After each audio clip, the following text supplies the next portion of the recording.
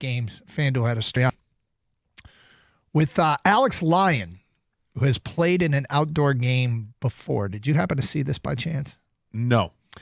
So he grew up in the major metropolitan area of Baudette, Minnesota. Oh, Baudette. Yep. Baudette, Minnesota. And as of the 2020 census, his population was 966. It is on the U.S.-Canada border. There's a river that divides the two, the Rainy River. Is it by Duluth? It is Duluth. Yeah, it's Duluth area. Go to Duluth. I would best describe it, I guess. Head west? Yeah, I think it's west of Duluth. Northwest of Duluth. But anyway, so Baudette, and their river freezes every winter, and they played high school hockey games outdoors on the river. Oh, that's cool. So they got out a Zamboni, drove it down a boat dock onto the river because, like river water isn't going to freeze like a hockey rink. So they had to work it quite a bit.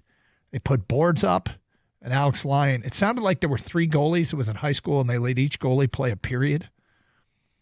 And they got to play on the river. So not the first time for Alex Lyon playing outdoors. That'd be pretty cool, wouldn't it? Yeah. Yeah, think about how freezing cold it is up there. I mean, to freeze a river. Yeah. Okay. And to have a river that's big enough like that, that's not a creek. That's a river. No. So that's some cold weather up there, man. Yeah. Apologies. Games tonight is in Detroit, not in Columbus. They're in Columbus for the outdoor game. Sunday, 248-539-9797. Robert, you're on 97.1 The Ticket. Hi, Robert. Hey, guys. Long-time listener, first-time caller. Thank you. Yeah, so heading down Saturday, we're excited. My cousin and I went to the second game after the coaching change. We've just been completely hooked into it, so thought we'd make a little weekend trip, go see the boys down in Columbus. Have you made like tailgating plans or anything like that? So we're planning. We hear that the area around the stadium should have a pretty large crowd. So I think we're going down to a hotel, going to have a little pregame there, and then hang out around the stadium and just kind of take it all in. Yeah, because it should be nice, warmer, I guess, weather in Columbus on Saturday. You have all day to tailgate because it's a 6 o'clock game. Yeah. So I'd take advantage of it. You got to at that point, because I think the forecast has it at like 19 degrees after the puck drop. So you got to warm yourself up one way or another. Are you? Did you have any problems getting tickets? Or where are you sitting? So not really any issues getting tickets. We bought these a month and a half or so back. We got row 1 of a box, and they were going for about $200. But we were willing to kind of pay just to make more of a special trip out of it. So I think the tickets were a little pricier than expected, but I think that kind of comes with a special venue like this. I got to tell you, if you're row 1, I assume that's like upper deck or one of the B deck or whatever the hell they call it there. So you want to be up high for these stadiums. Have you ever been to a Stadium Series game? Yeah. So a handful of years back, we saw one of the Great Lakes Invitational when that was at Comerica Park. Yep. And we had made a terrible mistake then buying seats that would have been great for a Tigers game right on the first baseline. Yeah. And, we were completely blocked out by the boards during that. So we definitely wanted to go a little bit higher. And after seeing these renderings that they just released, I think that was definitely the smart way to go. Sweet. Cool. Well, it's supposed to be a high of 35 on Saturday, a low of 17, but as the sun goes down, that's obviously when it's going to get cold, and being a 6 o'clock game, get ready. There are tickets. Yeah, but, a win will help. Yes. Oh, yeah, sure. A win goes a long way. There are tickets still available for this game, not resale tickets, but actual tickets. I mean, many in the upper deck here. I'm looking at the dot matrix. I love the dot matrix where you can pick your actual seats. And, I would define this as a smattering. But you can get seats still if somebody decides to make the road trip down there. 248-539-9797. Have you ever been to Columbus just as a fan? No. The only time I remember going there is for the 1998 Michigan State Ohio State game. Yeah. I have. I've been to Nationwide Arena, yeah. Okay. I mean, I guess I'm sorry. I meant Columbus, Ohio Stadium. But No. yeah, Ohio Stadium. Having been there as a member of the media, I walk through all the tailgating, and I don't go out of my way to give compliments to Ohio State, but it is a pretty sweet atmosphere. I imagine it is. I mean, you get a big fan base like that, and it's a big venue. I think people know how to tailgate when you get that many people around. I'm not sure it's the friendliest of venues. To the visiting team, probably. Yeah, I wouldn't describe it as that. No, but it's pretty interesting because I mean, I don't know how much vitriol there will be for the Red Wings. Is this going to be a vitriolic trip? Is this one where you got to keep your head on a swivel? Yeah, I don't know how much Ohioans have really embraced hockey. I'm sure that they've got their niche fan base, but it can't be, what the Red Wing fan base is. But I think there'll be enough people that will just want to go to the game and be part of the spectacle. Yeah, that will lean in heavily to the state of Michigan versus state of Ohio thing. Yep. So I would imagine it's still going to be kind of prickly for visitors, but have fun, enjoy it. Well, I hope people do. If you're going, let us know. 248-539-9797. Where you're sitting, what your plans are, because these kinds of things make for a chance to tailgate before a hockey game, which can be fun. Well, it's interesting because Red Wings colors are red and white. I know. So do you get a little camouflage? Being in the land of scarlet and gray, do you get a little camouflage for wearing red? Yeah, so down there the home team's wearing blue and the visiting team's wearing red. Will there be confusion? I think we'll be able to tell the difference. You never know, people of Ohio, will they get confused? I'm confused. But the best thing to do in Ohio is leave, though, isn't it? yeah, it's the number one thing. Wow. Yeah, I've seen that. Things to do in Ohio, number one. Leave.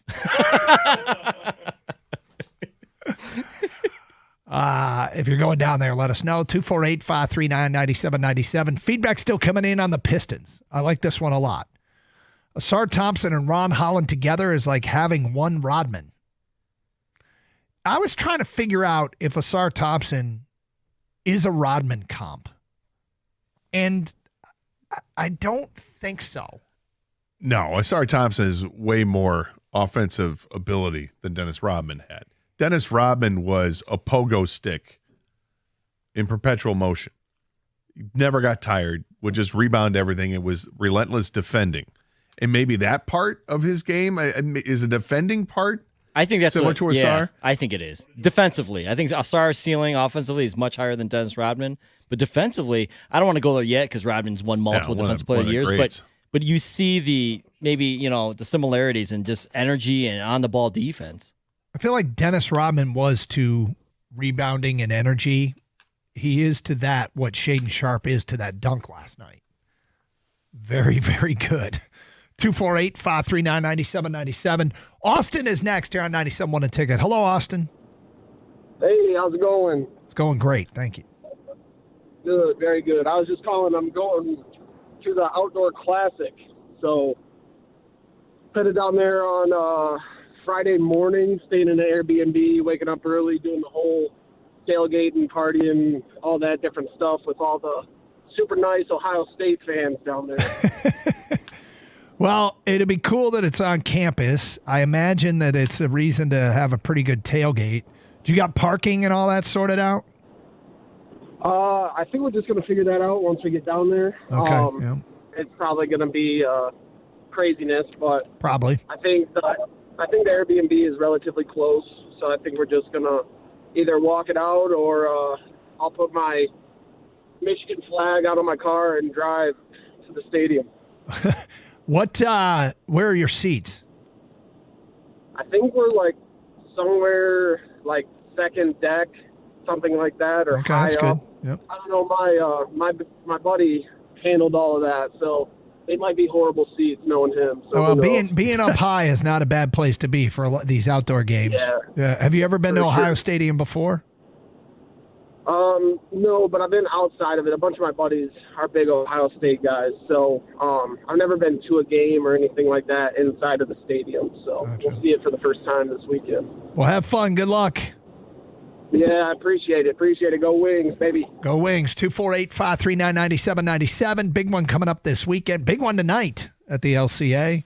The Red Wings and Columbus Blue Jackets. Hey, warm up your winter with these hot deals from Sarah Chevy in Sterling Heights. Right now, lease a new 2025 Chevy Trailblazer for just $299 a month for 36 months. You heard it right. $299 a month on a 25 Trailblazer LS with 0 down. Activate the savings with approved credit and a GM employee discount and current lease in your household. Lease a new 2025 Silverado 1500 LT Crew Cab 4x4 as well for just $379 a month. Again, GM employee discount, Chevy lease in your household. Sarah Chevrolet, Sterling Heights, where they guarantee the lowest price or it's free. Call 87-SAY-SARAH or go to saysarah.com. Together, let's drive.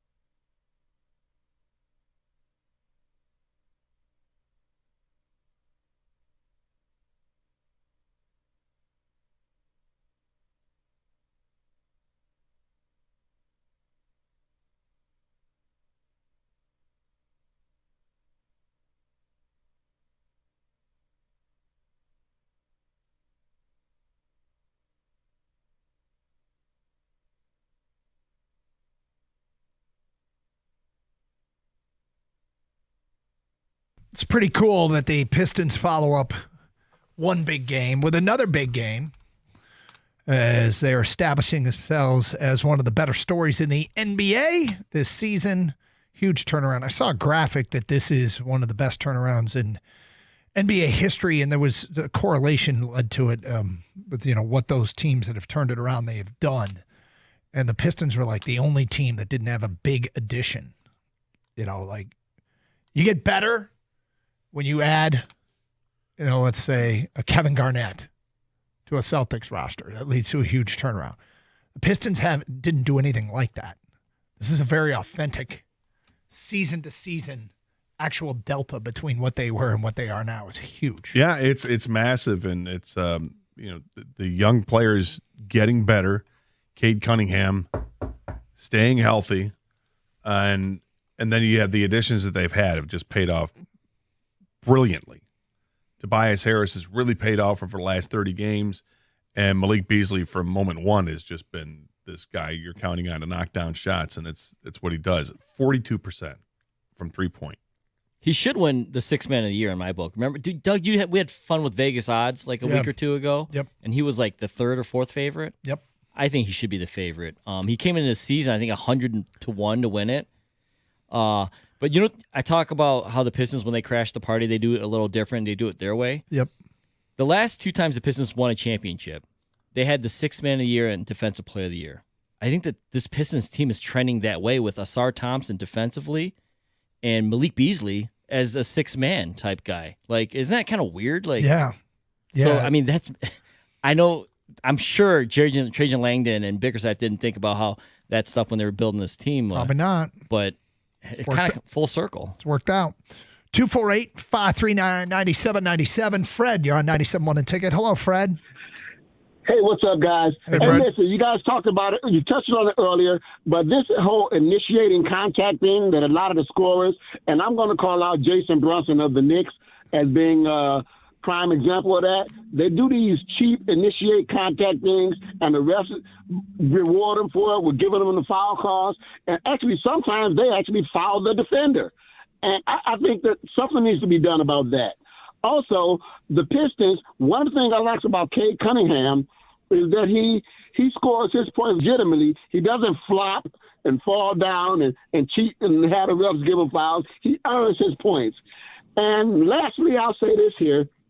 One rule change that I really think the NBA needs to initiate, and I know sometimes it can go in your team's favor because it's called a heads-up play, is when you hit somebody with the ball deliberately.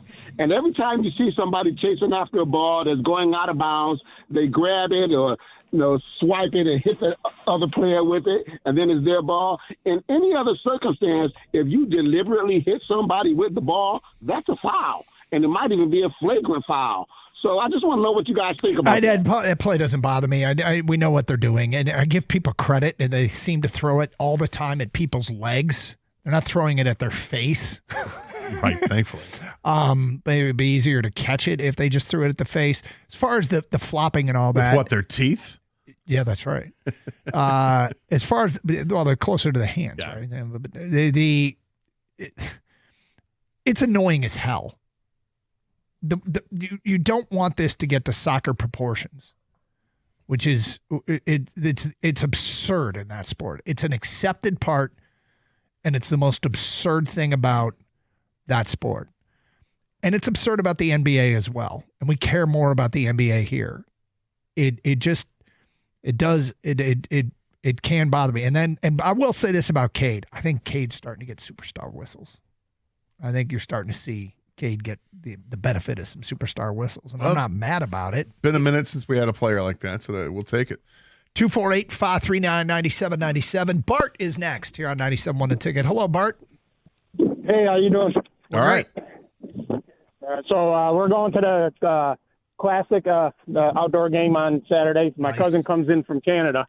Grew up in Windsor, lives in Toronto. We try to do a couple sports events every year.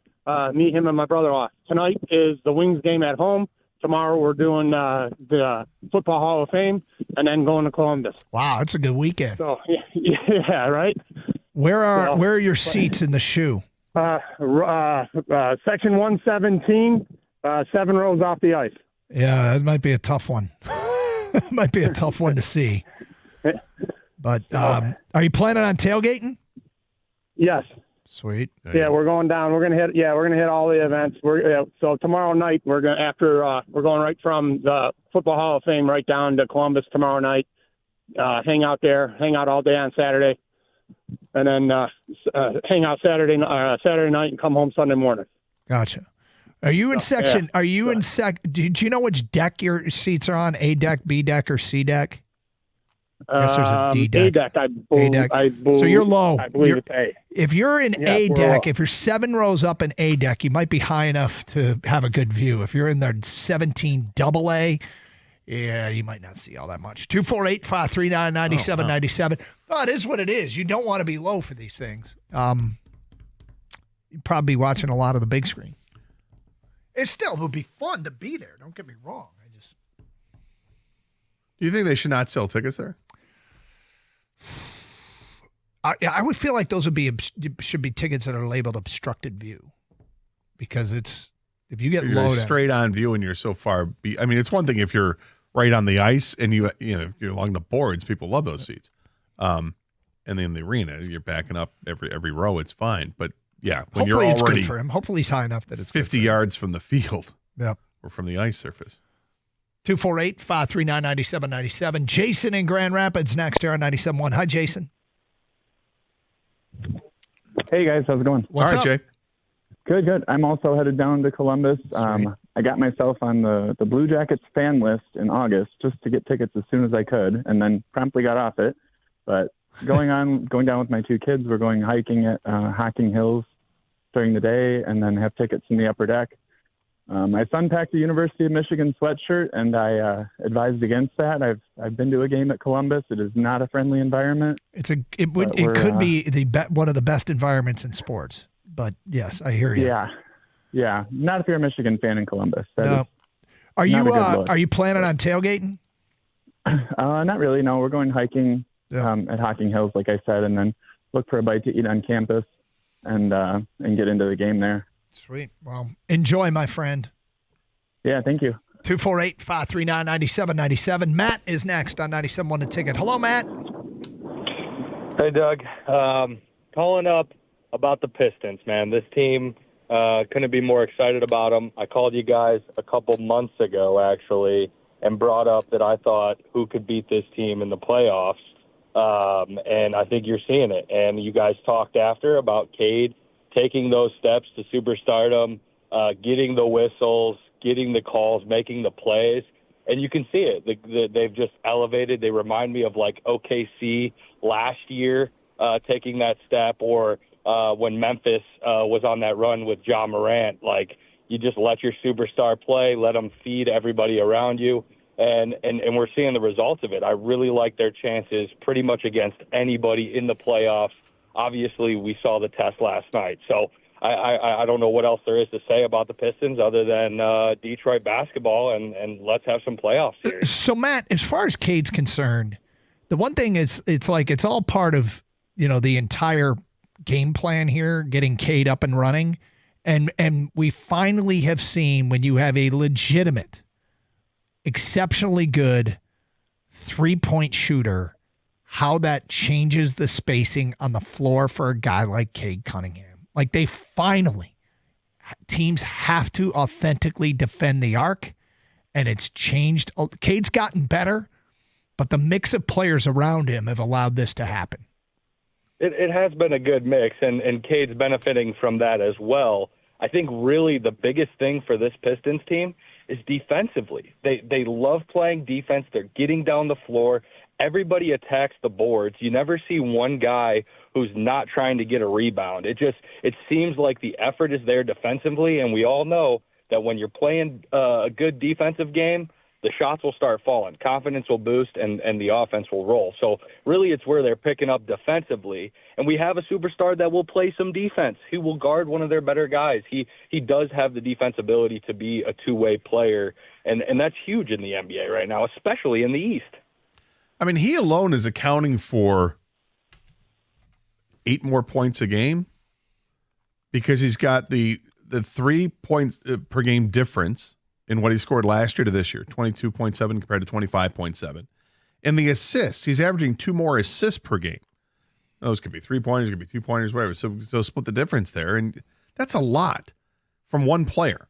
From one season to the next, that's the maturation you're looking for from a superstar. Truly is. 248-539-9797. Just a reminder, you can stream the show using the Odyssey app. Download it for your mobile device today. Then you can listen to this program and all the shows here on 97.1 The Ticket from anywhere in the United States. Additionally, you can stream to our website, 971theticket.com. Stream with video on twitch.tv and youtube.com.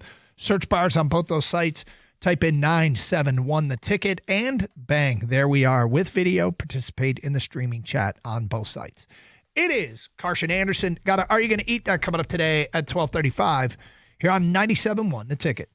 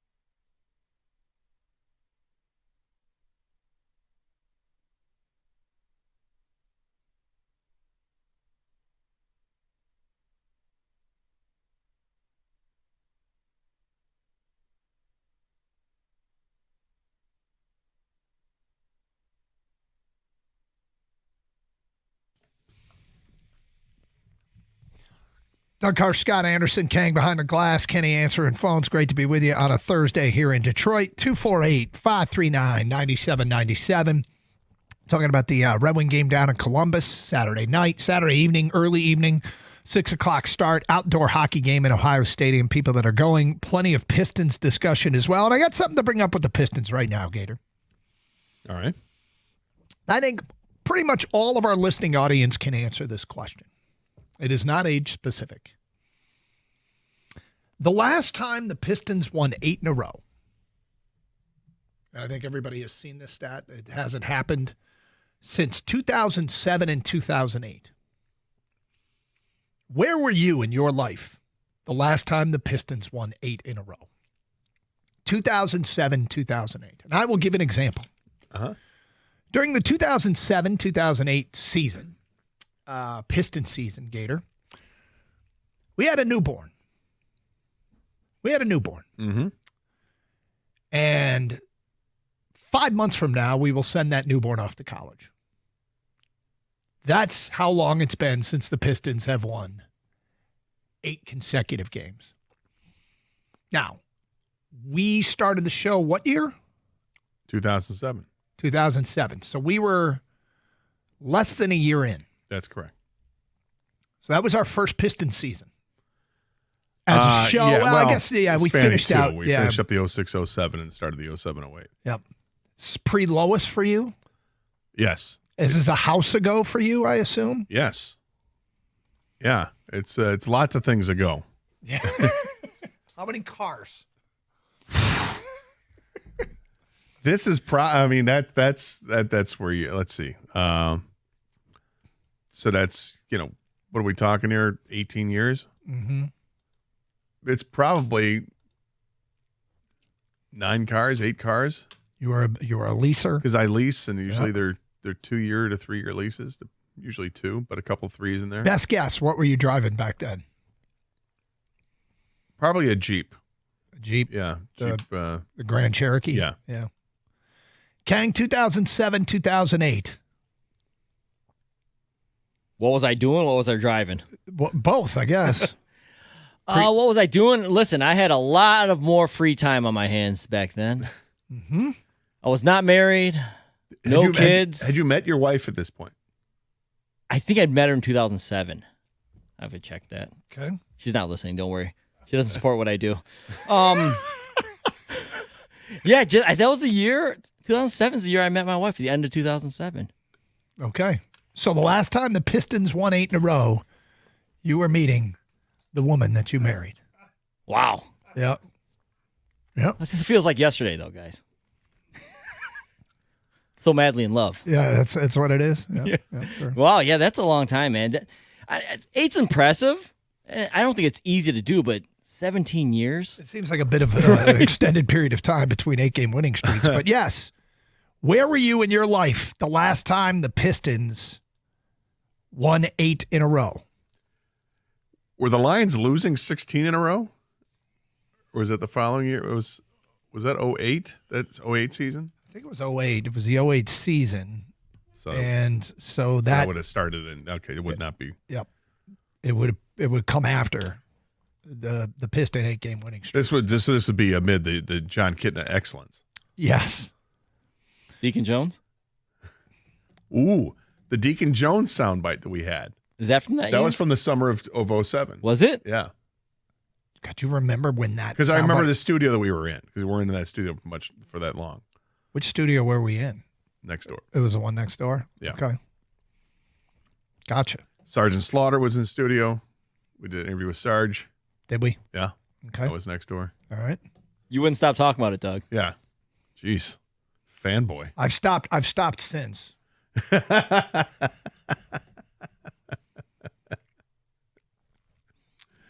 So we interviewed Stone Cold Bill Austin or something after that. Stone Cold Steve Austin. Yeah, Stop that. But that would be the end of 2007 into 2008. But yeah. All right. Well, where were you in your life back then? Where were you professionally? The Mickey trade. Ron Holland was like 2. Yeah. Right. Yeah. The Mickey trade took place. Was that year? Yeah, it was at the end of 2007. into 2008. Yep. That's funny. You know what I realized today? I was like, let me go back and find some pictures on my phone. And I'm like, I don't have any pictures that far back. How about this? We switched to FM. Is that when it happened? Yeah, that was the October of 07. We switched to FM. Wow. Kang, professionally, where were you? I mean, I was here. I know, but were you on the show?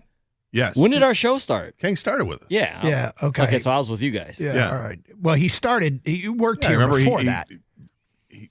He assaulted me in the studio after the Stone Cold Steve Austin. Was that year? Yeah.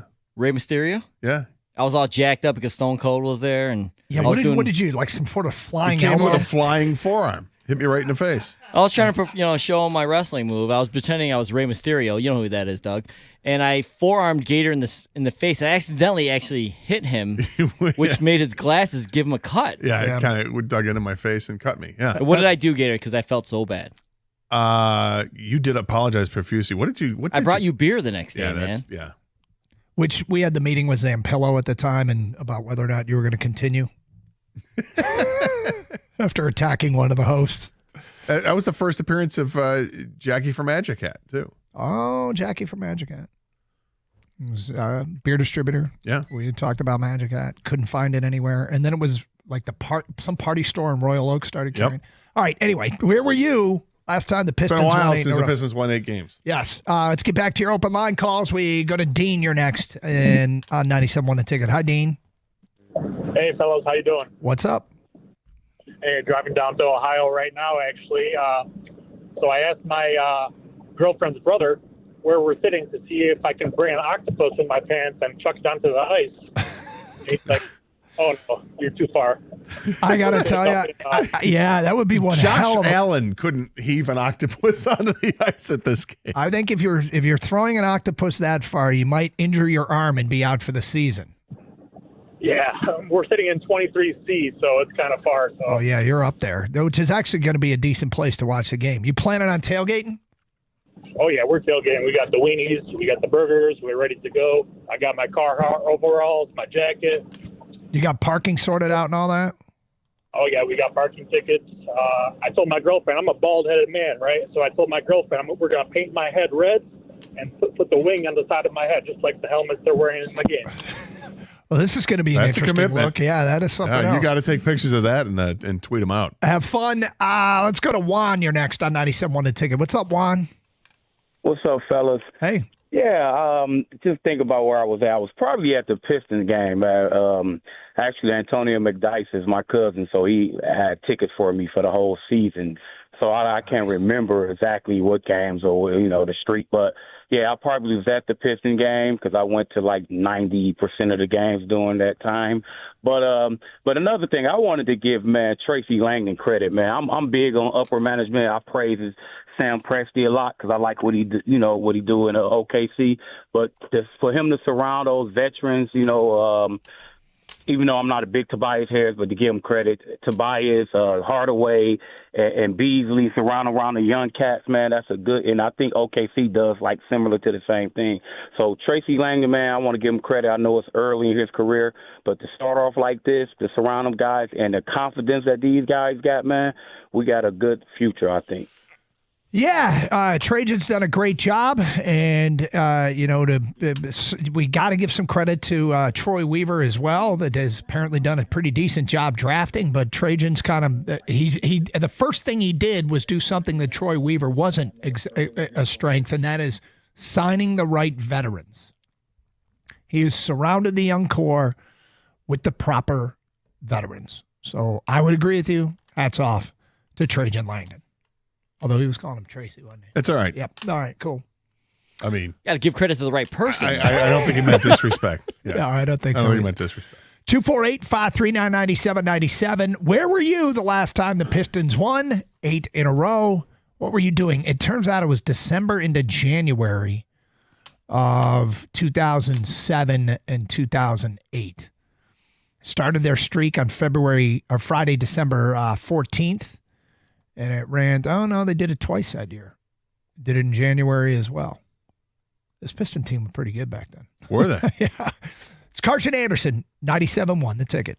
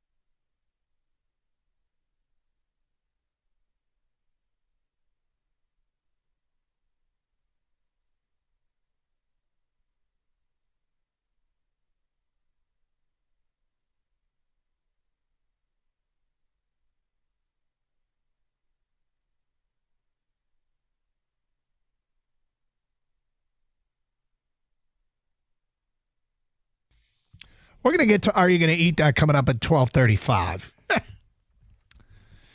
But it happened again. Or it's happening again. Where did you see this? Nation's Restaurant News. You may have heard of them. I don't find it as funny as you do. I don't either. I don't like when this stuff happens. But it just it happened again. If I love a place or love something, to like a beer or a snack, like I love the Sierra Nevada Eau Trevez. Everything Sierra Nevada put out for a while there was just hot. Everybody's, Sierra Nevada. They came out with this Eau Trevez. I'm like, oh my God, this is so good. It was like a lime-infused beer. It was a perfect summer beer. I absolutely loved it. Gone. Off the shelves. Disappeared. Busch Light Apple. Gone. Off the shelves. Disappeared. What we last week, National Tortilla Day, the Tostitos roasted red pepper flavor. Gone. Disappeared. And now one of my favorite restaurants is closing a bunch of locations. Red Robin. Thanks a lot, Doug. Yeah, Doug. I actually like Red Robin, too. Now it affects me. Yeah, that sucks. I'm sorry to other companies that like your stuff. I apologize ahead of time. I don't know what to say. I'm sorry that I like your stuff.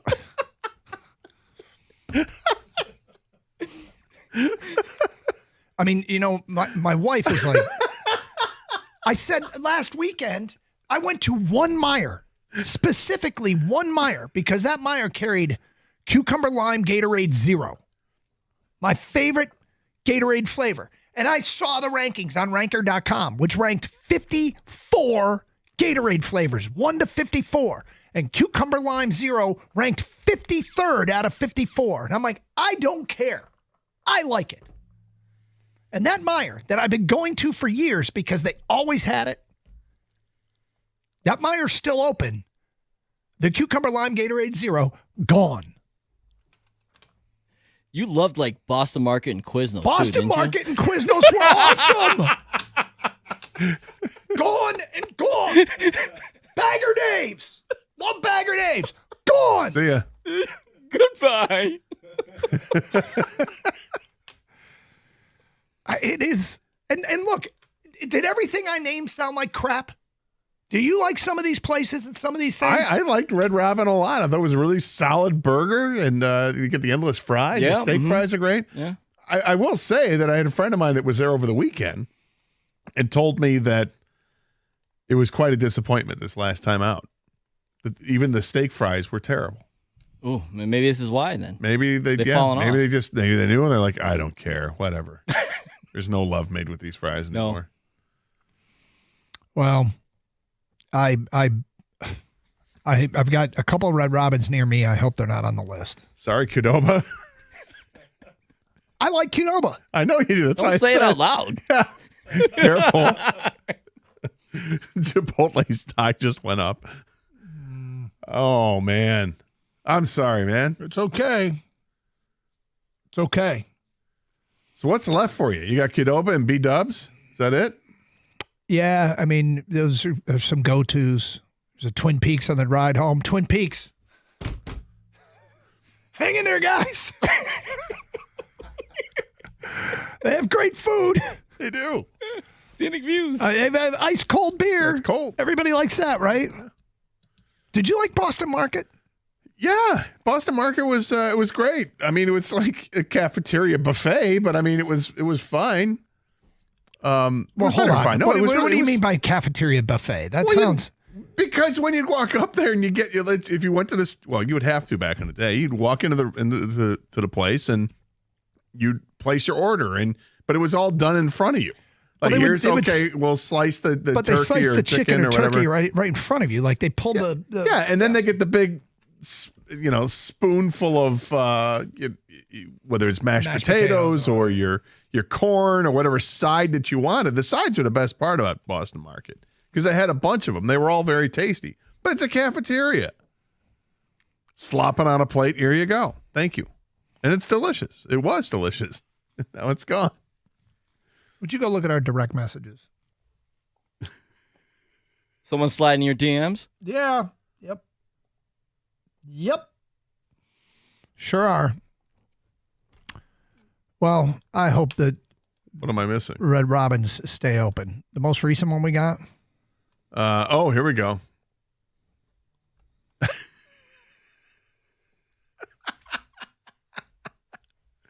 You pissed her off, man. Yeah, I did. Don't do that. No. What do we got? Gina Trotman. Oh, she slid in your DMs? She's formerly of Channel 7, right? Yes. She tweeted us, dude, cucumber lime Gatorade Zero and Busch Light Apple. Big fan of all three of you and your show, but I am now judgmental of Doug. See. Well, I'm actually kind of happy that it took until now. Because the judgment started for me a long time ago, but Boston Market, I can't believe Boston Market didn't make it. That was the first, when I was an intern here, first meal you sent me to go get was Boston Market. Is that right? Yeah. Was that before or after the STFU speech? I was after. Was it? Okay. It's before we were doing the show together, yeah. too. Mm-hmm. Yeah, I don't think I gave I think you were pre the string of interns that were awfully chatty first thing in the morning. Why do you suppose Boston Market went down? Because Doug liked it. No. It's not for the obvious. Overhead. You know what I'm saying? I think it may have been because it took too long to get customers in and out of the place. You think? Yeah. Because like I said, it's cafeteria But here's type, the thing. type stuff. That it was ahead of its time. Because now Like Chipotle and Qdoba, yeah. that fast casual thing is caught on now. Yeah, but it's just you don't specific. get in and out quickly from Chipotle. If you order through the app, you do. Well, I mean, sure. Do I have to tell you how the app works, Doug? Yes, please, Gator. Tell me. You tell me how the app works.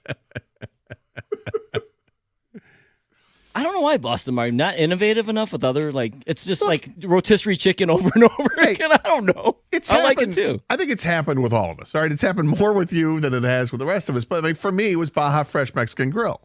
That's pretty good. I had it when I was out in L.A. years Dare I ago. say, I like that too. Like, this place is amazing. I love this. This is the best burrito I've ever had. Amazing. Mm-hmm. And then it opens up here locally, and I'm like, this is great. It's like mid-2000s. Awesome. And then by 2010, it's gone. It didn't survive. It's still out on the west side of the country, but here it did not last. And I was really bummed. That's mine. I can share. Kang, do you have one that dropped out that you used to love? For every one you've got, I've got 10. I know. Sorry, We'll emphasize that point later. Yeah, everything I like still exists. No, I mean Boston Market. I liked Boston Market. I like Red Robin. You know, it's not. Like I said, I don't want any business not to make it. So it just happens that all the ones you like, Doug. People made fun of the Busch Light Apple. I did too until I had one. It was tasty. It was a great fall. I won't even call it beer. I mean, it was a drink. It was. I like that. If you could have it in the summer, it'd be great. You know, night on day on the it was lake. good. I was a huge fan. And when we heard it was disappearing, I went out and bought the last 5 30-packs at a party store and made them last for a while. But alas, Gator. Alas, they ran out. Yeah. So, Red Robin's closing a bunch of gone. locations. It's not gone completely. They're just what? Are they closing some locations. Is one near you going to be gone? I don't know. I didn't see the story, Kang. Do they list the locations, Kang? No, it just says a bunch of 70 plus locations that are underperforming are going to be closed. Great. All right, 248-539-9797. Dan is on 97.1 The Ticket. Hi, Dan. Hey, y'all. How you doing? What's up? Yeah, no, I just wanted to chime in on the Boston Market thing. It was actually my first job in high school. Oh, yeah? I managed to receive Employee of the Month honors more than once. So given that resume, I did want to chime in on the Boston Market thing. I think it was twofold, right? So, this is back in 04, 03. People weren't used to spending that amount of money at what everyone pictured as a fast food restaurant. Right. And also the margins sucked. You'd have to gauge the number of people that are going to come in and want sweet potato casserole at 7:00 and you make a pan of it and then you end up throwing out like the whole thing, right? Yeah. So the cost side wasn't there. Like the quality of ingredients was great. The food was great, but the consumer just wasn't ready for that at that point. Like no one wanted to spend $30 going through a drive-through, right? Like I should bring it back, Dan. I should open let's bring Boston Market back. That sounds like a great business plan. Well, it sounds like it'd be. Do you think the consumer's more prepared for it now with the fast casual concept, which has done so well? I think there's a market for it, right? Like, I don't know. I go into like the fancy grocery stores that are out there and I always peruse like the hot food counter. I'm like, oh, that looks good. I'm sorry, Dan. So, I'm sorry. I apologize to you and to the audience. You worked at one in high school, and I just asked you a question like you were a restaurant expert. What do you do for a living now, Dan? Yeah, but he was employee of the month multiple times. That's true. Thank you. Thank you, Ken. Gotta recognize the respect, okay? Yeah, no kidding. No. Game recognizes game. I'm a commodity trader. So, I don't really have much to say on the topic now. Those are my observations as of 2 decades ago. But hey, that's Orange what juice. I got. Oh, that's great. All right. Hey, look, thank you for the intel, Dan. Yeah. All right, we'll see you. I like his reasoning. I mean, you make a big pan of the sweet potato. It's not a sweet potato casserole. People aren't ready for that at 7. Right. I'm ready for it anytime, but I understand. I get it. Yeah. What was the name of the Twitter account that you got the Red Robin news from? It is Nation's Restaurant News. I asked that guy like he was the CEO of that. He's like, I was 15, Doug, when I worked there. When do you start doing the cost per price of everything else? Yeah, I just clean out the trays. How did corn measure up to squash? All right. Well, believe it My or not, mom dropped me off. Yeah, I don't know, man. back in the last time the Pistons had an 8-game winning streak, Right. I was working at Boston Market. All right, we'll get to Are You Gonna Eat That at 12:35 here on 97.1 The Ticket.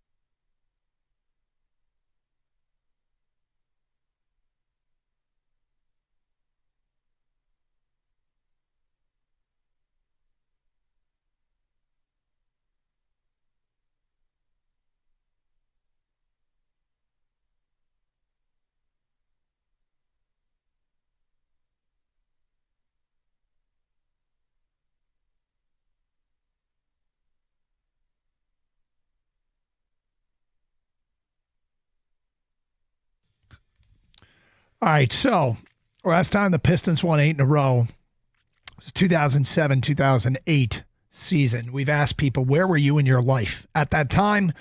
From an unnamed texter, afternoon, guys. I was 9 years old when the Pistons last won 8 in a row. It was 7 moves, 8 cars, and I think 3 girlfriends ago. That's from an unnamed texter. Very detailed. Will writes in, the last time the Pistons won 8 in a row, I was finishing my freshman year in high school. I'll be 32 in September. Woof. Nick in Southgate says, 2007, 2008, I was applying for college and getting ready for my senior year of baseball.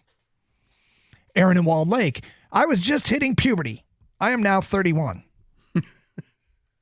Grown-ass man now. Yep.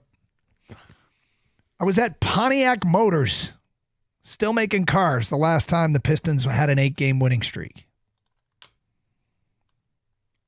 Where were you back in 2007, 2008? Scott writes in, I started listening to you guys. Wine guy called into your show. The guy who was completely unqualified. Yep. It would. He applied for a job as a wine distributor, and he went to the interview and knew he didn't know anything. And they asked him, what do you know about wine? He goes, there's reds, there's whites, whatnot. Yep. That was 2009, I believe. Remember in the studio. This is a vintage whatnot. Regarding the Red Wings, Buddy and I are headed to Columbus Saturday morning for the game. Tickets were way more affordable than I anticipated, hoping for a Larkin flag plant at Center Ice. That's from Mike in Roseville. Uh-oh. Can we do it? Hey, mixed with the same results, you can't plant the flag. Does Jason Avant work the sidelines? Down there to protect the Red Wing flag. Oh, that's great, Mike. Ben at a tire shop, leaving Saturday about 11 o'clock, driving down with my girlfriend and dad to hang out before the game at the public tailgate and make our way in about 4. It's going to be a great time. This will be my second one. First was 2017 in Toronto. It's from Dave in Lake Orion. Writes, I really like that this game means something to both teams. We know a couple of others who are going as well. Steve-O in Southfield says, in a group of 6 diehard Wings fans going to the game in Columbus, heading down Friday night after work and staying with a friend who lives there. So everybody enjoy. Gator, are you ready for another edition of Are You Going to Eat That? I am.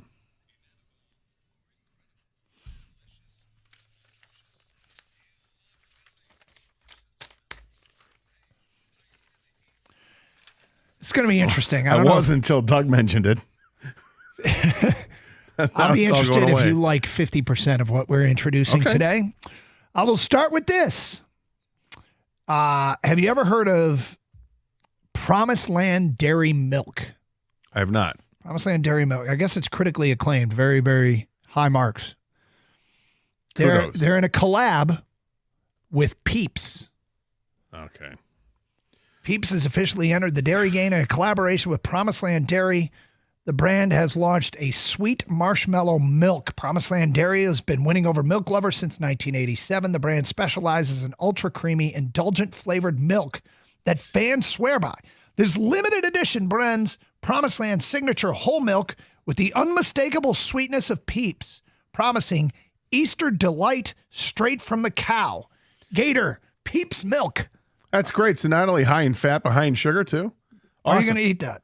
No, I'm not. I like milk, but I drink almond milk. I don't drink it. I have it for cereal. I was about to say, what do you do with it? I mean, I use it for cereal. I'll use it, for some recipes. If it calls for milk, I use that. But I don't really drink milk anymore unless I have a peanut butter sandwich and I need something. Then, boom, go for the almond milk. So that's a no. That's a hard no. Peeps. The second you mentioned the name Peeps. No, it's out. Absolutely not. You, Kang? I'm out. Peeps are a thing that I look at and I go, okay, that might be tasty. And I have a bite and I go, no, I don't want it anymore. I'm so out on that. Peeps. Please don't make me eat that again. Yeah. I don't think it's awful, but I don't want anymore. I probably didn't even want that one bite. Yeah, there's not a chance. Of course not. And Doug loves milk. Yeah, he loves milk. What if that's all they had on the plane? You said, do you have any milk? Well, we do have some milk bits with Peeps. It's been years since the answer to that question's been yes. That's something else I ran. I ran milk off planes. Yeah, you did. Just to be able to get the little carton of milk. Dairy Association hates Doug. Yep. Everybody does. Have you had Taco Bell's Caliente sauce? I have not. Guess it comes frequently with the Caliente Cantina menu, but it's bringing the heat, a sauce made with red jalapenos for a bolder, spicier bite. Here's the best part, Gator. It's not available to everybody, but Taco Rewards members can get exclusive early access starting today via the Taco Bell app. Gator, are you going to use your Taco Bell app and get the Caliente sauce? No. But would I eat the Caliente sauce? I'm not against it. You know, I don't mind in moderation the spice when it gets, but I don't. This doesn't sound like it's flaming hot, like gonna burn your tongue. I'd give it a try. There's a yes. Kang, you? For me, I'm gonna just stick with hot, regular old hot. The Taco Bell sauces, they're not even like, I don't even think there's a spice level. It's just flavor to me, like mild of flavor for them. I like the mild sauce. No, I know, but it's like a flavor, right? It's not like it doesn't add any spice. Hot's got some spice to it, yeah. My theory with Taco Bell mild sauce, by the way, Gator, is you could put that on anything and then it tastes like Taco Bell. It's not a bad theory. Should put this to the test. I could see that, yeah. Doug? Yeah, I'd try this. All right. I don't hate Doug's this. going to Taco Bell. I like spicy stuff. Now, that's the challenge here, is getting me to Taco Bell. Once I'm there. All right. According to Food Beast, Krispy Kreme has left fans disappointed after their collab, with a popular Australian brand of pistachios sold out in one day. Krispy Kreme's Pistachio Poppy collab, God, was here for a short time. It lasted one day. Pistachio-packed donuts sold out. These look like donuts with green frosting, pistachio frosting, and a green pistachio gooey filling. Gator, the pistachio collab between Krispy Kreme and Pistachio Company. Are you going to eat that? Yep.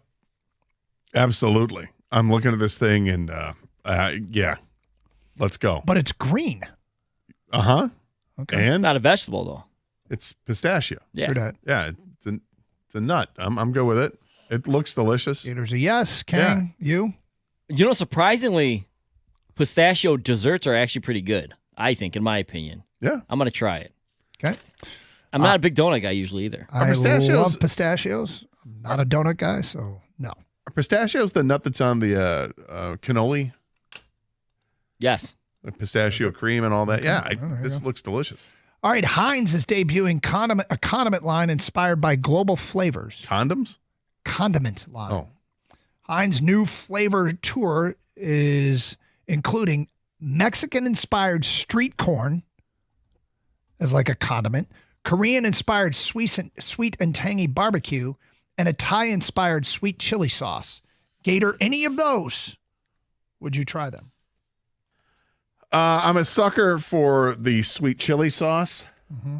Love that. I think my love for that started at Buffalo Wild Wings and has just moved on to any place else that will have some kind of sweet chili. Sweet and tangy barbecue, Korean inspired. Yep. Yeah, I'd try all these. Mexican inspired street corn, I know you're down with. I mean, these are just sauces. So yeah, absolutely.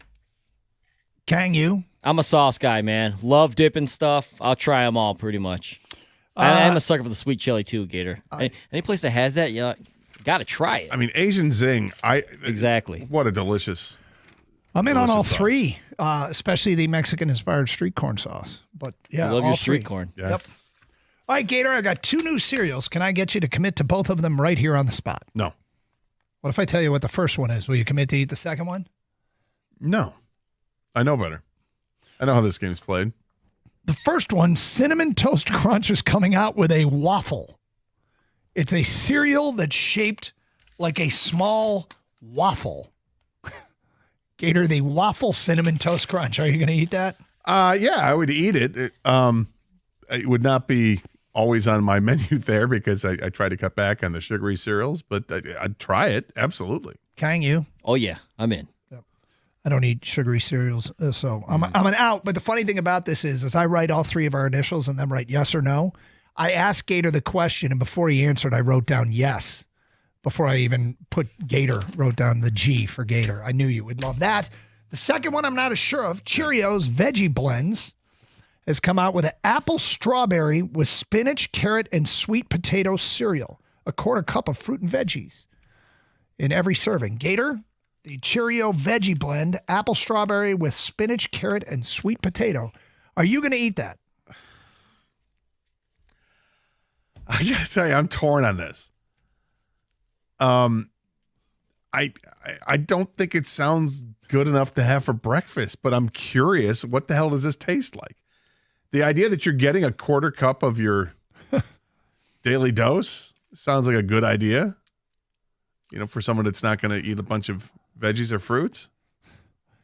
This has made it further than I expected. So I want to try it. I'll try it. Wow. Can you? I don't know if I'd like it, but I want to try it. March Madness here early with the upset. I did not expect that. I'm out. No way. I don't want carrots and sweet potato in my cereal. Carrots and sweet potato were sweet inherently. What else was it? I don't. Just take a multivitamin. The problem was it was a spinach they threw in there, right? Just take a multivitamin. Spinach. Get a gummy. Yeah. I'd give this a shot. Of course you would. There you go. That concludes another edition of Are You Going to Eat That? Got to eat it with the Peeps milk, though. Oh, God. I'd rather eat it with the Taco Bell Caliente sauce than the Peeps milk. We be in. All right, straight ahead, news from the Combine as our Brad Holmes was speaking. That coming up today at 1:02. It is Carson Anderson, 97.1 The Ticket.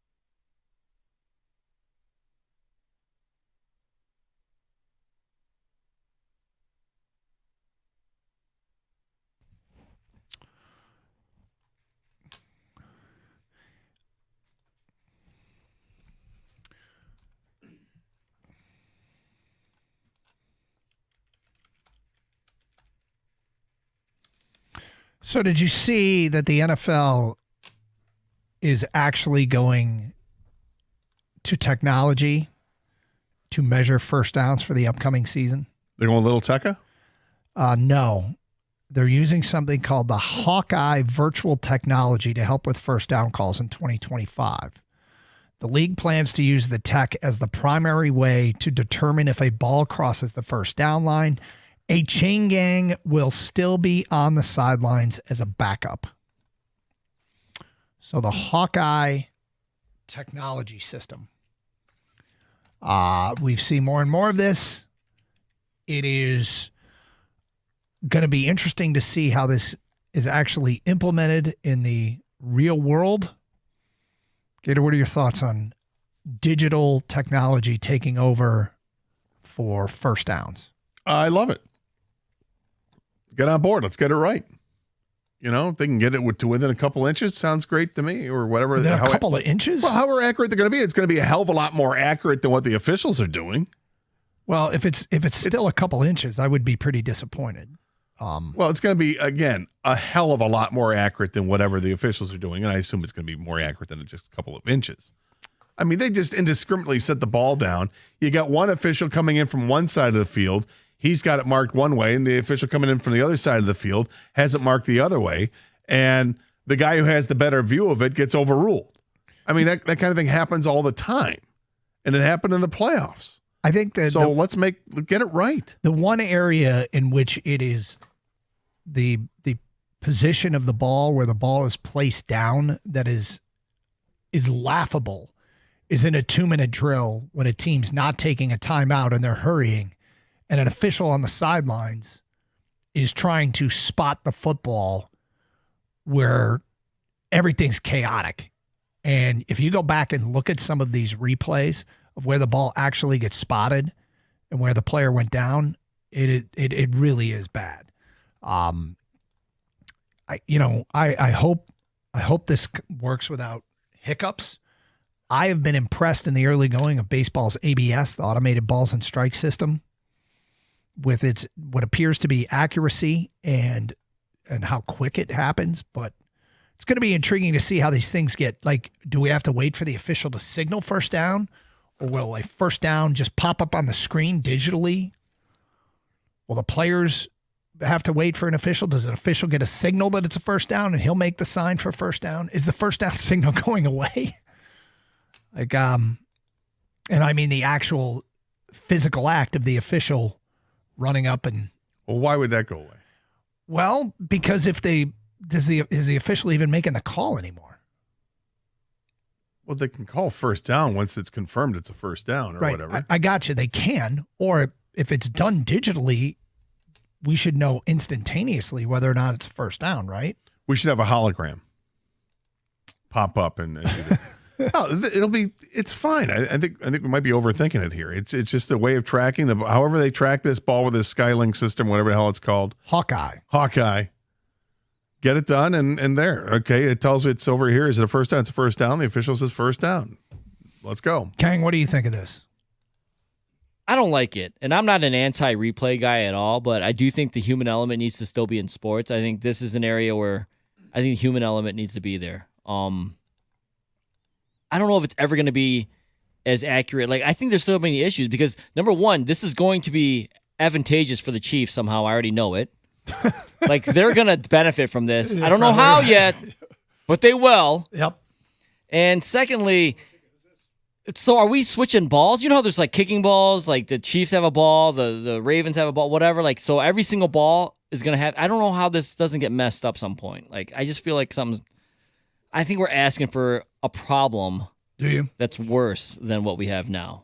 Well, which I understand it's not an exact science now, and they want to make this an exact science. Well, I've talked about how one of the frustrating things with replay is it changes our expectation, and it's still far from perfect.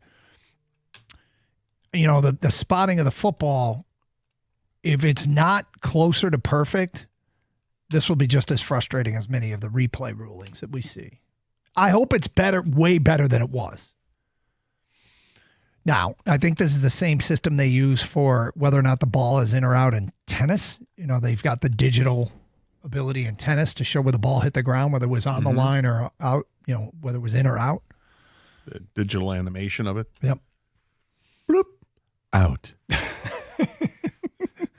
That's what I'm wondering if we're going to get is bloop, first down. I mean, I might be more on board with that. If you have some sort of animated figure up on the big screen, guy gets all pumped up, first down. Or he just holds a fist up in the air because it did not get the first down. Or they flip it the other way. All right. The first down for the defense. Here is more description in a story on Fox Sports' website. This would mean that all measurements for the line of scrimmage would be determined virtually, as opposed to by the referee, though the official will still place the ball down on the field. For example, said technology can overturn a call on the field regarding whether a ball carrier reached the line to gain for a first down. It's not the same as chip technology, but it could, in theory, have helped with a controversial spot like the most recent AFC Championship game, where the Kansas City Chiefs benefited from a bogus call once again. The Chiefs benefited. It actually doesn't read that last part, but yes. So this will be interesting. Let's go to Todd. You're on 97.1 The Ticket. Hi, Todd. Hey, how you doing, guys? We're good. So 30 years on the sidelines at U of M doing the chains. How are they going to determine when the ball carrier's knee, arm, shin hits the ground? It's a great question. It is a great question, Todd. Wasn't it? I would imagine it's worked in conjunction, right? So that goes to a replay to say what you're going to have the video assist to see where the knee is down, and then I would imagine it lets you know at that moment that it syncs up with the SkyTech, whatever the Hawkeye system, and there you go. I mean, seems a lot easier in tennis, right? Yeah, just the ball. Yeah, you're right. I mean, it's the challenge here is the ball can keep moving after the knee is down. Now, they did test this. Remember they tested this last year in the preseason? I don't remember that. I think I have recollections of them testing it in the preseason. They must have figured it out. But yeah, that I wondered about that. How do they know exactly when the ball carrier's down? They can probably tell where the ball has advanced to. But if they need to use a replay system to determine when the ball carrier is down and then they can accurately spot the football, that doesn't sound like something that'll be quick. But they obviously wouldn't adopt this, if it was going to take a long time. 248-539-9797. All right, so Brad Holmes spoke yesterday again with Mike Garafolo of the NFL Network on a variety of topics. We will get to that coming up in a few moments. Also, Gator, I do want to get into some possible trades for the Red Wings. We are 8 days away from the NHL's trade deadline. This team is war-chested in the past for players, haven't been able to pull moves off. It feels like right now they are far more likely to make a deal. I think they're far more motivated. I mean, they were in a similar position a year ago, but they haven't been denied. They've been denied again last year and in the offseason. I think they're really, really going to be motivated to make a move, and maybe not just for one player, but for two players. It's going to feel very old-time Red Wingy if they go get two players, won't it? That is very old-time Red Wingy. But will they have roster spots for them? That's the other thing that gets challenging is who can you ship out to allow that to happen as well. Well, that is the other part. You have to have the balance. You have to have some, because you're dealing with a salary cap now. It's not just unlimited cap. Anyway, we'll get to that in the 1 o'clock hour. Hear what Brad Holmes had to say next. Here on 97.1 The Ticket.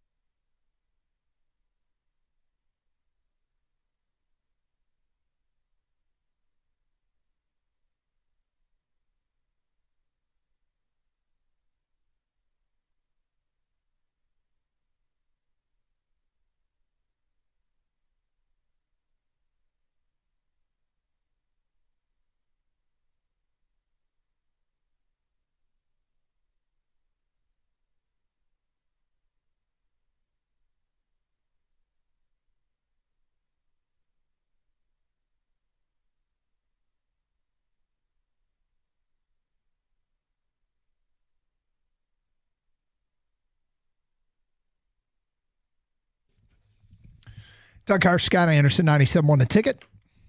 Open lines, 248-539-9797. Okay, so we know Brad Holmes and all the Lions brass down there in Indianapolis. In fact, the Birchie kid is down there covering the Combine as well. He's got a busy day today. We're going to check in with him tomorrow here on the show and get the latest on what vibes he's getting from the Lions. You know, one thing I was thinking about and, read some of and, got into some of what was going on because, like, the coaches and GMs get down there Saturday and Sunday. Today's the first day anybody does anything on the field. So there are interviews, but you know who else gets down there on Saturday and Sunday? The agents get down there on Saturday and Sunday. So what do you think happens with the GMs and the agents? Preliminary free agent discussions. So while everybody's in one place, there is preliminary. You can kind of feel out a situation, see if you got a chance. This is the pre-tampering. Yep. And they can say, oh, we don't do this, we don't do that. Yeah, you do. And it starts in 2 weeks, actually. So exciting times indeed with free agency, and be interesting to see what goes on with the Lions, given what Brad Holmes has said down there. But today's the first day of workouts. So yesterday, Mike Garafalo, NFL Network from the Combine, interviewed our general manager, and here's some of what he had to say. What's your approach to evaluating players at the Combine? Here's what Brad Holmes had to say.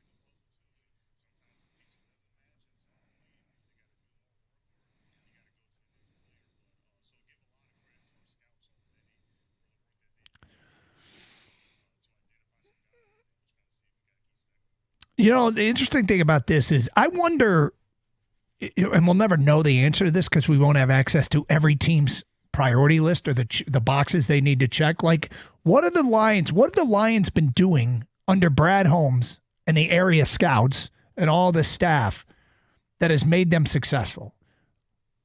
Like, what does their checklist look like when they're scouting a player? And I'll give you an example of something that I once heard a scout say, and that was 40-yard dash doesn't matter. It's what you do in the first 10 yards that really matters, because the game isn't played typically over 40 yards on most downs. On some downs, certainly guys run 40 yards. Yeah, pulling away from the group is important. Yes, but when a receiver goes deep, sure. But even when a receiver goes deep, most of the rest of the guys aren't running 40 yards. Most of the rest of the guys on the field. So we're more interested in the 10-yard split of the 40-yard dash, things like that. And I wonder how the Lions checklist differs from everybody else that's allowed them to be pretty damn successful in the draft the last few years. Like the drills. Well, it's not usually it's in the pro day where the quarterbacks are now running one way and throw it the other way. Dude, I don't know why that's become such a big. Everybody does it. Like in their pro days, I'm going to roll way out to my right and throw it all the way back to my left. A throw that in the game isn't really recommended. But if you do it in your pro day and you put it right on the money, everybody goes, wow. That's what Zach Wilson did. Put himself on the map. Did we fall for it? What? Running to his left, throwing to his right. Yeah.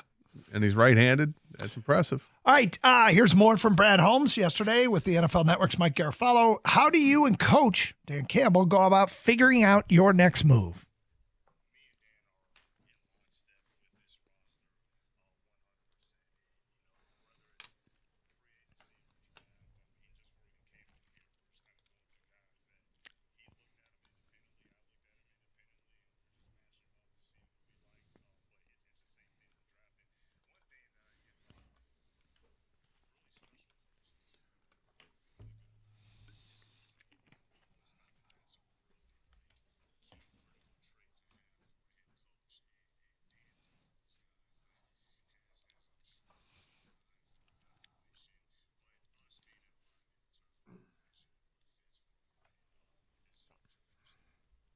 you think they go at it like in Step Brothers when they're in the garage and they're talking about things they both have in common, both things they like, and they do that with players too?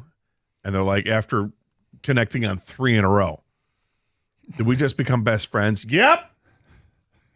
They just start bringing up random names. I hope they have disagreements. John Stamos. I'm sorry. You didn't ask the question yet. No, but is that a line for the movie? Quick, a guy who we think is going to be available to us at 28. 3, 2, 1. Kenneth Grant. Did we just become best friends? Actually, yes. We did.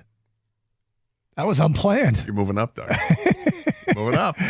I crack your top 5. Well, you're trending. Yeah. So, I mean, I hope they have disagreements. There's nothing wrong with having disagreements. And I imagine that that they're very cordial about the disagreements. Oh, okay. But what I'd like to know is, when do they get heated about it? When Brad Holmes Holmes get passionate and say, "This is I need this guy." When Brad Holmes says, "Well, my job is to pick the players," that's when it gets passionate. When he You're just there to coach the guys I give you. Oh, okay, all right, I'll back off. What if he's ever said that to Dan? No, but like, for instance, and I hate to bring this guy's name up, but Levi Onwuzurike, because the story is famous from the draft workouts and all that in the combine, and then you get to the draft itself, and we've got video evidence of how excited that Brad Holmes was to get him and how he wanted to move up to get him and all this, and they get him, and they're thrilled about it, but it doesn't work out. Was everybody thrilled about it, or was just Brad? Were there any dissenting voices in the room that are sitting around now going, "I told you"? And on the other side, is he like, "We love St. Brown, we love St. Brown," and so he's like, "Oh, come on, man, St. Brown, really?" Yeah. And he's like, "Yeah, see, St. Brown. How you like them apples?" Then you never let that scout live it down. But you'll never see that stuff. No, probably not. Even though I'm sure it happens to even the best of them. You get stuff wrong. And Brad Holmes is not perfect, that's for sure. All right, one more. All right, speaking of your next move, Brad Holmes talked about the offseason, combine, then free agency, then draft. Here's what he had to say.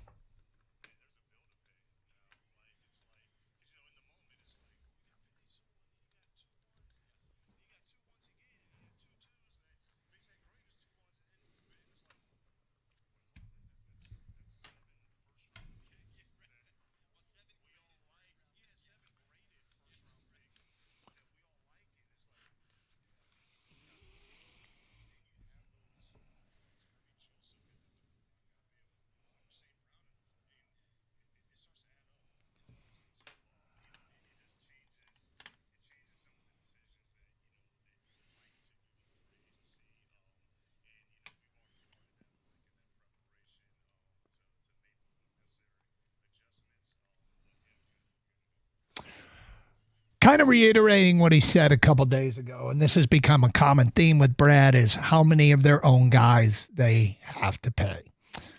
Is it gamesmanship to throw people off the scent if he's truly after a certain player in free agency or a tradable candidate? It could be.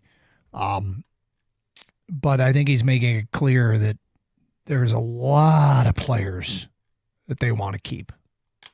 And I don't blame him. Yeah, I think you get invested in the players that you've drafted. You've seen them grow. You think you have a pretty good idea how much better they can be or how integral they are to your team. But you have to have that balance of making it work out with the salary cap. It's not easy to do that. And he's dead on, because they've hit on so many draft picks. It's great you hit on so many draft picks. The downside is, they all come up at the same time. When you had the draft that they had with the 2 first-round picks of, Jahmyr Gibbs and Jack Campbell in the first round, and then you back that up with Sam Laporta and Brian Branch, and you've got 4 guys with first-round grades, and you got to pay them, and you're paying them all at the same time. Or actually maybe a couple of those guys, the second-round guys, you might have to pay earlier because they're the 4-year guys. Okay, is this former Lion in line to come back? We'll get to that today at 11 or 1:18. It is Carson Anderson, 97.1 The Ticket. Hey, March is almost here, and college basketball is reaching its most exciting stretch of the season. Right now, new customers on FanDuel get $150 in bonus bets when your first $5 bet wins. That's $150 to bet on everything from conference clashes to tournament upsets, even who's cutting down the nets. So, you know what I recommend you do, and that is go find a heavy favorite and bet that first $5 bet on that heavy favorite on the money line. So just to win the game, they don't have to cover a spread. And when they do, you get the $150 to bet on anything you choose. Just visit FanDuel.com/971Detroit to get in on the college hoops action before March takes off. Must be 21 or over and present in Michigan. First online, real money wager only. $5 first deposit required. Bonus issued as non-withdrawable bonus bets, which expire 7 days after receipt. Restrictions apply. See terms at sportsbook.fanduel.com. Gambling problem? Call 1-800-GAMBLER.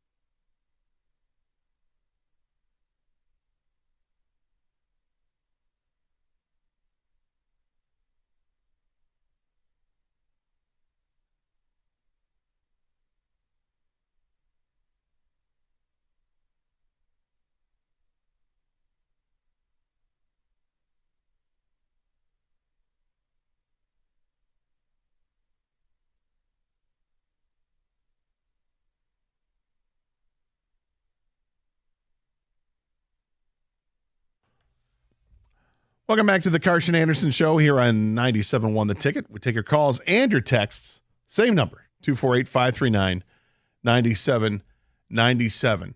So Combine gets started this afternoon. They start doing some workouts around 3 o'clock. Unfortunately, with the defensive lineman working today, locally, players from the University of Michigan, Mason Graham and Kenneth Grant, will not be taking part in this, although I think Graham is planning on doing the bench press, and that's about it. But he's likely thought of as being a top 10 pick, a lock for the top 10, and perhaps even a top 5 pick. Grant looks like a first-round pick. He's got reported has a little bit of a hamstring issue.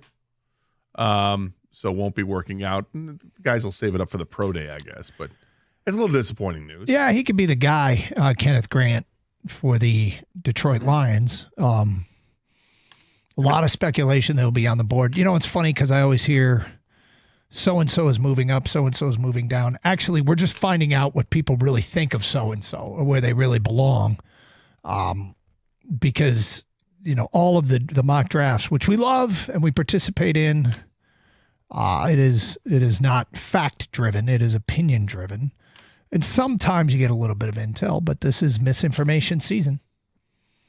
And if I were in the business of putting together a mock draft, let's just say it would really, really be difficult.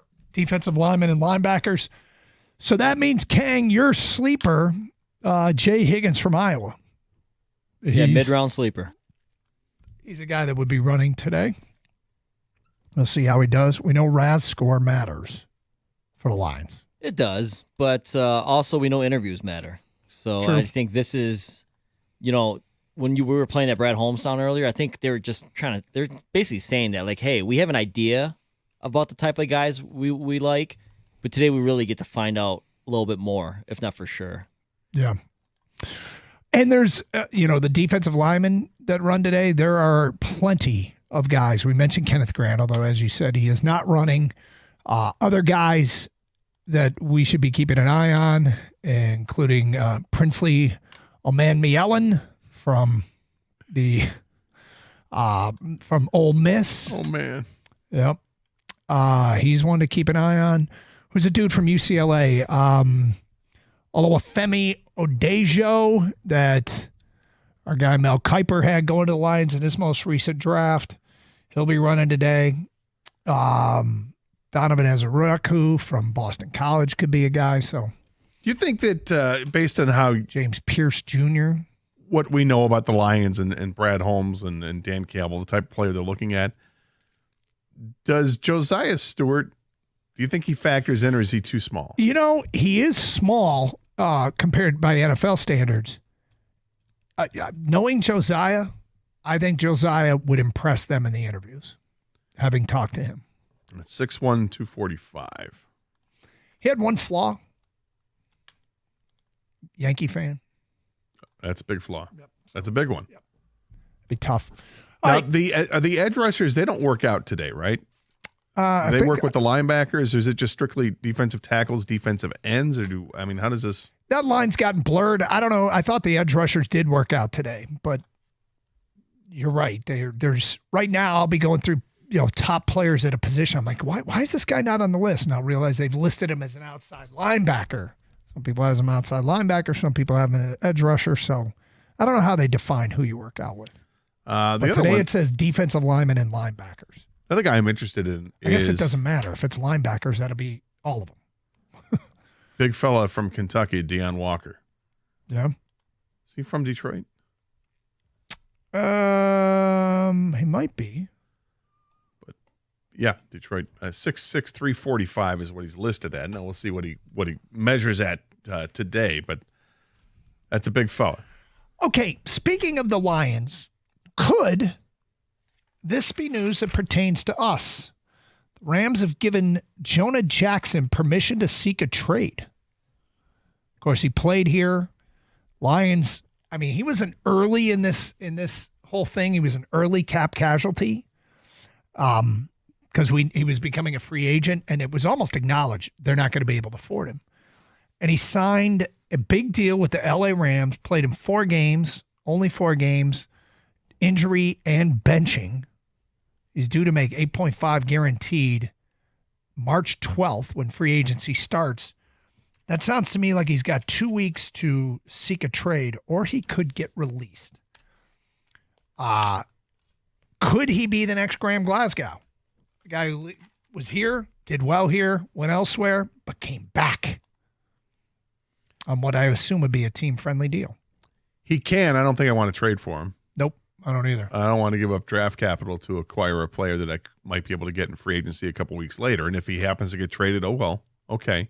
I think he'd be perhaps a welcome addition. I don't know if he's fully healthy. What's the word there? And are the Rams moving on from him because they simply have more talented players that they feel, and he's odd man out? Or is it that he's making too much money and it's a tough decision they have to make, and particularly if they want to jettison some salary here so maybe they can hang on to Stafford? If he is cut, he will cost them 11.33. If they keep him, he will cost them 14.66. Would they rather have the $3 million and not Jonah Jackson? I'm sure they'd love to get somebody to trade for him. If the Lions were to trade for him, his cap hit for Detroit would be $9 million. That's his base salary. He'd be $9 million this year, $9 million next year. To me, it's too much for where Jonah Jackson is, although I just assume you can go with Christian Mahogany next year, save a ton of money, and I don't know if Christian Mahogany is that much better or worse than Jonah Jackson that would really matter. Like, tell us a little something. If Jonah Jackson gets cut, will Jonah Jackson say, hey, my best years were there. I'll go back there. Hank Fraley survived all the coaching purging. So, poaching, I guess it was. Yeah, not purging. Yep. So anyway, it was definitely not a purge. It was a poach. He survived the poach. So what do you want to come back and play for his guy? Good. I wouldn't rule this one out. I don't like hearing started 4 games. No, I guess it's listed as injury and benching. Why they want to get out from under it. It's a lot of money to pay for a guy at that position if he's not going to be pretty damn good. But if he gets to free agency, this could be a spot for him. Kang, what do you make of this?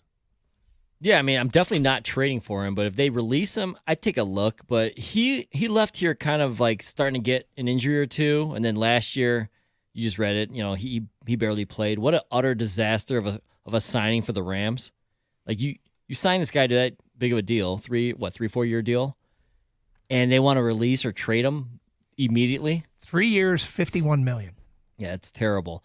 But you can never have enough depth, right? And I wouldn't guarantee him a spot, especially if Mahogany has, this is part about draft develop, right? If he develops into a starter, maybe Jackson's just a luxury backup guy. Yeah, if we take a look at and we're taking Brad Holmes at his word, his bigger concern is bringing back his own guys, so he's not spending any kind of significant amount of money to bring back Jonah Jackson. I tell you, what's so weird is it feels to me like Jonah Jackson was like the previous regime. It just seems like it's already so far in the rearview mirror, and you forget, at least I forget, that he was on this team in 2023, right? When they, went on a nice little run there. But I've already forgotten about this guy. Here's what's crazy about it too is if you think it, because losing him is why they brought in Kevin Zeitler. Yeah. So it wasn't that long ago he was here and giving them good play. It's also possible that he's done. And Brad Holmes did the exact right thing and not, like, this is another dub for Brad Holmes by not re-signing him when his career started to decline. Well, as King points out, he's got an injured history. He missed 4 games in 2022, and missed 5 games in 2023, and then missed 13 games last year. That's a lot in 3 years. Yep. So you can watch and see how this one happens. What happens here? If he ends up getting released, be patient, wait things out, see what happens toward the ends of free agency, and can you get him for a song and a dance? Sure, but I'm not trading assets, and I don't want to give him a ton of cash. I can see a future where Jonah Jackson signs a free agent contract with the Detroit Lions, 1 year, $2.1 million, something like that. Right. Or 1 in 5 or something. I don't know. Something to keep an eye on. Former Lion Jonah Jackson expected to be moved. The Rams gave him permission to seek a trade with his contract. Probably not getting traded. Could he get released? Save them some cap space? Very well could. All right. Red Wings in Columbus on Saturday. They've got the Blue Jackets playing here tonight. Trade deadline in 8 days. Kate, I'm going to run down some names. It's time to name names other than Dylan Cousins of coveted players that might make some sense in Detroit. This is connecting dots, reading on the player availability list, projected trades that could be made. Any of these guys make sense for Detroit? We'll get to that today at 1:31.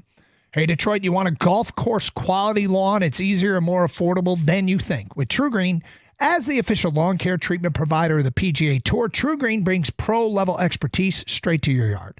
so your lawn can look like a fairway. Sign up by March 10th and get one free application. Plus, with their price match guarantee, you know you're getting the best value. If you're not satisfied, True Green will revisit your lawn between scheduled visits to make it right. It's all part of the promise to you. Don't wait. Visit truegreen.com today for a free application. Offer ends March 10th. Restrictions apply.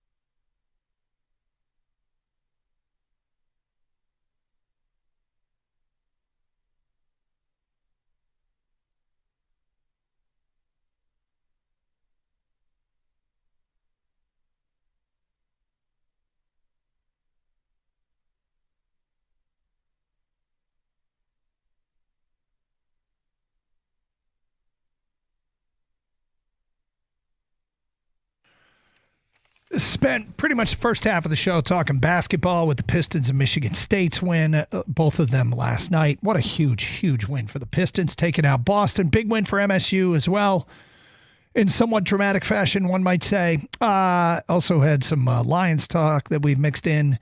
And Gator, we got the NHL trade deadline. And, I started doing the deep dive a little bit. Some of these names make more sense than others. But if it's a Detroit team that's looking to make a push in the postseason, any of these deals possibly make sense. Went over a list of players that could be available, players that could be traded. I'm going to start with this. NHL came out The Athletic came out with an NHL ranking of all 32 starting goalies. For Detroit, it was the guy that started most games. Cam Talbot is the player that they ranked for Detroit. And, of course, Alex Lyon's here, too, and he plays quite a bit. Talbot will be starting tonight. They were broken into 4 tiers, and then the fourth and final tier, the bottom 10 in the league, was our guy, Cam Talbot. Feels like Talbot is capable of elite play. There are times where he looks exceptionally good, but according to people in the league, these are coaches and goalies themselves, when they rank out all the goalies, well, our guy doesn't do very well compared to the rest. So would you want an upgrade? Headline out of St. Louis that the Blues are open for business. Would you make a move on Jordan Bennington, the hero of the Four Nations Cup for Canada? I would not. I'd rather see them concentrate on forward or defense as opposed to goaltender. I always going to be curious about Sebastian Cossa. You love Cossa. Well, I love the idea of, okay, this is a guy they spent a first-round pick on. Yep. He's giant, and he's played well. I just like to see him get an opportunity to play a little bit more. I can't help but think that if – remember that short stretch that he was brought up, and he only got like one period's worth of play or a period and a half because he had to of injury, and like would have made all the sense in the world just give him a little bit of a tryout, but they didn't. Can't help but think had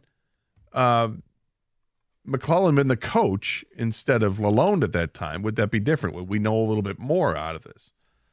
But it wasn't the case. I'm not a big Alex Lyon fan, and if you want to get the best out of Cam Talbot, does that mean that Cam Talbot has to play less? And if he does, then maybe the move is, well, you replace Lyon with Cossa and let Cossa have a shot. But maybe this is the year it's not ready for that. Next year might be that year. But I don't need to move ahead and let's go all in on Jordan Bennington, who's had a interesting season. He hasn't been lights out great, but he was when it mattered in the in the Four Nations. I mean, what matters in the NHL, of course, is what you do in the postseason.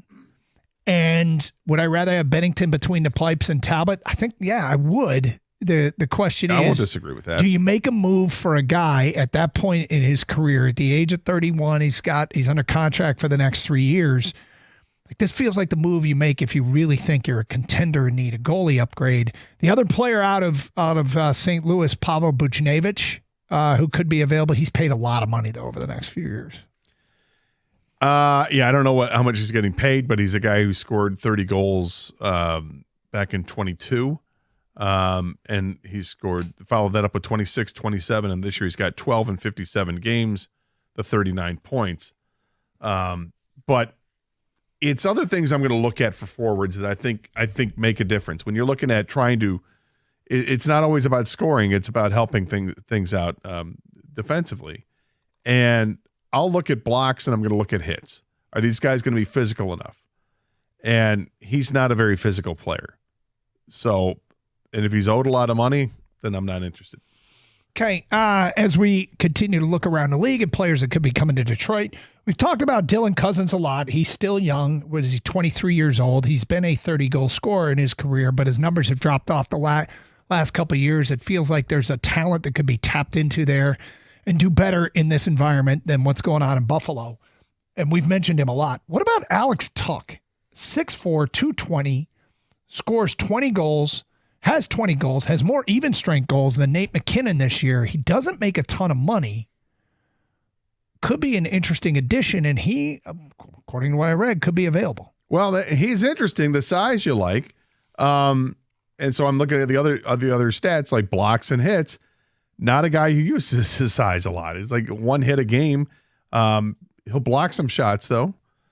I'd be interested, because he's also got the propensity to put the puck in the net. This is his third straight year of at least 20 goals, and he still has, 26 games to go on the season for him, which would be obviously less if he's a Red Wing. But say another 20 games, can he put in another 8 to 10 goals? That'd be pretty good production. So a little surprised to see that the LA Kings might be making Quentin Byfield available, young forward. That's a big guy, and that's a guy that we coveted, and when he came out in the draft just a couple of years ago. He makes decent money, but they can afford him under the cap. Remember when you said it would be a good old-fashioned hockey trade?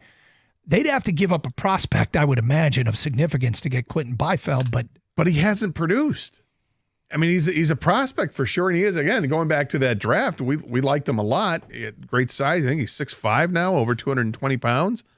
But it's another guy who's got that size that doesn't use it. 47 hits in 56 games this year. 66 hits in 80 games last year. He had a career year last year when he scored 20 goals and had 55 points, but that was through 80 games. 34 points in 56 games this year.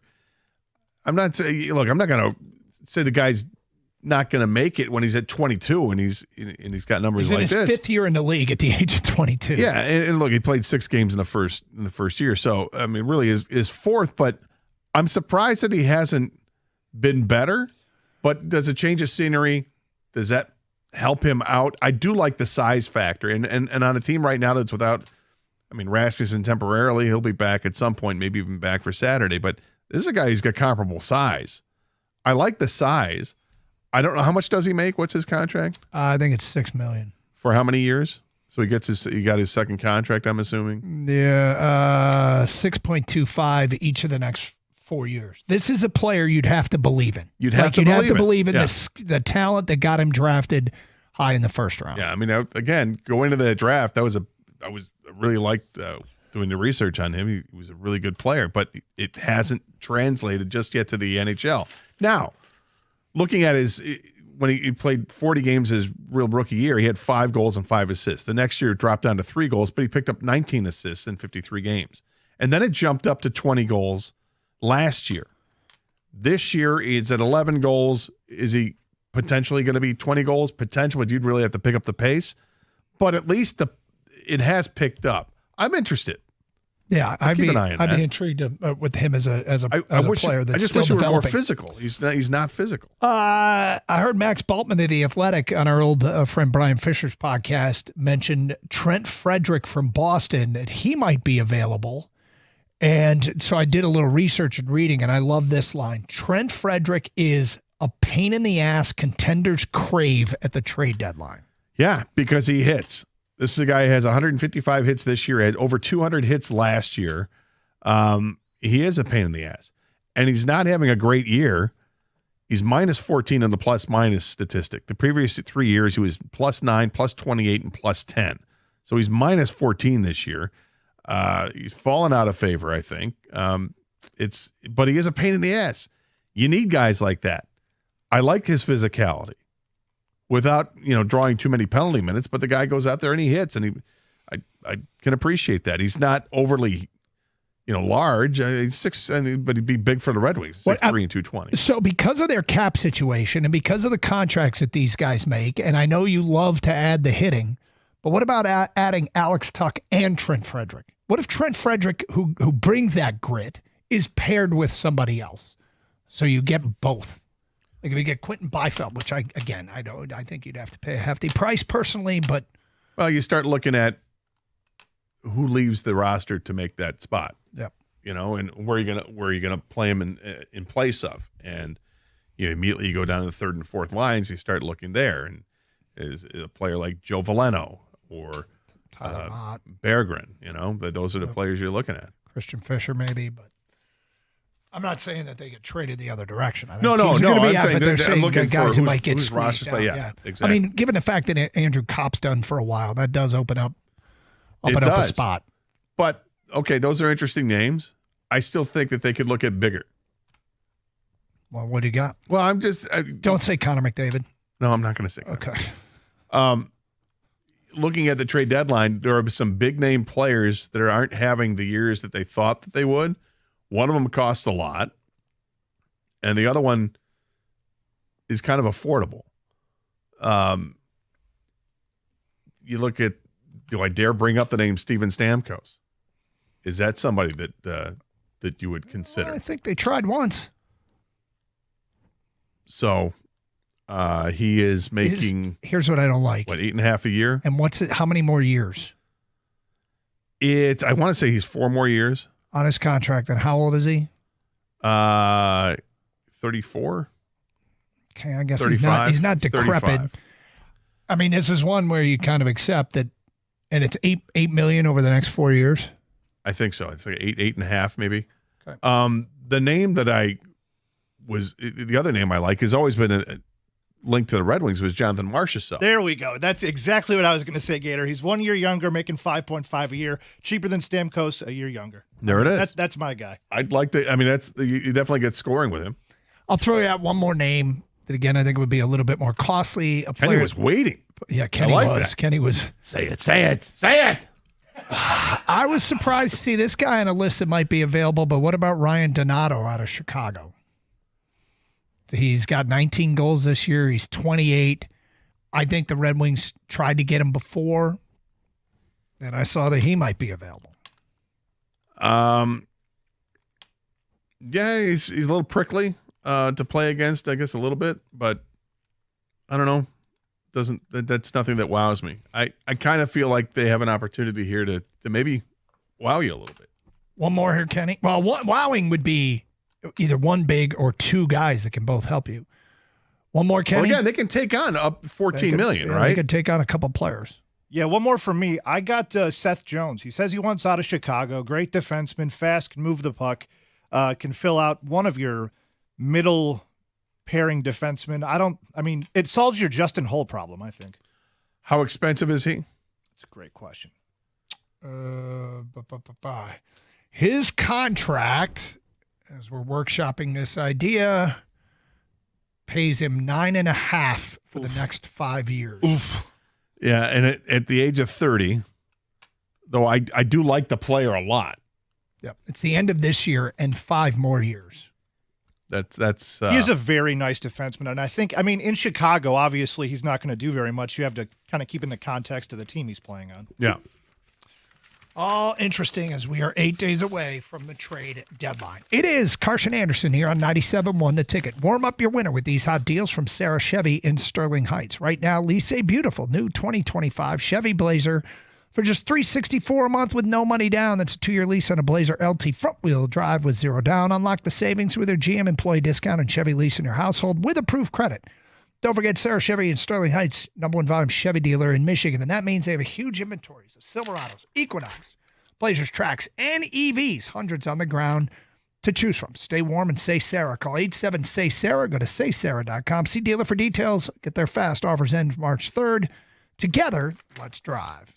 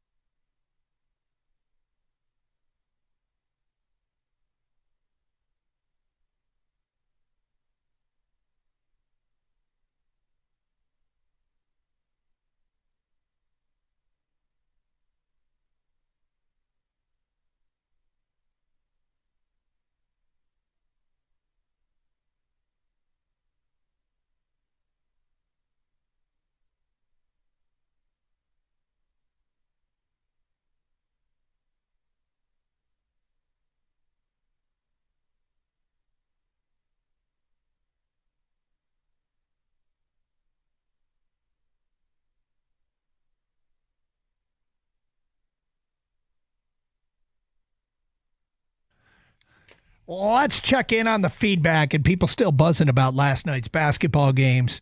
Regarding Michigan State, Mike in Whitmore Lake says defense can definitely travel in March Madness. If memory serves, Texas Tech had an elite defense a few years ago and knocked Michigan State out of the Final Four. That's from Mike in Whitmore Lake. Texas Tech did have an elite defense. Texas Tech also shot it from the perimeter. If Michigan State party crashes this year in March Madness, they'll be doing it with elite defense, and they don't shoot it from the perimeter. I'm not saying it's impossible, but that's one thing that jumped out about that Texas Tech team is they could really, I mean, they weren't like the greatest ever, but they were significantly better than Michigan State is this year. Man, the sound of that shot was amazing. It felt like March, and I absolutely loved it. If State doesn't shoot themselves in the foot, I think their D can carry them very deep in the tournament. And if they do shoot it, they didn't really shoot it last night. If they do shoot it, they have a tremendous chance at the Final Four.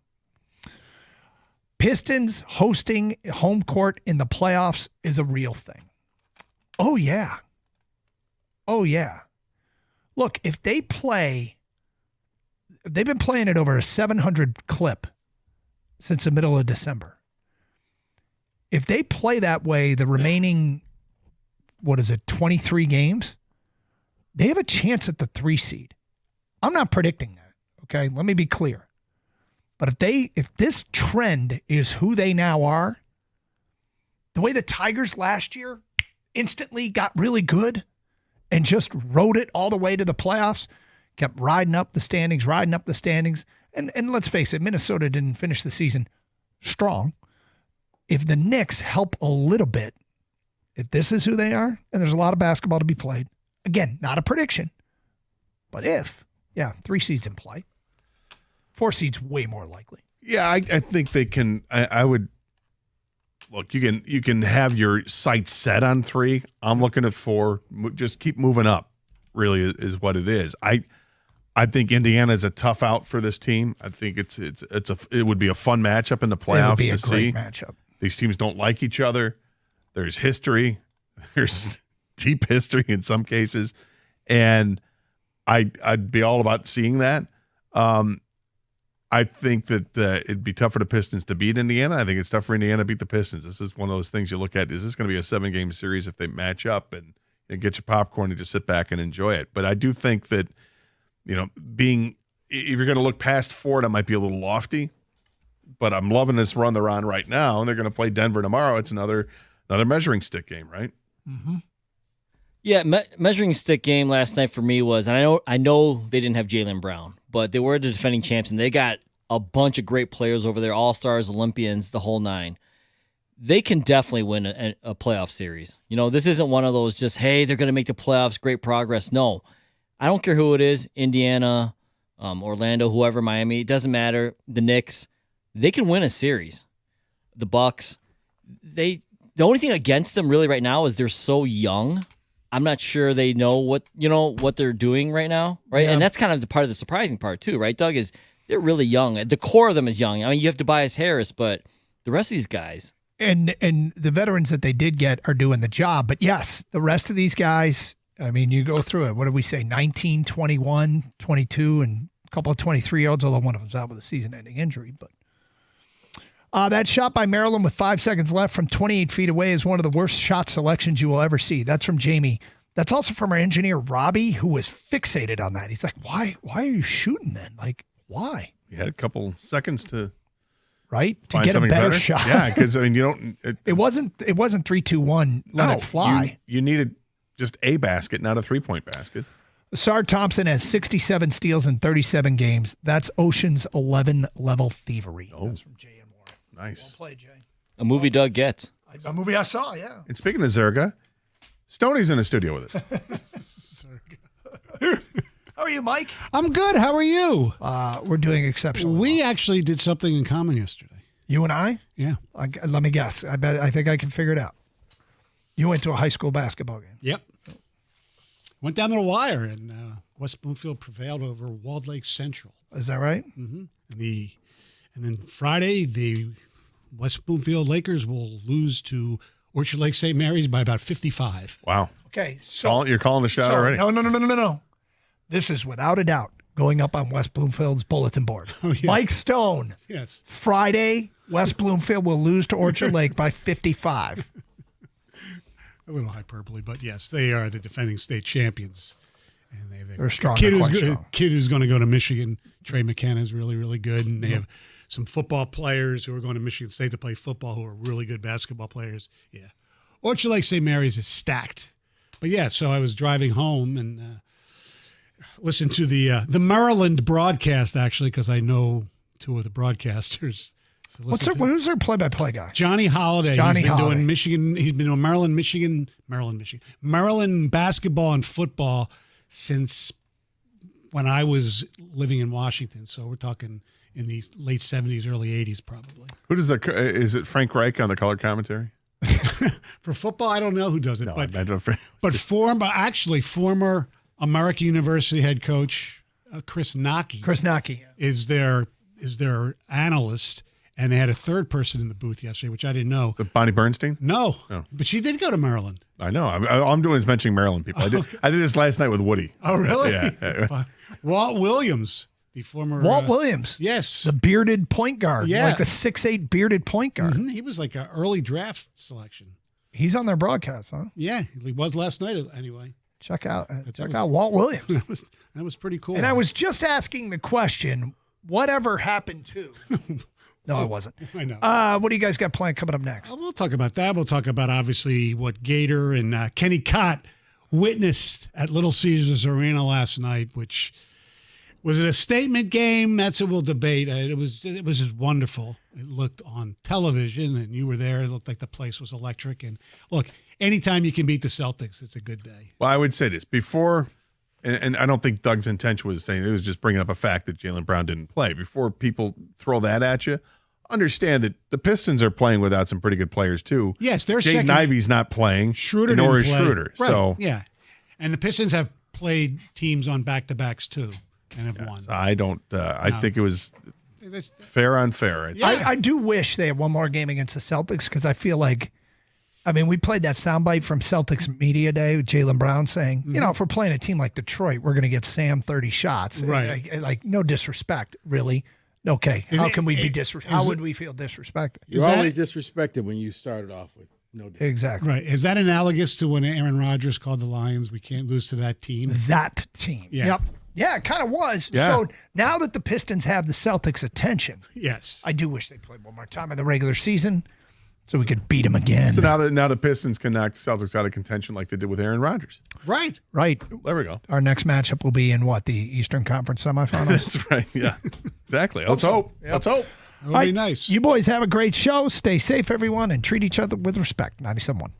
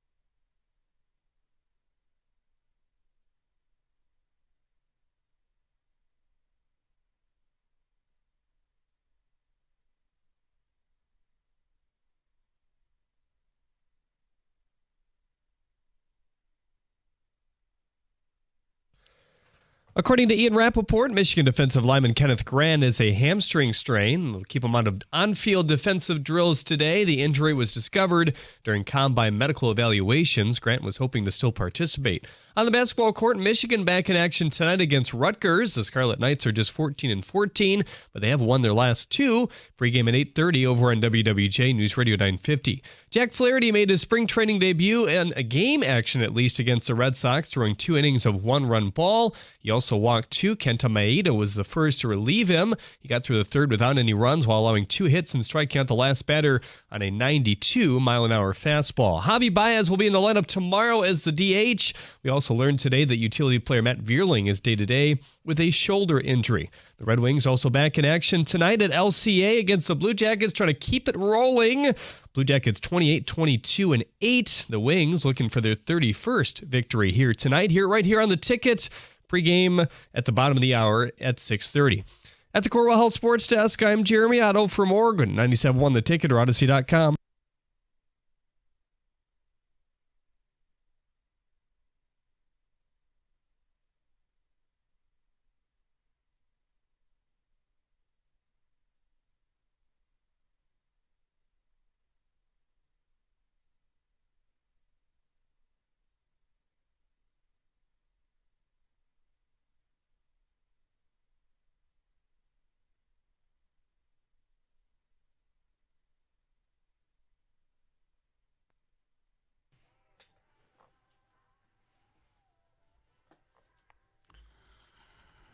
Happy Thursday to ya. It's the Valenti Show with Rico. Stoney here in for Mike. Hatchet Man Kenny Cott is here. What's up, Rico? What's going on, Stoney? How are you? Oh, man, I'm great. 2 great basketball games yes. last night. So. Hardwood City, baby. Yeah. One was a lot easier than the other. Yeah. I'll just leave it at that. I feel like, David, I need to apologize to you real quick before we get into our 2 o'clock. David, I got to apologize to you and your Michigan brethren because I made fun of your game on Monday. That game you played Monday night. On Tuesday, I ripped them saying, oh, my God, you set basketball back. Last night, MSU and Maryland almost had a hold my beer moment. They scored more points. They just used smaller rocks in that rock fight. But it was bad. But MSU walks away with a half-court buzzer beater by Trey Holloman. Yeah, I wasn't going to say anything to you, but it wasn't too much better. You know what? I can admit when I'm wrong. I roasted you, and I roasted your fan base. I roasted your team. Like this, it was horrible. And then it was like, oh, you made an even worse sequel. Why? We didn't ask for it. So, but yes. But at least the competition was better. Maryland, the Crab 5. Maryland's better than Nebraska. Yeah. Right. They were. No, they were. I mean, Derek Queen. He didn't have a great game. No, he didn't. And it was Rice. Their coach kind of said what happened was, he was like, hey, look, he's a freshman. And you know what? We keep forgetting that he's a freshman. MSU threw 4 different 7-footers at him and wore him down. And he said he got caught up in the crowd. He got caught up in the hype because everybody was there. The fans were lined up for hours ahead of time. You could tell, Stoney, both teams were playing so fast, and it was like everybody, the coaches said, hey, guys, slow down, calm down. But, yeah, MSU walked away with a buzzer beater, very similar to the one Cassius Winston hit at the halftime. Like, Maryland probably doesn't want to see Michigan State because then you had the Corey Lucius. Right, you had the Corey Lucius one where they beat them at the buzzer, and it looked like they had the game. So, and heck, even in football, Jonathan Kim, the kicker, had the walk-off kick. Oh, that's right. As they beat Maryland. So, and anytime you beat a Mike Loxley squad, that's a big win. Well, Kenny Cott was at Little Caesars Arena last night. Cool atmosphere. Was your first Piston game in a while? Oh, yeah, it was buzzing. There was a lot more Boston fans at the beginning than I thought there might be. Like, they were very loud at the beginning, and then they kind of quieted down a little bit later on in the game. Kenny, take us through this. When you walked through the Google entrance and you were met by your fans, I saw you took a picture with Rieger. What was it like? Because Rieger was like, he told me, he's like, Kenny, they dropped the puck tomorrow. Yeah, I asked him when the face-off was, and he said, I think you went the wrong day. Did you scream, that's a foul? No, but I tell you this. everybody screams that's a foul. Oh, yeah. Every last person, whether it's a foul or not. Sometimes they're right, but most of the time they are not. That's a foul is the basketball equivalent of shoot the puck guy. That's a foul. And Kenny, the newest one now is when they take their finger and twirl it in the air. Do the replay. Yeah. Do the replay like you're in the crowd. You're not a coach. Also, there were kids that were sitting kind of next to me that would always hold up the three whenever somebody would shoot a three. See? That was another one. Is that as bad as the Ford Field when the Lions fans hold up 3 for third down? I always hated that sign. I hate that. It looks so lame. It does. It looks very It's lame. the one thing at Ford Field that is just so lame is a proper word. But despite the game being so good, you had an experience getting to the game or getting home? Getting home, I was leaving LCA. I had to order a ride-share service, Uber or Lyft, whichever one. I forget which one it was. Shout out Captain and Admiral. Yeah, Captain and Admiral. So I get in the into the ride, into the guy's car, and I notice he's talking on his Bluetooth to somebody on a phone call, which a little annoying, but I'll deal with it. I'll just tune out, whatever. And so he pulls onto the freeway, and I realize something. He's not on Bluetooth. He has one hand on his phone FaceTiming somebody, like on a video chat, and the other hand on the steering wheel looking up and back and up and back and up and back. And that, I was like, am I going to die? Like, what's going to happen here? And then he hangs up the phone. I'm like, all right, he was just finishing up the call, whatever. Great. And then he starts going on Instagram and scrolling through Instagram reels. While he's driving. While he's driving. One hand on the wheel, one hand on his phone, just looking, swiping away. See? And you talked about me because I did the driverless car. I don't have to worry about that. But go ahead. You're right. You know what? I see Dorico Beard. The driverless car would have been much better than what I was put through last night. I was legitimately thinking. He's on FaceTime. Did you even say, you know what? I forgot. You're not non-confrontational. No, I said something. Can you put the phone down and get me there? I said something to the guy, but then I realized based on what he was talking, his phone call and what he was watching, he didn't speak a lick of English. Oh. So I don't think he understood what I was saying. No. Even though I was being like, dude, what are we doing here? And he looked back at me and was like, you tell me. I was like, if I don't want to distract him anymore, that's 3 things then now he has to pay attention to. So I guess my question that I wanted to ask the people is, does anybody have a horror story on one of these ride-sharing apps? I've used them a ton, and I've never had anything like this. I've had people that I didn't like, but nothing like this. The only problem I ever had once was, I think it was in Minnesota. It was the Super Bowl when the Eagles played. I was with my daughter, and they say they'd be here in it was freezing ass cold. Be here in 10 minutes. And then it's like 15 minutes, nobody. Then all of a sudden you get on the thing, say, oh, ride canceled, and you didn't cancel it. Those type of things just really piss me off. I was so concerned for my life. I actually texted my girlfriend that I loved her. That's how, because he was, every so often he'd be veering to the side, and I'm like, dude, what are we doing? Okay, couldn't you just say, you know what, I put in the wrong stop. It's actually right here. Just let me out. The problem is also my phone was kind of dying, and this is where it's partially my fault. I didn't properly charge it before leaving for the event, so I wasn't able to go through the app. Otherwise, the battery would have completely shut down. You could have gotten a higher class ride, so to speak. 100%. Right? You know what? And next time, I guess I'm going to have to, because that was terrifying. Man, just call David. He would have came and got you. I would have actually. David, I fear for my life. If you called and said, hey, dude, I got this. You know what? Right. Especially if it was after Holloman's shot. He was probably so pissed off he wanted to leave the house. I would get out of that car and real you know quick. What, Kenny? After Holloman's shot, I would have been like, where you at? I'm going to come and get you. Hey, by the way, did you know Trey Holloman made a half-court shot and won? Let's watch it on the phone. 248-539-9797. You know, I had 2. But it was one for a story they were telling, and I felt very uncomfortable because he was saying how basically he was giving a woman a ride back, and I believe he said she died in the backseat. Oh, whoa. It doesn't get much worse than that. And I was like, I'm sorry, what? Did you? Yeah, because I thought she was just really quiet, and she just was kind of leaning against the window. And then when I pulled up, I realized that she had OD'd, and he was like, they had to take her off. So he was like, I don't know whatever happened to her, but she got in the car, and he thought she was just had too much partying, and she Right. was just really quiet. She leaned against the window, and I was like, so are you driving me around in a hearse? Like, she died right here where I'm sitting. How long ago? Like, was it that day? Does it matter? No. But here's the important question, because of the way that he still get paid. I don't know. I mean, I get you He pay probably- up front. Yeah, I know. He probably didn't get a tip though. No, but I think that's okay. And then it was the latest one I had. I mean, the guy, it was just like, man, he had just finished smoking weed. I mean, it was permeating throughout the car. I couldn't get the window down.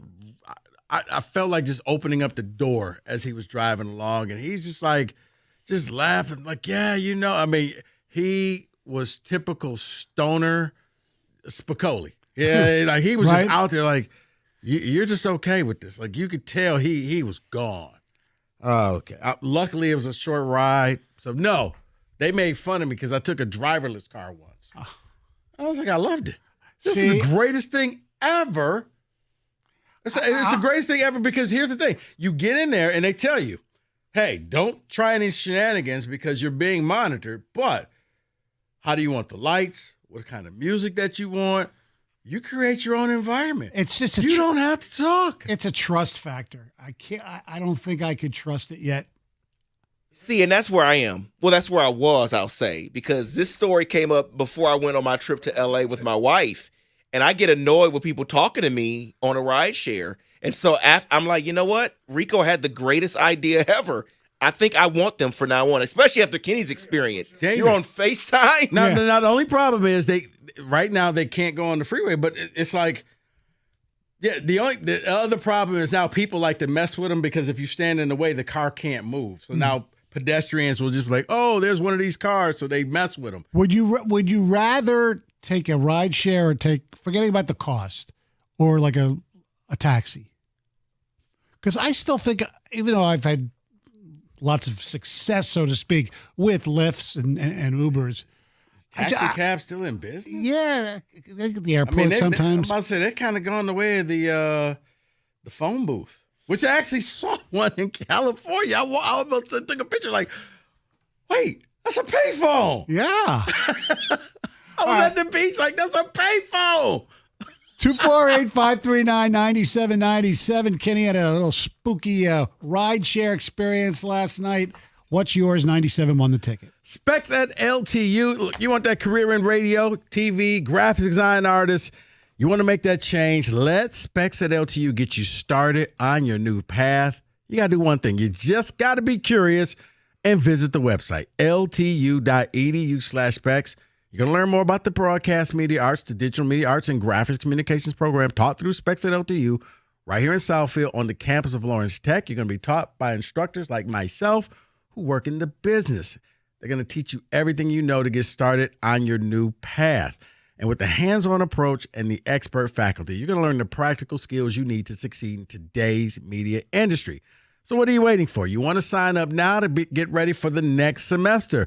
Be curious. Visit the website, ltu.edu/specs to learn more. Then make magic by enrolling in Specs at LTU certificate program today.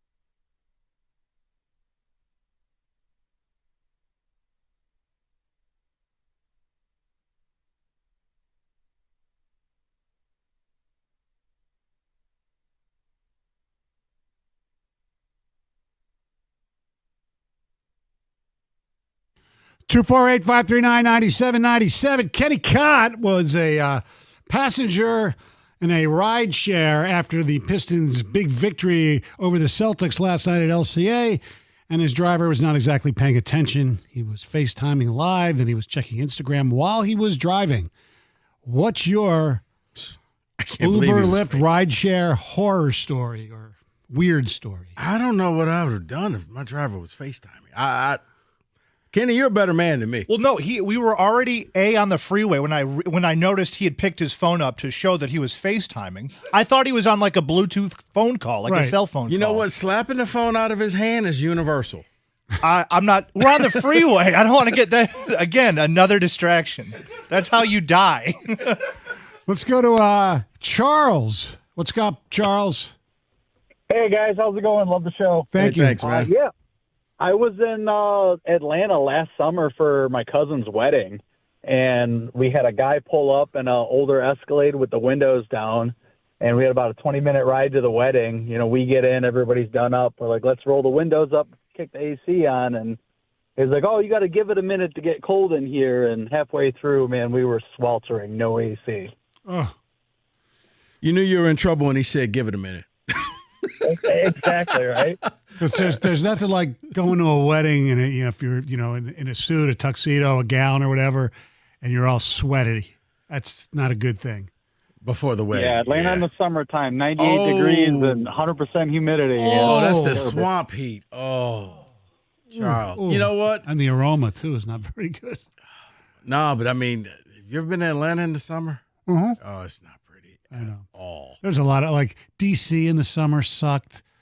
Louisiana in the Yeah, summer. I was gonna say New Orleans. Walking the mall there in D.C. Oh, I did that one time. It was the worst. I met my cousin afterwards. He was like, "What did you do that for?" I said, "I don't know." When I Is lived that there bad in D.C.? Yeah. When I lived there was one walking from the house outside the house to the car in the driveway, and you started sweating within 30 seconds. It was brutal. Another great reason to live in the state of Michigan. Jake, you're on 97 on the ticket. Hey, how you guys doing? Good. Hey, Jake. So this was probably about 8 years ago. I was around 20 years old, and it was my second time in New York, so didn't really know the lay of the land. And I went there to visit a friend, and he had to go to work for a little bit, so I got an Uber. I don't even remember where I was going, but I got an Uber. We were in Brooklyn, and I got an Uber somewhere deeper in Brooklyn, and an Uber picked me up. And he didn't speak much English either. My phone was basically dead as soon as I got in the car, but I was like, all right, it's fine. I got the Uber. So we're in the Uber for maybe 15 minutes, and this is when I'm start to get a little suspicious. I don't think this is the right area. I try and tell the driver that, but he didn't really understand what I was saying.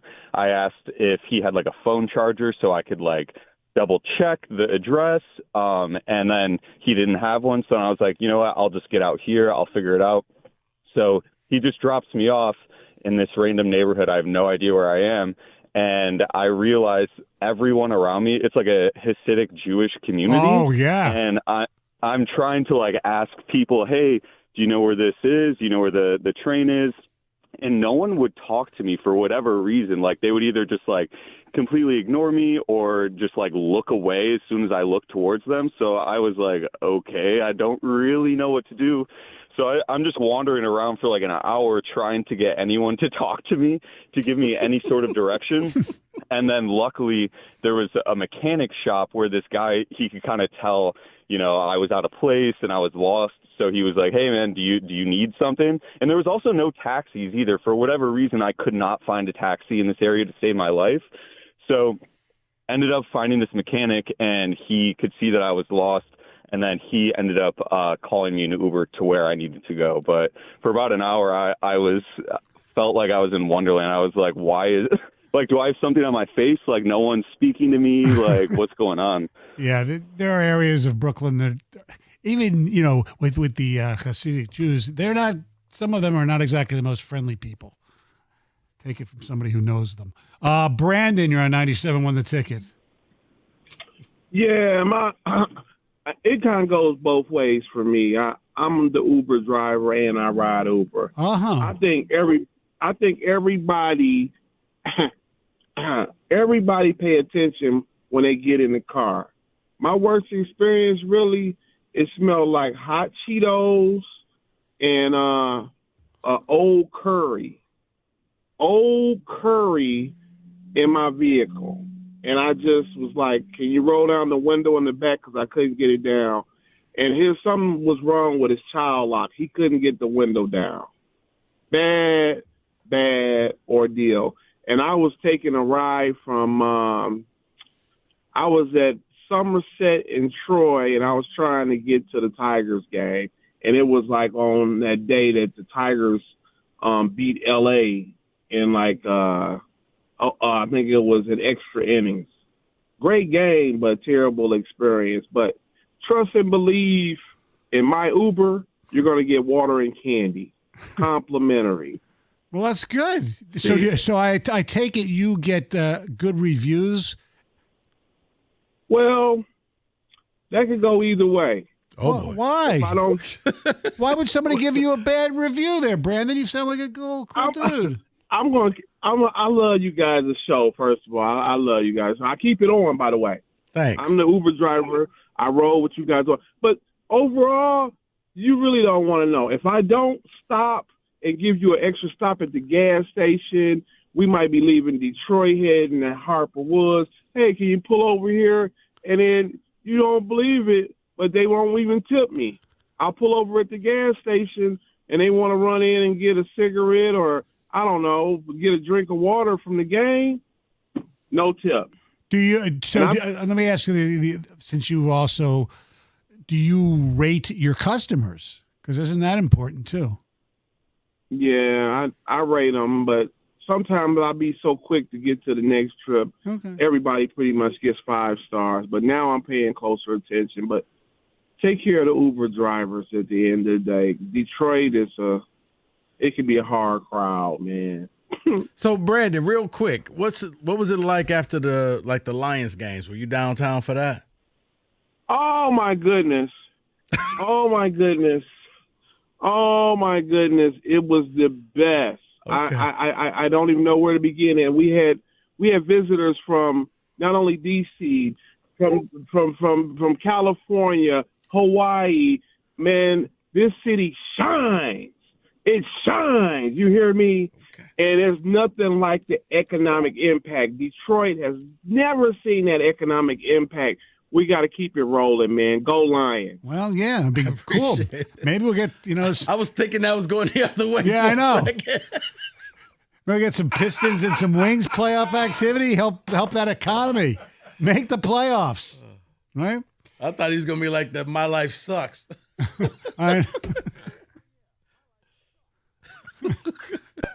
Carl, you're on 97 on the ticket. Hey, guys. How y'all doing this afternoon? Hey, wonderful. Carl. So I was going to the Tigers playoff game just last year when they went against the Indians, and I got a Lyft driver from my house. So while we were driving through Gratiot, he did a silent killer fart on me and didn't say a word. That was the first one. Yeah. The second one, he knew that he farted the second time, didn't say a word, started to roll down the windows in the back. And he knew that you knew, right? Right, because I'm looking dead at him like, really, dude? You just going to fart and not say anything? Don't say excuse me? You just going to keep driving? Okay, fine. Well, you just left me in the stink box the whole time. I bet you that tip percentage went down from you to him, huh? Oh, he got a 0 stars from me. I say, your tip, go get a colonoscopy now. 97.1 the ticket.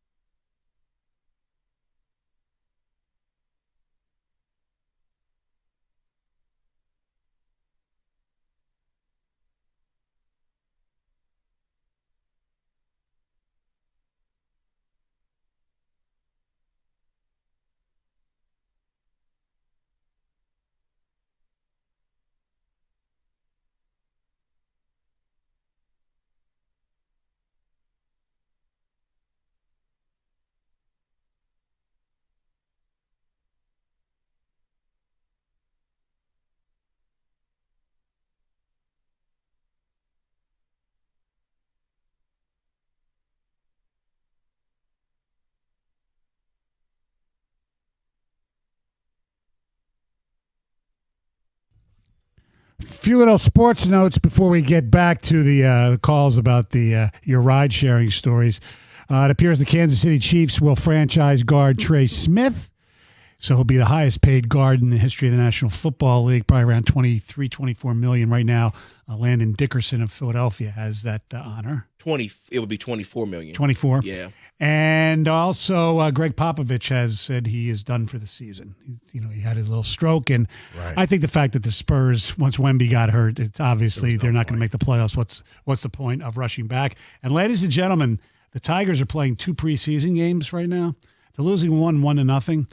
The other one, they're winning 2-0 on a 2-run homer by one Spencer Torkelson. Oh. And Hobby's in the DH, and Hobby's the DH tomorrow. So that'll be tomorrow. I'm watching the game tomorrow now. Oh, yes, indeed. All right, 248-539-9797. By the way, we will be getting into the great story that is the Detroit Pistons coming up a little later in the program, so stick and stay for that. Clay, you're on 97.1 The Ticket. Yeah, how you guys doing, Stoney and Rico? Always listen to you every day, man. Love it. Thank you. Appreciate it. Yeah. I want to say that my son and his girlfriend took a trip to Puerto Rico, and they called up an Uber. The first red flag, it was the guy's first trip. Never done another trip. Second red flag, he pulls up and the vehicle doesn't match what the app says it is. So, yeah, they talk to the guy. He's real friendly, explains those, please, it's my first trip, whatever. So they go with the guy. So as they're driving, he's speaking perfect English.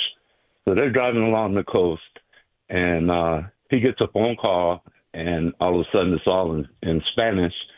And he says, well, don't worry, I'll be by your place in about 10 minutes. This is going to be good. We're going to have a good time.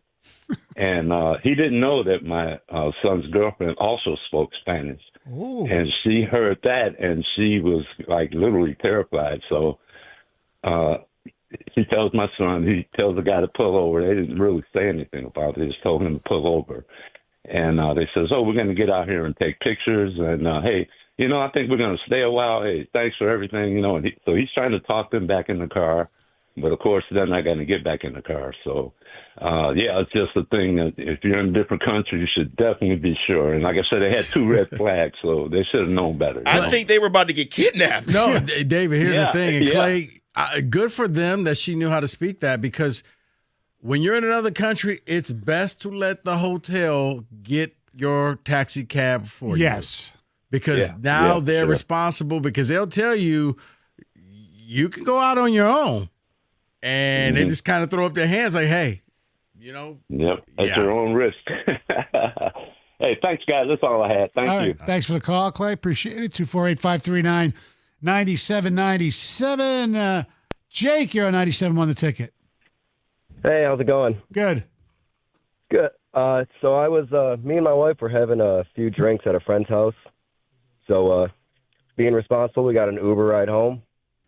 The lady pulls up, she's blasting like Wu-Tang, so I was like, all right, this is cool. But she's got all her windows down, just chain smoking cigarettes the entire time. And I look up in the front seat, and she's drinking out of a red Solo cup. Oh. Oh, yeah, she was hammered. She was like driving on the shoulder on the highway. We didn't want to say anything to distract her more. By the time I got back home, we said, hey, don't bother pulling in the driveway, because I knew she would end up going in the ditch. So she let us out in the street. We go back inside, and I hear her tires going into the ditch. Oh. We let it go.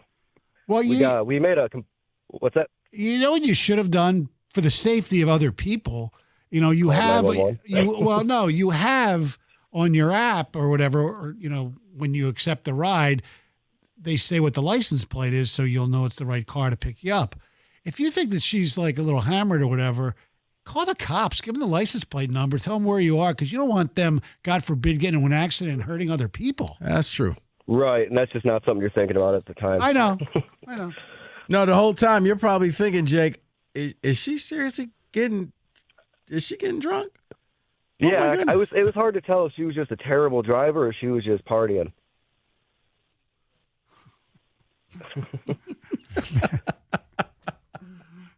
Thanks, Jake. Let's go to Paul. What's going on, Paul? Hey, how's it going? Good. Good. My wife worked for, she drove for Uber and Lyft for a couple of months, and she picked up a couple of drunk girls in Pacific Beach in San Diego. And the two girls ended up getting a fight in the back seat. And one of the girls opened up the door while I was driving and started throwing the other girl's stuff out the door. Oh. And so my wife had to pull over and kick them out. And then she reported them, they got banned. Well, yeah, I mean, I would like to think so. I mean, I'm surprised. I'm like, okay, you know what, young ladies? You sit here, okay? No touching. Just, we're riding here. Got to treat them like kids, I guess. I will turn this car around. Right. I will take you back to where you started. Yeah, thanks, guys. Thanks for the call. There used to be a show on HBO. Was it called like Taxi Cab Confessionals? Yeah, there was some awesome stuff. It was occasionally. Yeah, you would get some sad ones, some funny ones, some drunk ones, from sexual ones. Yeah. They didn't show anything, but you got the idea, right? That's back when HBO was HBO. Yes. Now it's Max. I know. The three best letters in the alphabet were HBO. Right. I mean, you knew it was going to be a banger when all of a sudden the HBO little logo came up. You're like, you know what? Yeah. Exactly. And then the HBO theme before the shows. Yep. They were great. You said you knew it was going to be a banger. David, right? You're right, literally. Right. It was all of a sudden, it's like, oh, this is HBO. Like if your friend had HBO, you're like, okay. Yeah, we're going to go over to your house, watch Real Sex 3. Right. Remember that series? That's how we found out about Bishop Magic Don Juan. It was because of an HBO series. Can't really say the name. Yeah, yeah. But it was an HBO series that was like, wow. But, going back to the one guy, it was funny because I did have a ride share, and the person was lost. Had no idea where they were going. Had to point them through. Like, don't you live here? Well, usually... Don't you know how to get here? Like, oh, well, I normally go this way. I'm like, you never go this way to get to that location. So, well, plus it's the Waze or whatever, Google Maps or whatever is on your phone. You just follow that, right? Right. So he was once again, I should have known because it was the same guy who also told me that the person may or may not have died in the backseat. Okay. I have a real ticket text for that. Someone says, Rico, the driver sprayed the seat where she died with Febreze. So what more do you want? Right. I mean, but it's just one of those like, I mean, I know when you buy a house, they have to disclose if a murder happened there. Right. I never thought about that, but do you have to? Hey, somebody passed out and died. Because he said she was cold to the touch and she was like, so she died. Well, I don't know if she necessarily died. I was like, she just slumped over that window you're sitting at and just. She wasn't answering your questions. He just figured she was tired. He was like, okay, she's quiet on this ride. Yeah, she was real tired. Yeah. Showed up at the place where he was supposed to drop her off, and she was DOA. Michael, you're on 97.1 The Ticket. How you guys doing? Good. So my cousin, he had an Uber going from my house to LAX, coming here, and so the guy pulls up in a Tesla, and then once he gets on the freeway, he pulls out a pillow, lets the car drive itself, and he starts going to sleep. See, I know Rico would be okay with it. I don't know. No. See, I'm not okay with the driver falling asleep. I know in a driverless car, they got precautions. It's almost like it's somebody can override it, almost like a car drone. Right. You're in the car asleep. You know what? Move over. I'm driving and I'm keeping the money. I know he misspoke. I know you misspoke to a certain extent because first I thought you said you get an Uber from LAX to here. Well, he was at my house in California. I just wanted to make sure. I was thinking the same. Yeah. Like, how much would an Uber be from LA to I'm here? actually currently in Detroit, listening to you guys right now. Oh, okay. So he flew back to Detroit. Okay. From LAX. I figured that's what it was, but yeah, I wonder if you put on your phone, LAX to American Drive, and your phone would probably say, you know what? Stop drinking. Stoney, put the phone down. Mike, you're a 97.1 The Ticket. Mike. Okay. Mike's like the driver in Rico's Uber. He's dead. No. I hope not. Let me read you this real quick.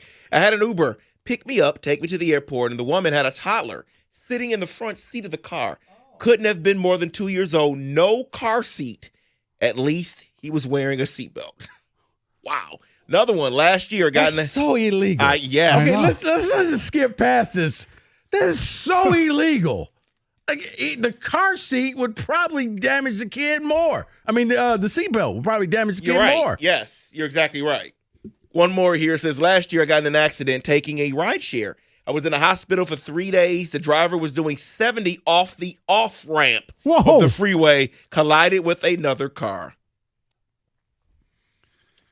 Now, I wonder if, Uber or Lyft or the rideshare company is responsible for the guy's hospital bills. I would hope they probably are. Or it's just, if he has regular insurance, it just covers. I have no idea. I think once you agree to their terms and conditions, they're not responsible for anything. Because that's what most companies are like now. That'd be my assumption. That I'm now gonna have to check that because I would just assume I need to check that, Kenny. 248-539-9797. We got a football blitz coming up next. We'll get into the Pistons as well. And somebody on this radio station took some shots at Ben Johnson today. We'll hear from that later. 97.1 The Ticket.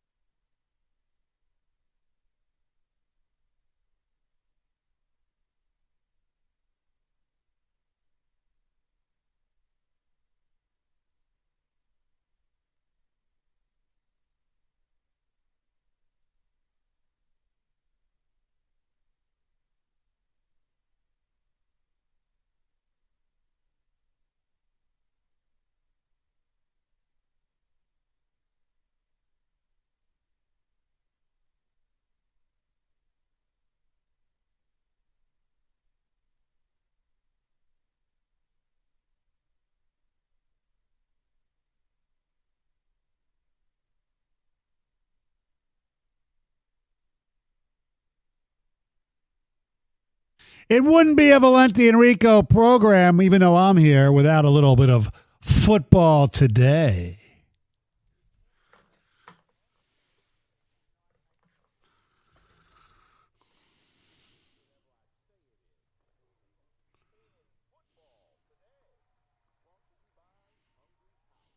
So let me give people the latest news here, because it was reported last week that this was not going to happen, but it just happened. The Chiefs have put the franchise tag on Trey Smith. He will get $24 million from the franchise tag.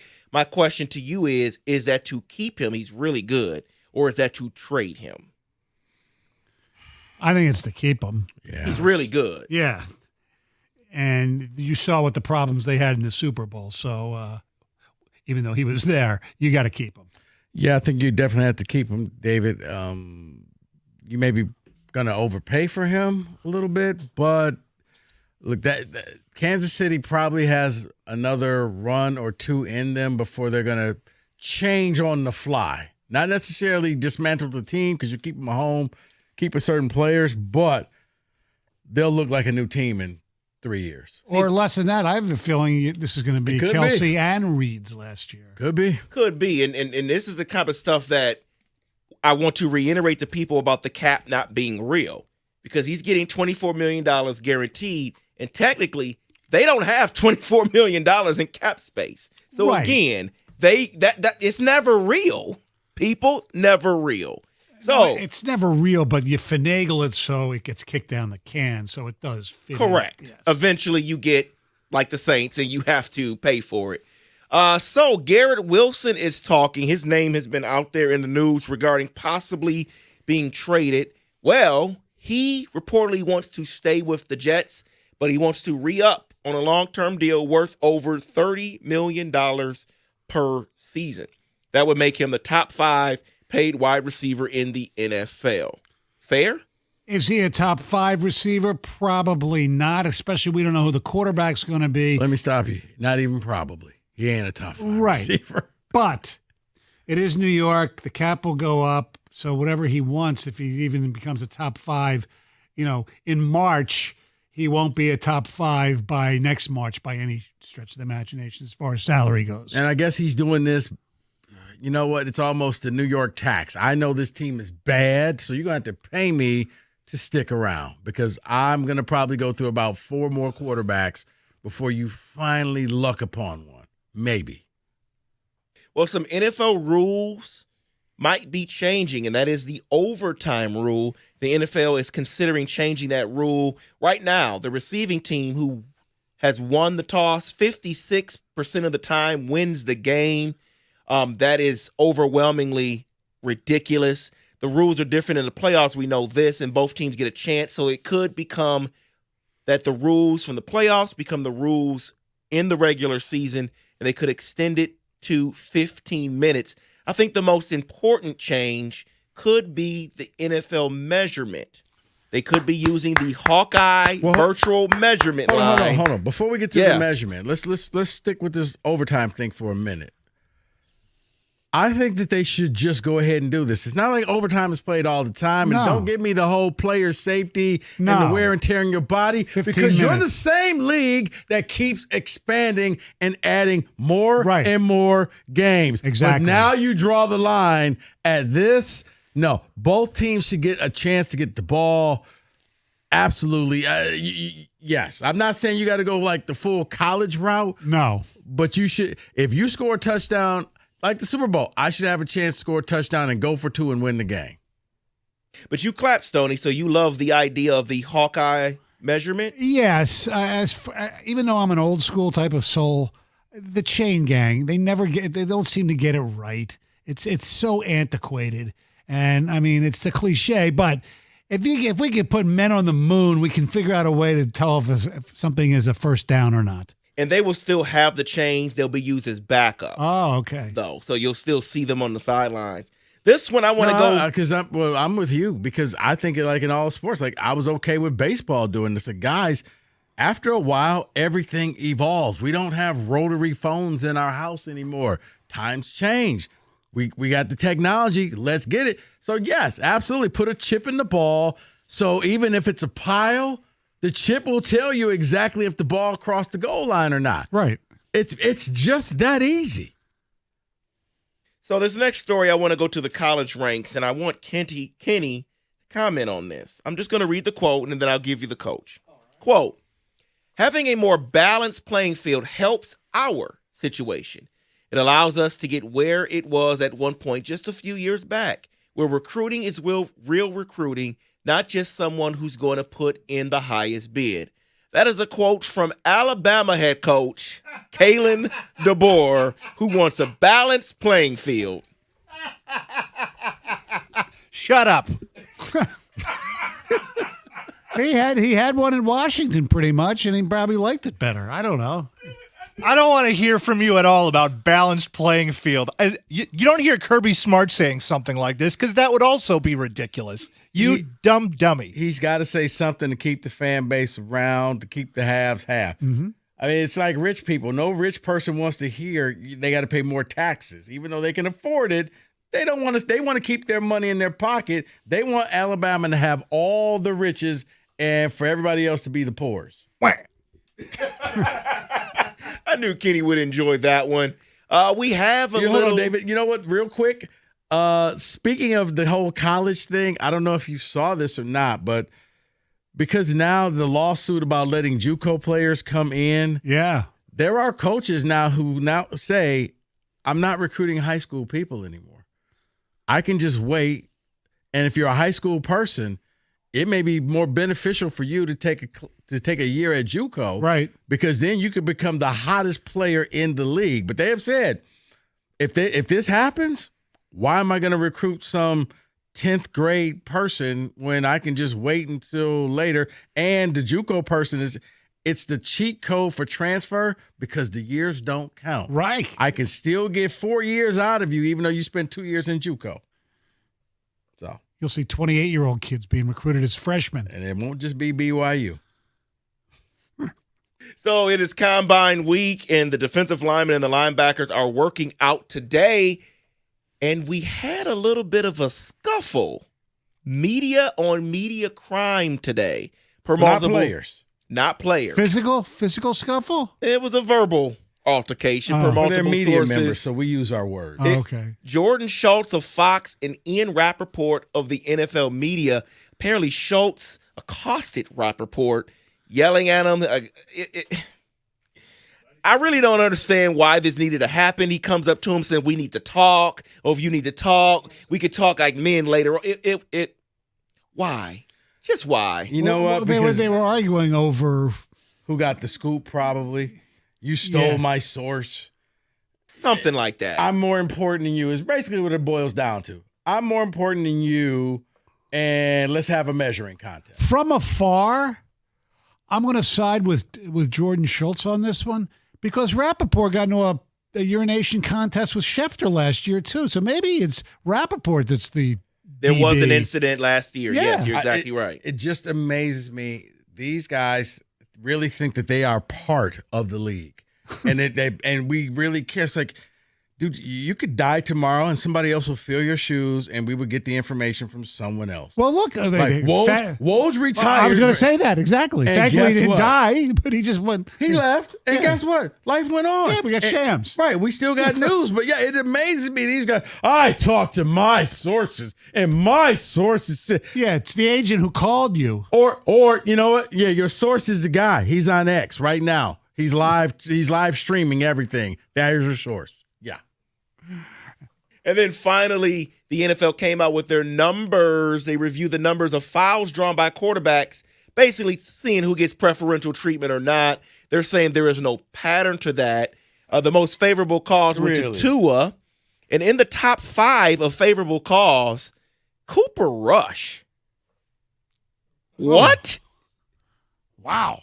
Wait, so you're telling me the NFL said the NFL referees didn't favor anybody? That's wild. And of the names, it wasn't the name that we all are waiting to hear. Patrick Mahomes was not type 5. You have Tua, 1. You have Allen, 2. You have Bryce Young, 3. Cooper Rush, 4. Kyler Murray, 5. And Jared Goff, 6. Well, it's weird. Kyler Murray and Bryce Young. So for the little people out there, but not the Patrick guy Mahomes that we all know it's protected. But Correct. Kenny, you're right. Here's a shocker. The NFL says, "Oh no, there's nothing going on with the NFL. Nothing to see here. We are perfect. We are the National Football League, and that is Football Today on 97.1 The Ticket.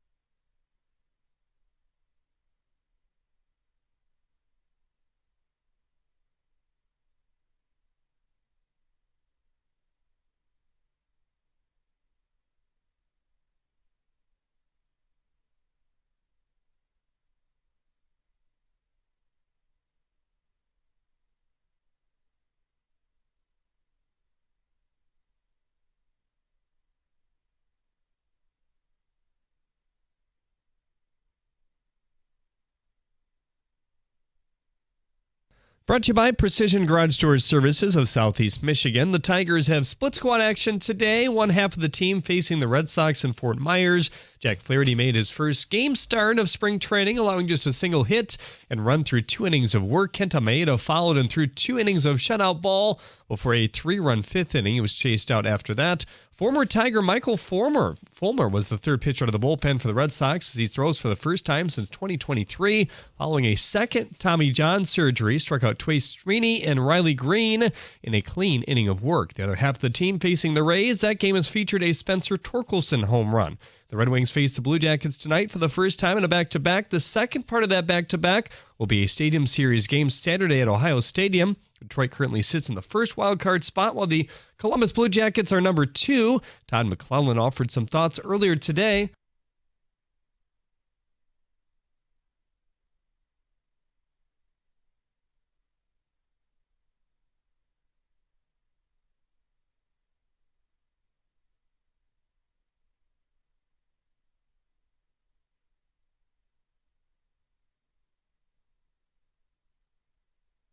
Michael Rasmussen will sit out tonight for Detroit. Hear the pregame with Jeff Rieger right here on 97.1 The Ticket at 6:45. Over in WWJ, Michigan basketball faces Rutgers. MSU has a half-game lead of first place after their buzzer-beater win over Maryland last night. After tonight, both teams will have the same amount of games remaining. Pregame at 8:30 over there. At the Corwell Health Sports Desk, I'm Jeremy Otto. For more, go to 97.1 The Ticket or Odyssey.com.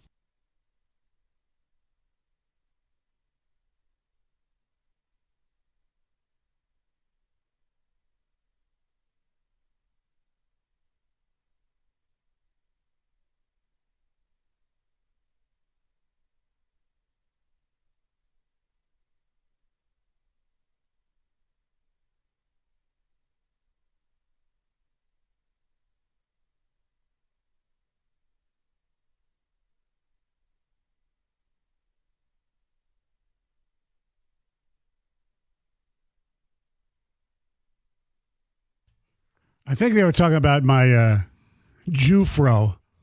Oh no! Oh, it was your ring. The high school ring for West Bloomfield when they won the title. I got a ring. Jansen had a Jufro. No, I did. You ever see mine? No. I'll show you the break. It's pretty large. when I was in college. All right, we'll get into the Pistons at 4:00. Very pleased to talk about a team that's won 8 in a row. Although the Lions won 8 in a row this year, didn't they?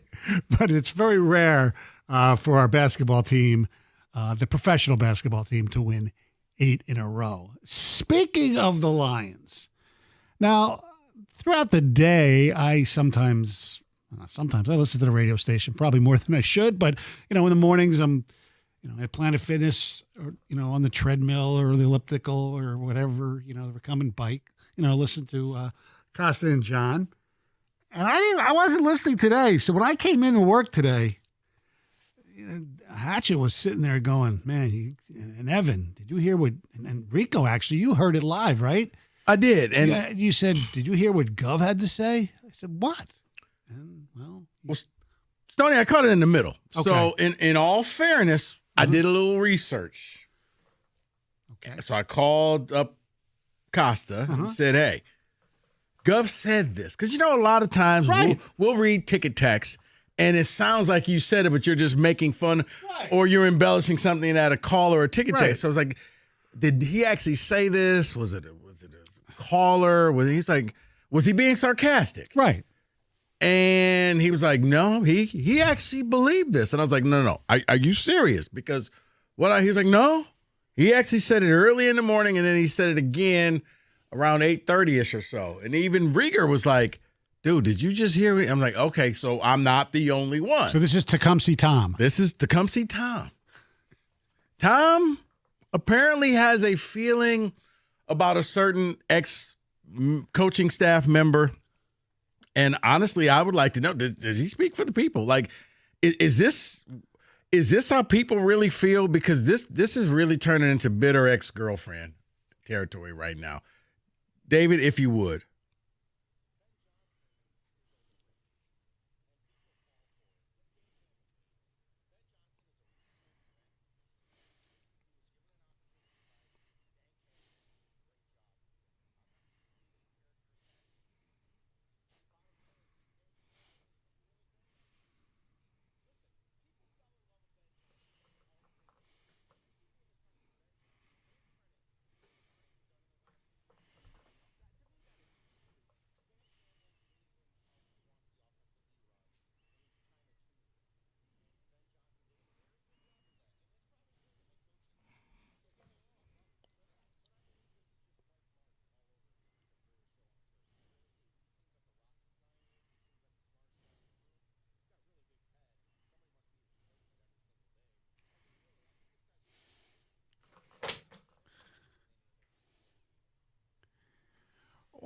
there's some truth to what Gov said, in my opinion, because I think Dan Campbell has a lot to do with it. But first of all, he's not a retread. The players, I remember, T.J. Hawkinson for one, and some of the others, they really wanted them to keep Ben Johnson from the Patricia era. So I wouldn't call him a retread because that has a worse connotation. And calling him trash? Come on, Gov. I mean, I know this is the entertainment business. But he's not character assassin. I'm not character assassinating. But he's trash? But he's trash. But, I agree the fact that this offense is Dan Campbell's offense with Ben Johnson running it. None of this stuff would happen without Dan Campbell. Conversely, if Ben Johnson's going to get criticized for when things go astray like it did in the playoff game, then Dan Campbell has to take responsibility a little bit too, because you're going to give him the praise for the offense when it works. You got to give him, a little bit of the blame when it doesn't. Okay, here's where it's just gotten trash. How do you call a guy to have that guy trash? Okay, guys, this is something that, look, the best thing is it's going to turn the Detroit-Chicago rivalry. It's back, okay? Oh, yeah. Ben Johnson brought it back, and they haven't played a game, Stoney. But you can't sit here and call the man trash. You can't hear and say, well, it's all Dan Campbell, because this offense under, was it Anthony Lynn? Yeah, it was not good. It was trash. That was trash. Yeah. They weren't good. Right. Dan Campbell did the right thing. On the Fired fly, Anthony Lynn. Fired him. Yeah. And actually, Dan Campbell pretty much called all the plays at the end of that first season. Right. Did they deify Ben Johnson here a little bit too much? Yeah, we can all agree on that. But trash? Come on. Yeah. Like he went a little overboard on that, but that happens in our business. But Ben Johnson trash? Wow.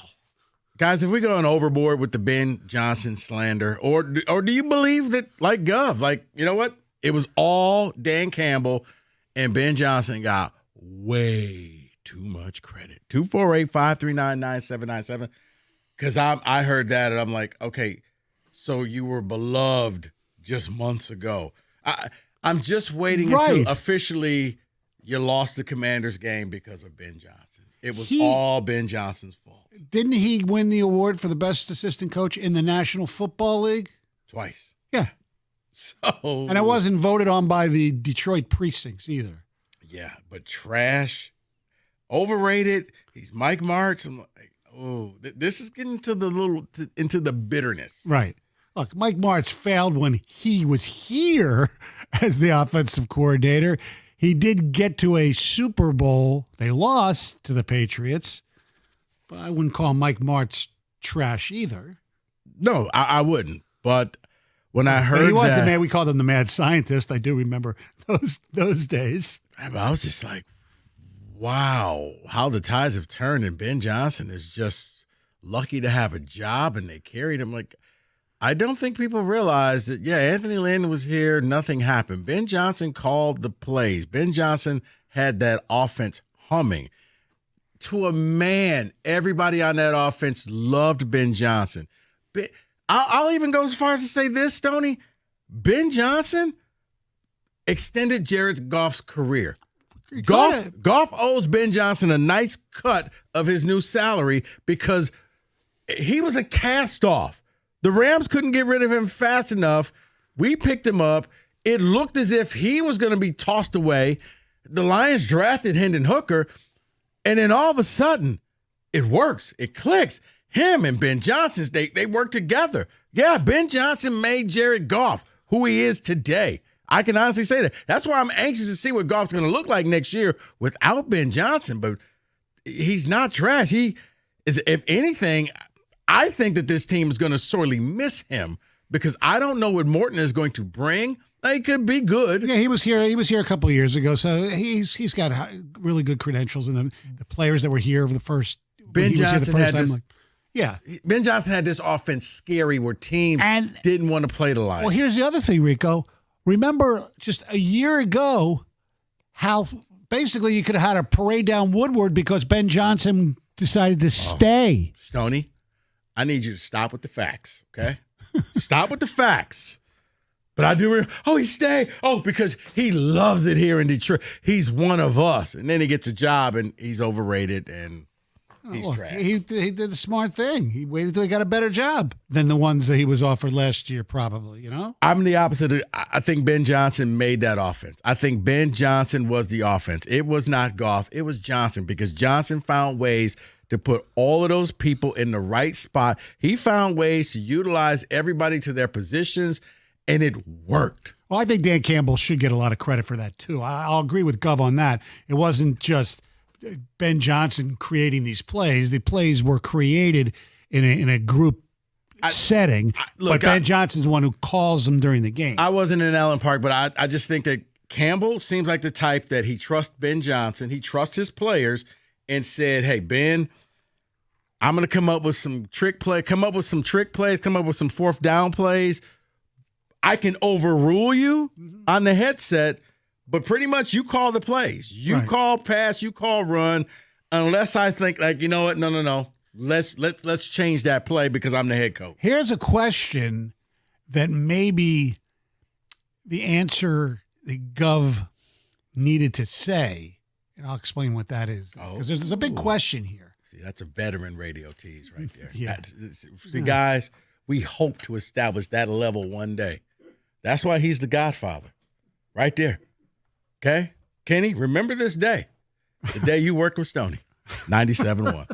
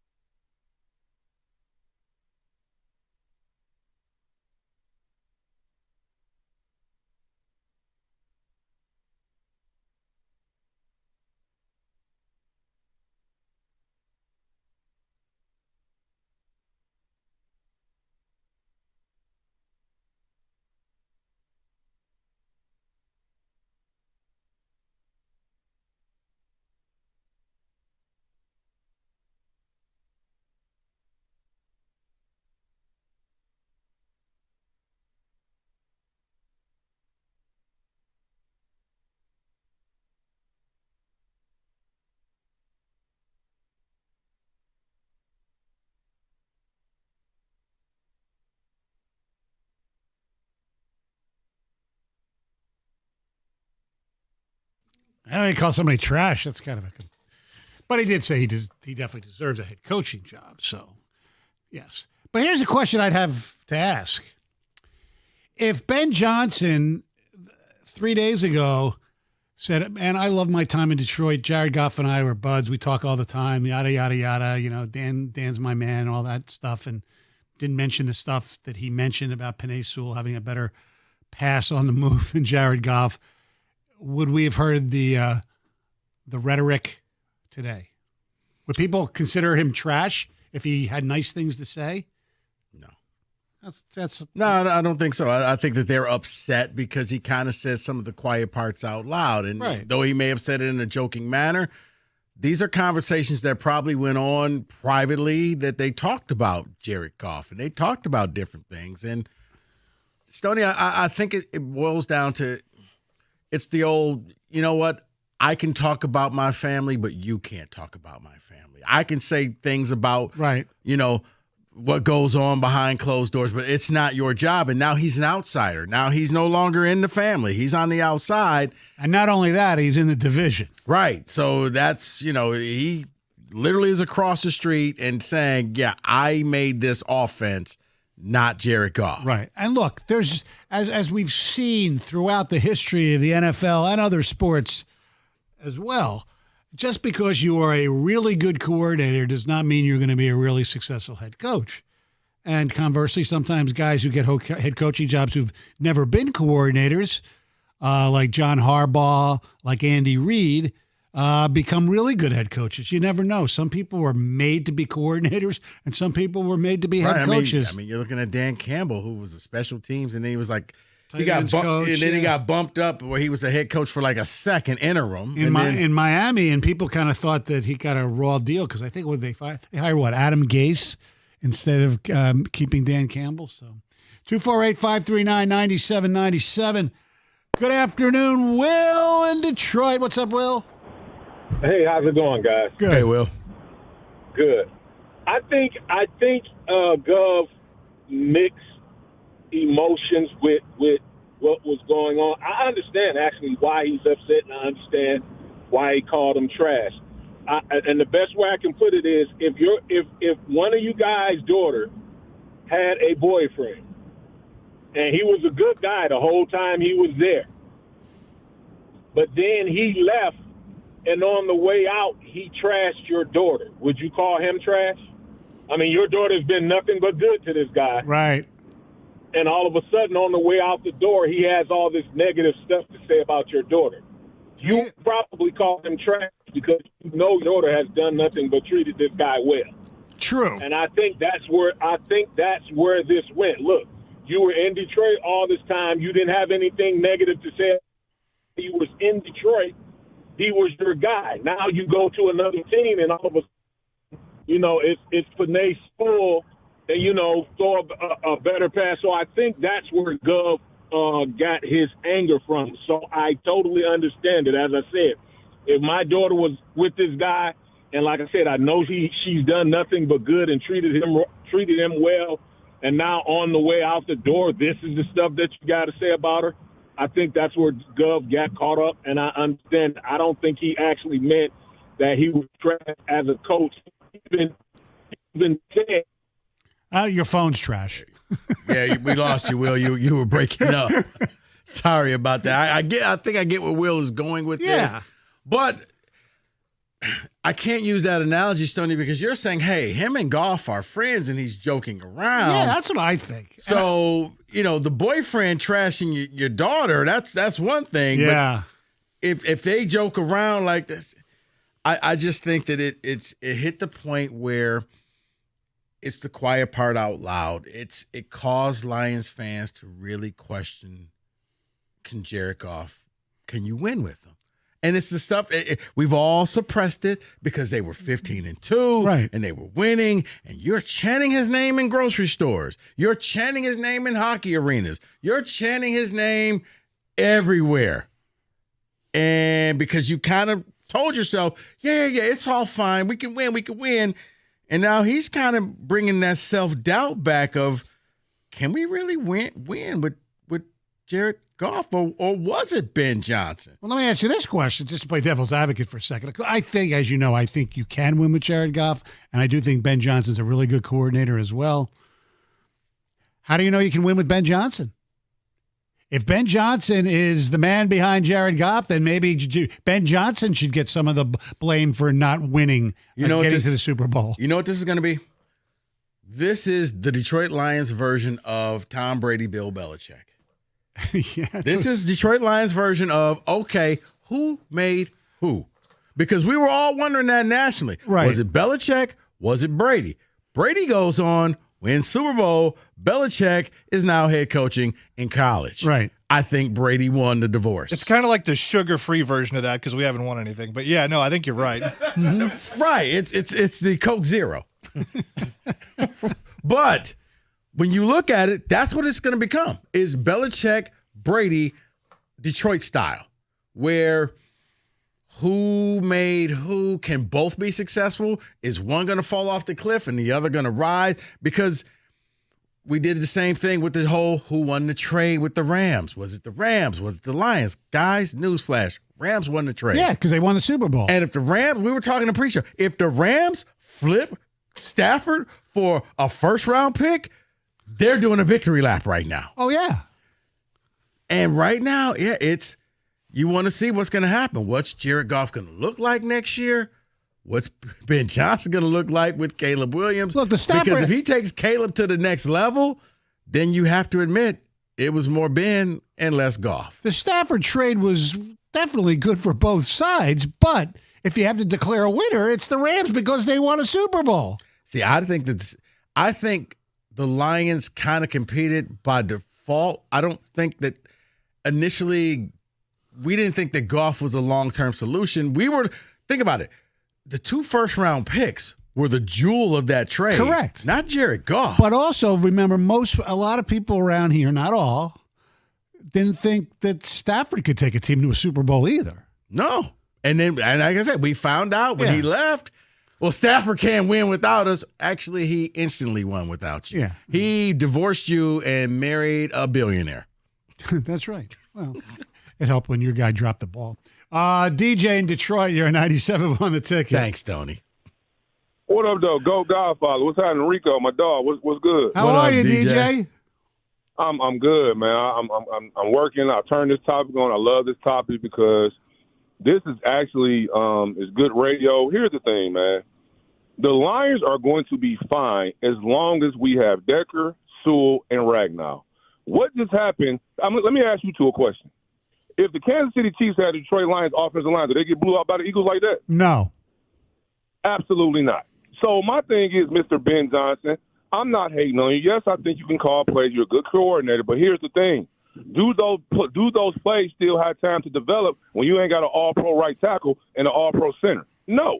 Jared Goff, we can win with him. We can win with any quarterback that can play football. Our offense is going to be fine as long as the offensive coordinator got half a brain. But let me ask We're going to be okay because that offensive line is so good. DJ, let me ask you this, though.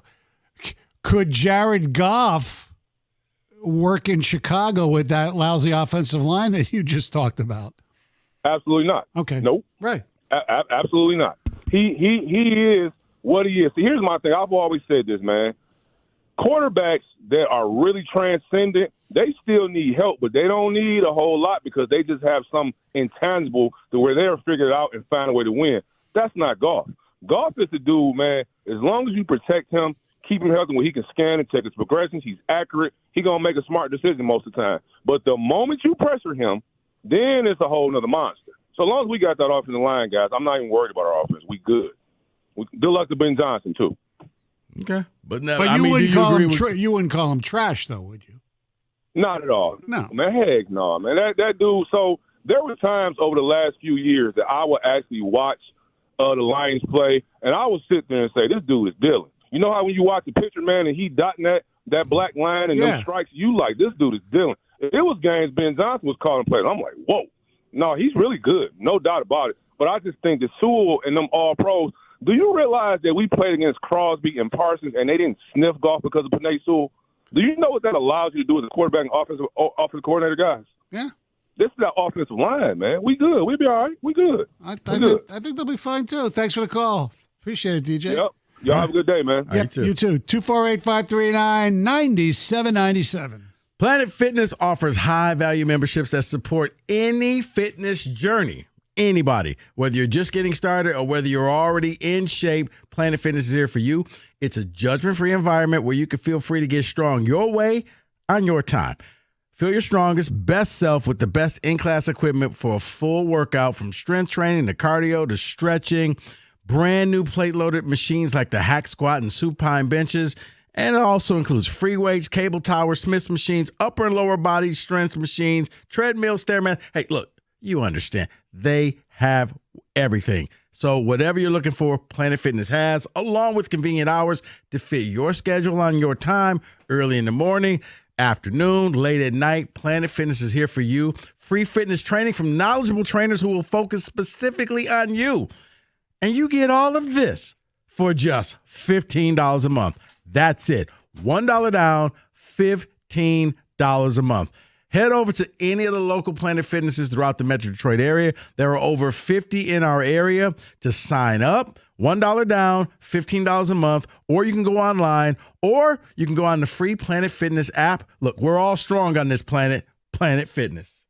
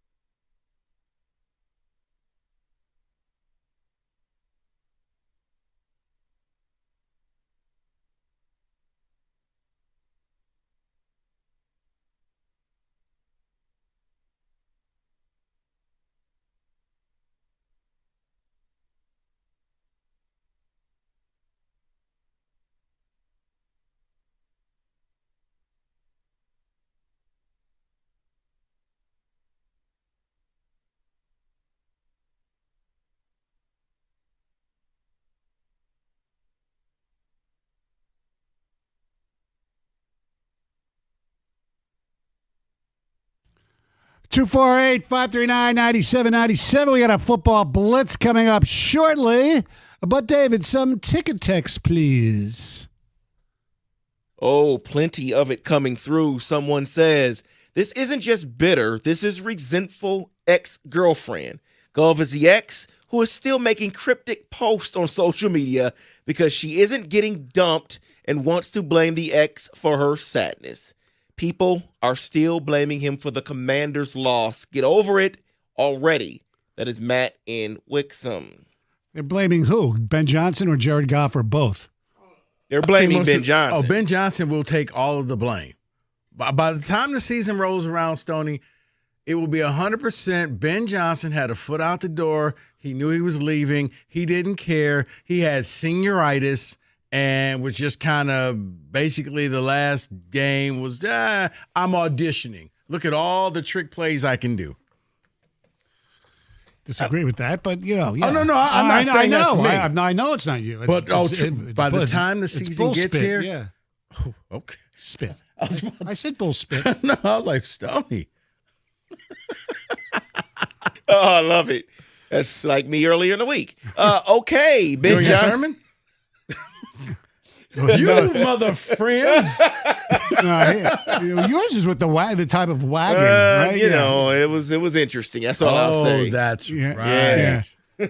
Someone says, okay, Ben Johnson was very fortunate to have all the talent he had in Detroit. He does not have that talent in Chicago, and I think he's going to not do well. Well, he's got some pretty good receivers. His offensive line obviously needs lots of work.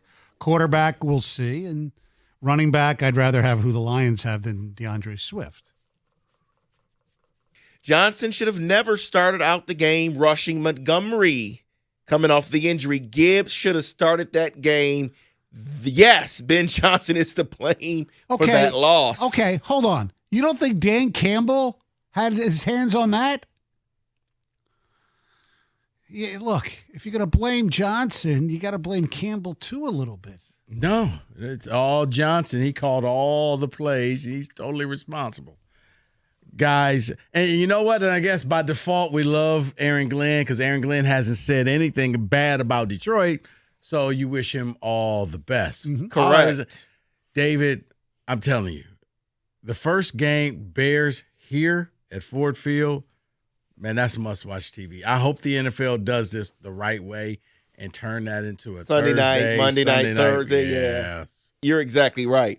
Here's someone. Ben Johnson took all the credit that belonged to Campbell, Holmes, Goff, the offensive line, and several other coaches. He's a glorified Madden player, and he's about to be exposed as a fraud. I can't say that, folks, because this offense was not like this when you had your former OC. He came in here, and he did something very simple. He sat there, and he figured out plays that work for Goff. Instead of making Goff fit the plays, he made sure the plays fit Goff, and it worked. But so I can't sit here and say, oh, he's a glorified Madden guy. No, he's not. But Campbell should get credit for that too.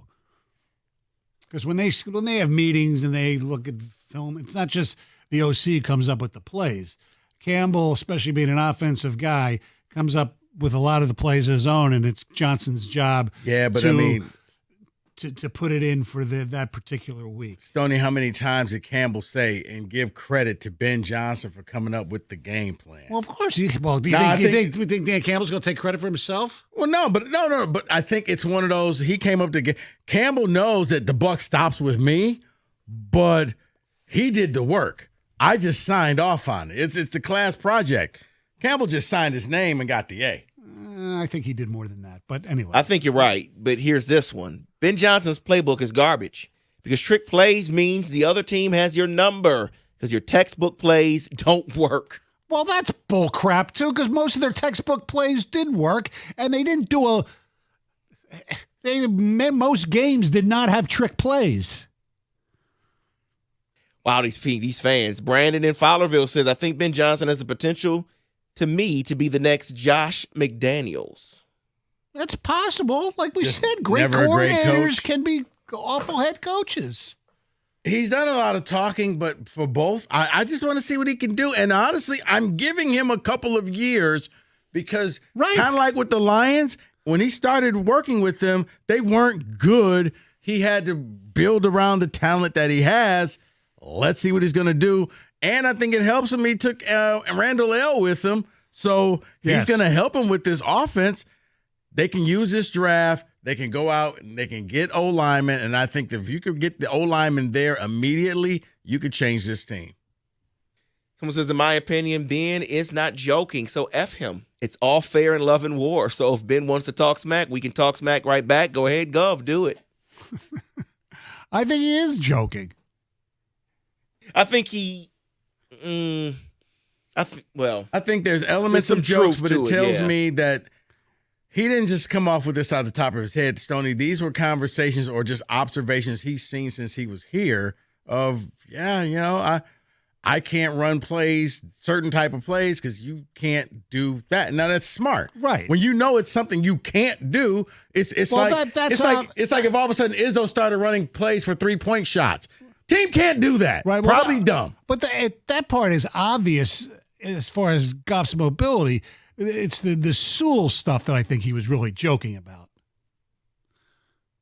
And one more here says, Ben Johnson has come off to me like Brad Offsmith with these comments lately. Did a great job with the Lions, but the arrogance has shined through. I kind of thought he might have been a little arrogant at times. There's nothing wrong with that. A lot of successful people are arrogant. But it's the whole, calling somebody a retread and calling them trash that I think is just a little overboard by our good friend, the Gov. That's all. 248-539-9797.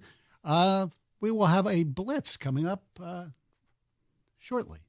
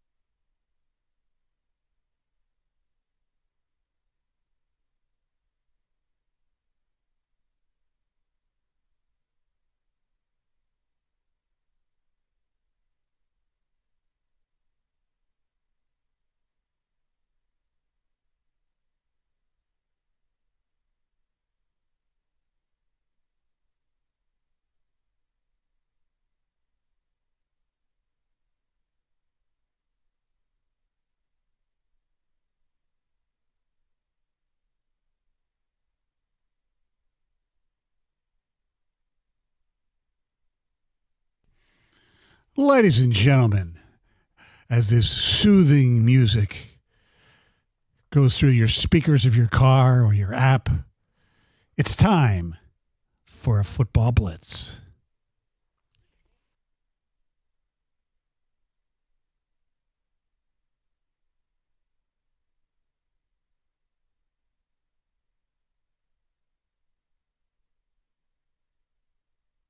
Well, the NFL season has been over for a few weeks now, so the data is now in, guys. We're going to talk about the betting season of the NFL, what happened in it. So let's start here, and I'm going to quiz you. You probably will guess many of these teams.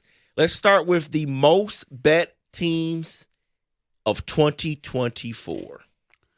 Well, I'm going to say I have the top 5 here. I'm going to say the Cowboys because even though they're the scourge of my existence, they are still technically America's team. So I'm going to say the Cowboys will be one of them. The Lions, because the Lions were very successful, would be one of them. The Kansas City Chiefs. And because of the population, I'm going to say both New York teams. I think the Lions, because the Lions were just a moneymaker. I think Vegas has just hated the Lions because people just made money. Right. I'm going to say the Chiefs, Eagles, Lions, Browns, and Giants, because you could always bet against them. All right, so let's go through it here. Number 5, the Baltimore Ravens. Okay. Well, we struck out on that one. Baltimore Ravens, they were rewarded with a solid 10-7 against the spread record this year, with their one underdog loss coming in week 1 against Kansas City. But they were the 5th most betted team in 2024. Number 4, the Cincinnati Bengals. Wow. Cincinnati Bengals. Suck. I know. At number 3, the Buffalo Bills. Oh, my God. If we strike out between the two of us. Buffalo Bills at number 2. The Kansas City Chiefs. We got one right, yes. So you got that. Since the Chiefs, over-unders were some of the most bet all season, according to ESPN Bet, because they didn't look the greatest. So people went with the over-unders for them in their games. They were 7-10 against the spread this season. And the most bet team of the 2024 season, the Detroit Lions. Okay. All right, we get the Detroit Lions. They went 2 right, yeah. Went 15-2, and it says here at plus 1,000, Detroit wasn't, of course, the favorite to win the Super Bowl. Was still one of the most popular wagers, though. They were at plus 1,000. They became very popular. I remember we were out at Circa, and people were putting a lot of money on the Lions preseason. I remember that's when Mike guaranteed, he didn't guarantee. Right. He was like, they're going to win the Super Bowl. So I was like, man, buddy, seriously? No, they're going to win. I give them credit. Yeah, they went 15-2. Yes. And it looked like throughout the year that was going to happen. So, okay. I just figured the Cowboys because they're the Cowboys. Yeah, they didn't hit it this year at all. Let's get to some of the best against the spread and worst against the spread teams of 2024. You don't have to guess this. I'll go through the best against the spread teams here. You have 3 teams tied at number 2. The Vikings, the Lions, and the Denver Broncos were all 12-5 against the spread this season. What's interesting is probably, especially early on, the Vikings and the Broncos were probably underdogs, and you took the points and you won, is be my guess. With the Broncos, it says Denver was the only team in the NFL to go undefeated against the spread as a favorite during the season, posting a perfect 8-0 record that goes down as the best in the Super Bowl era. Wow. So that was interesting there. And number 1 for against the spread this year, the Los Angeles Chargers. Because their best record, they were 13-4 against the spread. They racked up 13 wins against the number, tied with 12 other teams for the most all time. So the Chargers were really good against the spread this season. The worst teams against the spread. You have tied for 5 is the New York Jets and the Seattle Seahawks, which were 6-11 against the spread. San Francisco and the Giants are tied at 3 for 5-12. Cleveland Browns 4-13 against the spread. The Tennessee Titans were the worst team against the spread this year at 2-15. Wow. They were so bad that they were bad covering too. Oh my Lord. It says they were the worst against the spread team in a season of the Super Bowl era. Wow. So, yeah, they were pretty bad there. Yeah, you have bad ownership. That happens even with gambling. So this next one is going to be right in your wheelhouse, Rico, because we do the prop bets, which is a lot of, player touchdowns, anytime touchdowns, things like that. So who do you think were some of the most bet players of the 2024 season? Most bet players for the 24 season. This is all about total touchdowns on this one. Jalen Hurts? Jalen Hurts was not in the top Saquon. six. I'm going to guess Derrick Henry. Saquon was number 2 most bet. He had 15 total touchdowns. And then Derrick Henry was number 1. Oh, good. With 18 total touchdowns. I'll applaud myself. So having a great year there. Got one right. Number 3 would be Derrick Henry's teammate. Lamar Jackson. So then you have Josh Allen at number 4. Justin Jefferson. You have Jamar Chase at number 6. And Jahmyr Gibbs at number 5. A lot of bets going towards Jahmyr Gibbs this season. He scored a lot. So it says 20 total touchdowns here. So, yeah, I guess that was pretty obvious there. Saquon Barkley, by the way, second there on that list, but he hurt bettors in the Super Bowl. Yes, he did. Yeah, he did. Because they were going for him all year, and they went with him again, and he did not score a touchdown. No. And he did not have that many yards. So a lot of bettors in the Super Bowl were hurt by Saquon Barkley. So I want to go through some of the standout bets of this year, which they marked here, which was pretty funny. I think this one we remember. If you remember, in early December, the Kentucky bettor who went to Circa placed a $3.1 million bet on the Eagles' money line to beat the Panthers. I don't know if you all remember that. Oh, that game was, they almost lost that game. Correct. That was where Philly won the game because of a drop pass by Leggett. Exactly. Thanksgiving. So that was a minus 700 money line, and he just barely won that basically, one. it was just like, okay, he was going to make like, what, 100,000 or something less. No, I think he was going to make 40 grand. And it was like, I guess it's minus 700. I guess it's the easy way to make money if you think about it. Right. If you have the money to do it. Right. If you got $1 million, and okay, guess what? I just made 40 grand. So some people don't make it in a year. Correct. Well, speaking of $1 million, because this person lost, they placed a bet at Caesars Palace in Las Vegas and placed a $1 million wager on the Rams to cover a 3-point underdog spread against the Eagles. Well, they lost 37-20, so they lost their $1 million there. God. And then another one here says, what about our guy? No, they don't have him on here. Oh, okay. A bettor at BetMGM wagered $800,000 on the Eagles money line for the Super Bowl. And then again at DraftKings, someone did $500,000 on the money line for Philly in the big game. So good for them. I can't even imagine what my life and stress level would be. Now, granted, they have enough money that this is play around, but still, if I knew I put an $800,000 bet, I'm watching the game by myself. I don't want to hear anybody saying, "I think your team's going to lose." Get out. If you're betting $800,000 on a money line, chances are your stress level is probably the same as mine for last night betting $20 on the Spartans. You don't give a rat's ass if you win or lose if you're betting that much money. And then I'll close it out with this one here because this was a parlay that someone put together for the entire season. They put 50 cents on this parlay. It was at plus 15 million to hit to win $79,000, and they won. They put 13 plus touchdowns for Saquon Barkley, 13 plus touchdowns for James Cook, 13 plus touchdowns for Jahmyr Gibbs, and 13 plus touchdowns for Bijan Robinson. Just those 4? Just those 4. And he put how much down? 50 cents. 50 cents, and he won $79,000. Oh, my God. What are we doing? Really? You do the math, put down $10, you know what you're going to win. Oh, Lord. 50. 50 cents. You know what that was? I got 50 cents left in my account. Yeah. All right, let's just go big or go home. Yeah.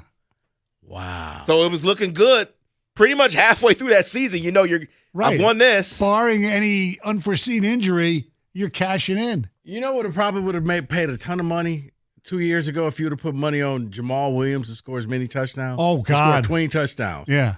Probably took that 50. You're right. Wow. You're right. Wow. Okay. And that is the football blitz for today. 97 won the ticket.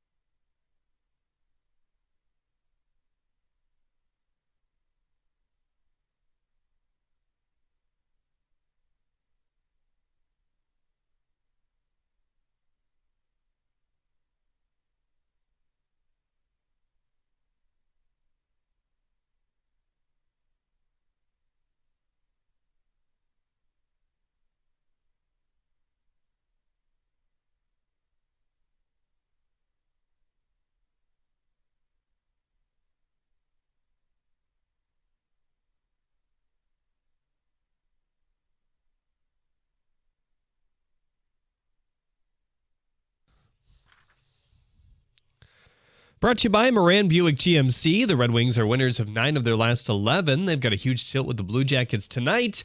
Here at the 7 p.m. face-off right here on 97.1 The Ticket as Cam Talbot will likely make the start and goal. Tigers infielder and outfielder Matt Vierling is dealing with a shoulder injury. He's considered day-to-day. Ex-Lions GM Martin Mayhew retiring from the NFL. Last season, he served as an executive/advisor to the GM for the Commanders. Ex-Michigan State defensive lineman who was with Oregon last season, Derek Harmon, ran a pair of sub-5 times in the 40-meter dash at the NFL Combine today. The pressure is on Michigan basketball tonight to keep up with the first-place standings hopes after the big MSU win last night at the buzzer. The Wolverines are on the road at Rutgers for a 9 p.m. tip. Hear the game on WWJ News Radio 950. After a mild stroke earlier in the year, the Spurs announced that veteran head coach Greg Popovich will not return to the sideline this season.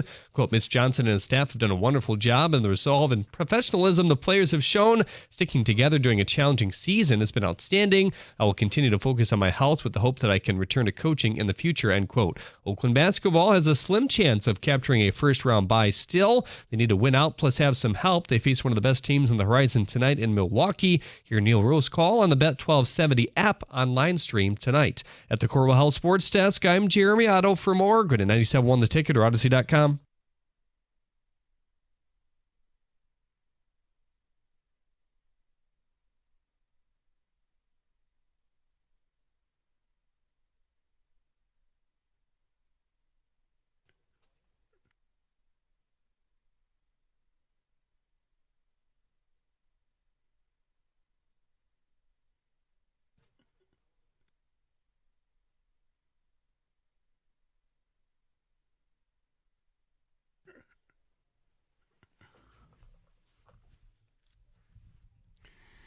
Oh, those wacky guys from 10 to 2, Karsh and Anderson. By the way, speaking of the Twitch feed, yeah, I believe we're on Twitch too, and we're on your YouTube. So check us out. And you can see what we're wearing today. Rico, I really like your hat. That's a very classy San Francisco 49ers, kind of old school hat. I like that. I appreciate that. Yeah. Thank you. Better than when they would have or at least, big bold letters, Niners. I like that better. I got both. I'm sure you do. Yeah. So. I remember Robin Williams, the late but great comedian. He did a bit and he was talking, I live in San Francisco now. And I love that football team. And he goes, Niners, 40 frickin' Niners. Anyway. All right. Speaking of show business, so to speak, one of the greats passed away today, Gene Hackman. Gene Hackman, who I first remember was in the movie Bonnie and Clyde. He played Warren Beatty's brother, his younger brother, Buck Barrow. Warren Beatty was obviously Clyde. Faye Dunaway was Bonnie. Bonnie and Clyde was a great movie. And he might be best known in, especially our listeners from Hoosiers, or maybe The Replacements. And then there was some other good movies. He was French Connection, No Way Out. He's going to always be Lex Luthor for me. Oh, that's right. Superman. Yeah. Well, unfortunately, all of them died tragically. Like his is a very strange death. Yeah, it is. I mean, him and his wife and his dog or dogs, I don't know, whatever. You got to think it was some kind of carbon monoxide dealing. The detector didn't work or something like that in New Mexico. But he was a classic. He was a great actor. And one of the great things about Gene Hackman, as opposed to some other actors, when you see Gene Hackman, you don't think it's Gene Hackman. You think it's the character he's playing. Some actors, as good as they are, it's always, it's, for lack of a better term, he's not a great actor, but like when Richard Dreyfuss was did a lot of good movies, he said, well, it's Richard Dreyfuss. Gene Hackman, whether he was Lex Luthor or whether he was Norman Dale, the high school basketball coach in Hoosiers. Was he Popeye Doyle?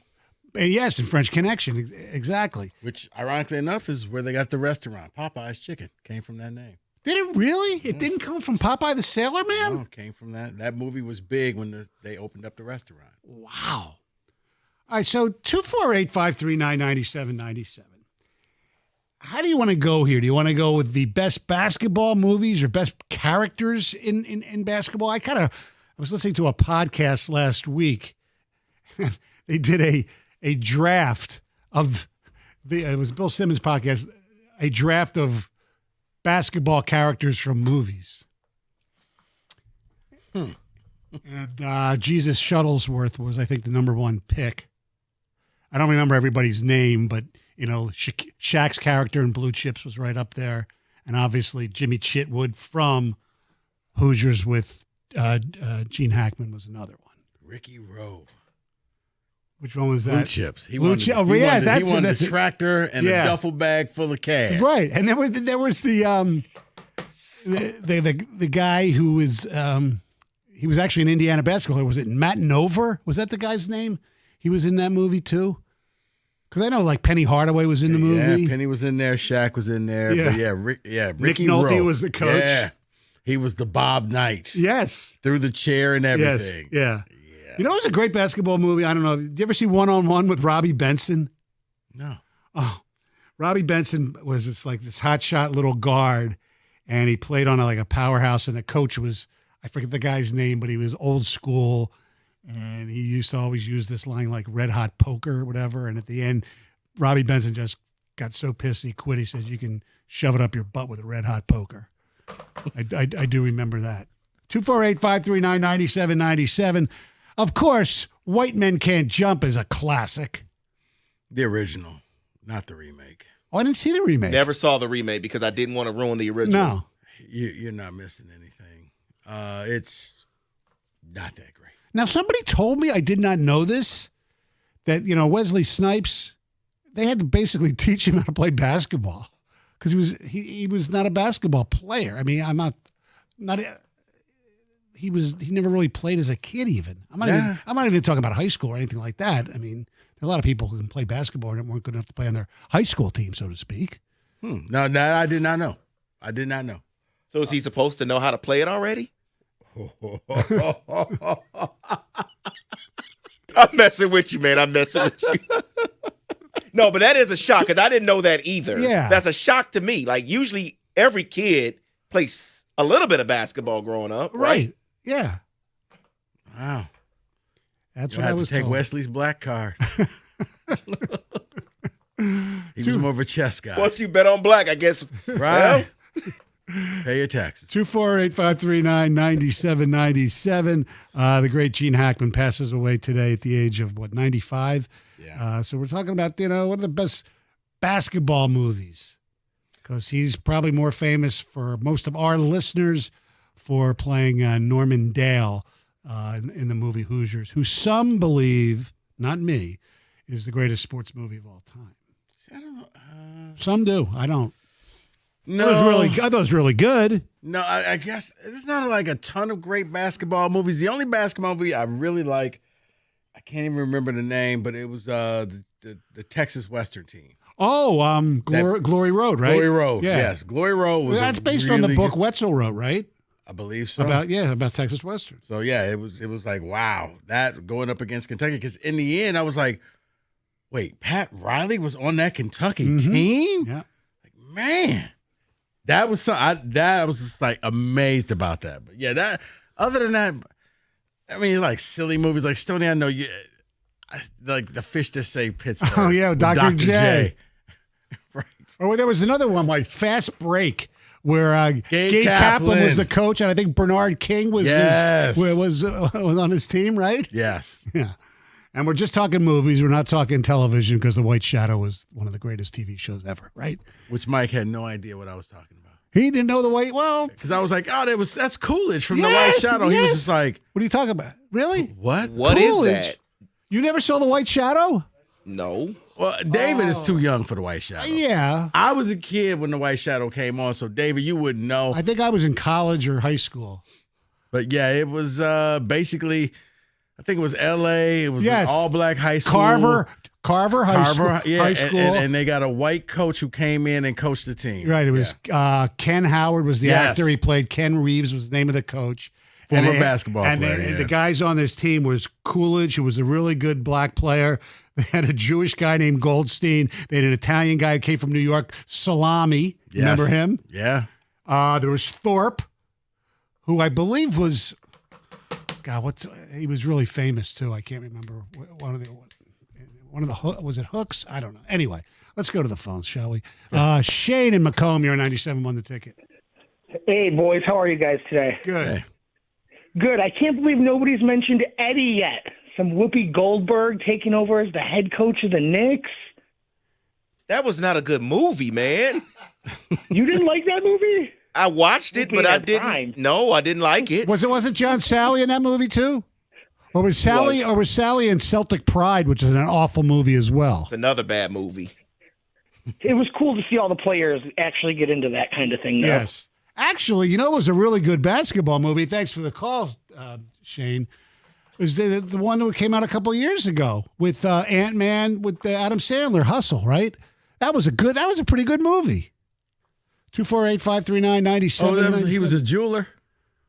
No, that was betting. something else. No, this was about betting. Oh, yeah, it was Uncut Gems. Yeah, that was Uncut Gems. Yeah. This one, he was a scout for the actual Sixers, and he had this player from Europe who actually was played by a guy who dabbled in the NBA, and I forget his name, so I'm not even going to try to figure it out. 248-539-9797. We'll take more of your phone calls coming up next. Let's talk about the Chevy dealer in the area that's been leading the way. It's Hamilton Chevrolet in Warren. Andrew Pavlik and the sales staff want to be your Chevy dealer, and they're going to guarantee you the lowest payment on your next Chevy, period. They're going to find you every discount, rebate, and incentive to save you money. Get into Hamilton Chevrolet and choose from the great deals they have in their lineup of the new 2025 Chevrolets. Selection is best right now, and they are ready for immediate delivery, including the February Rico deal. Still got a little bit of time left. A new 2025 Chevy Equinox LT for just $279 a month for 36 months. You walk in with $995 down, you drive off with 10,000 miles a year. You know the best deals are found at 14 Mile and Mound. Stop in and see my guys at Hamilton Chevrolet. Tell them Rico sent you and make Hamilton Chevrolet your Chevy dealer. Visit HamiltonChevy.com. That's HamiltonChevy.com. Chevrolet together. Let's drive.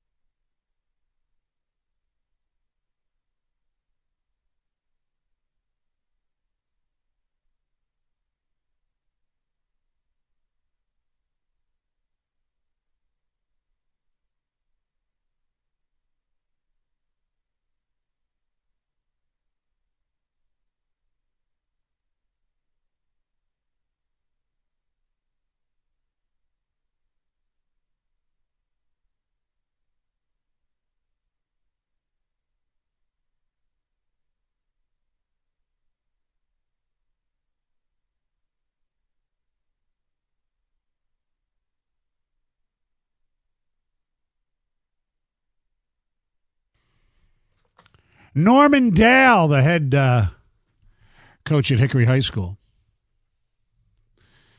passed away. That, of course, would be Gene Hackman. We're looking at the movie version of it. So we're asking one of the best basketball movies ever. Not sports, basketball. 248-539-9797. By the way, I'm not allowing Space Jam. To me, that's animation doesn't count. No, that's a basketball movie with two of the biggest stars. Okay, I guess. Michael Jordan and LeBron James. What's up, Daniel? David, by the way, if you can see his face, he's so despondent at what I love just said. Space Jam. I know. It's a good movie. But anyway, what's up, Daniel? Hello, can you hear me? Yes.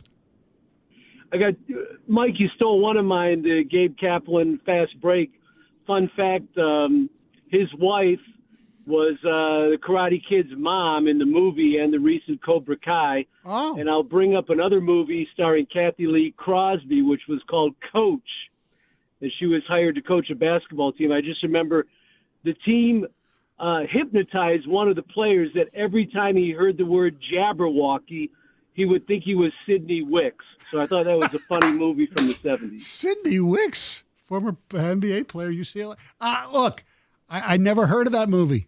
Never heard of that movie. Check it out. She was a very attractive woman, and she became the coach of a high school basketball team. And I believe in the end, she had a relationship with one of the players. So an interesting plot line. But it was called Coach from the late 70s. She had a relationship with Joe Theismann in real life, too. Let's go to Brent in Macomb. You're 97 on the ticket. Hey, how's it going, guys? Good. Good.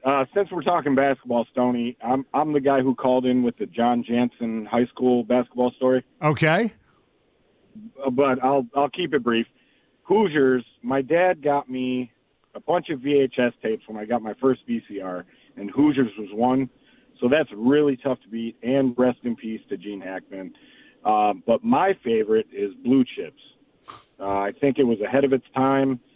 And I remember going to basketball camps and seeing guys driving up in brand new tinted out cars with rims on them and stuff. And I was like, whoa, this stuff really is going on. And then Blue Chips came out.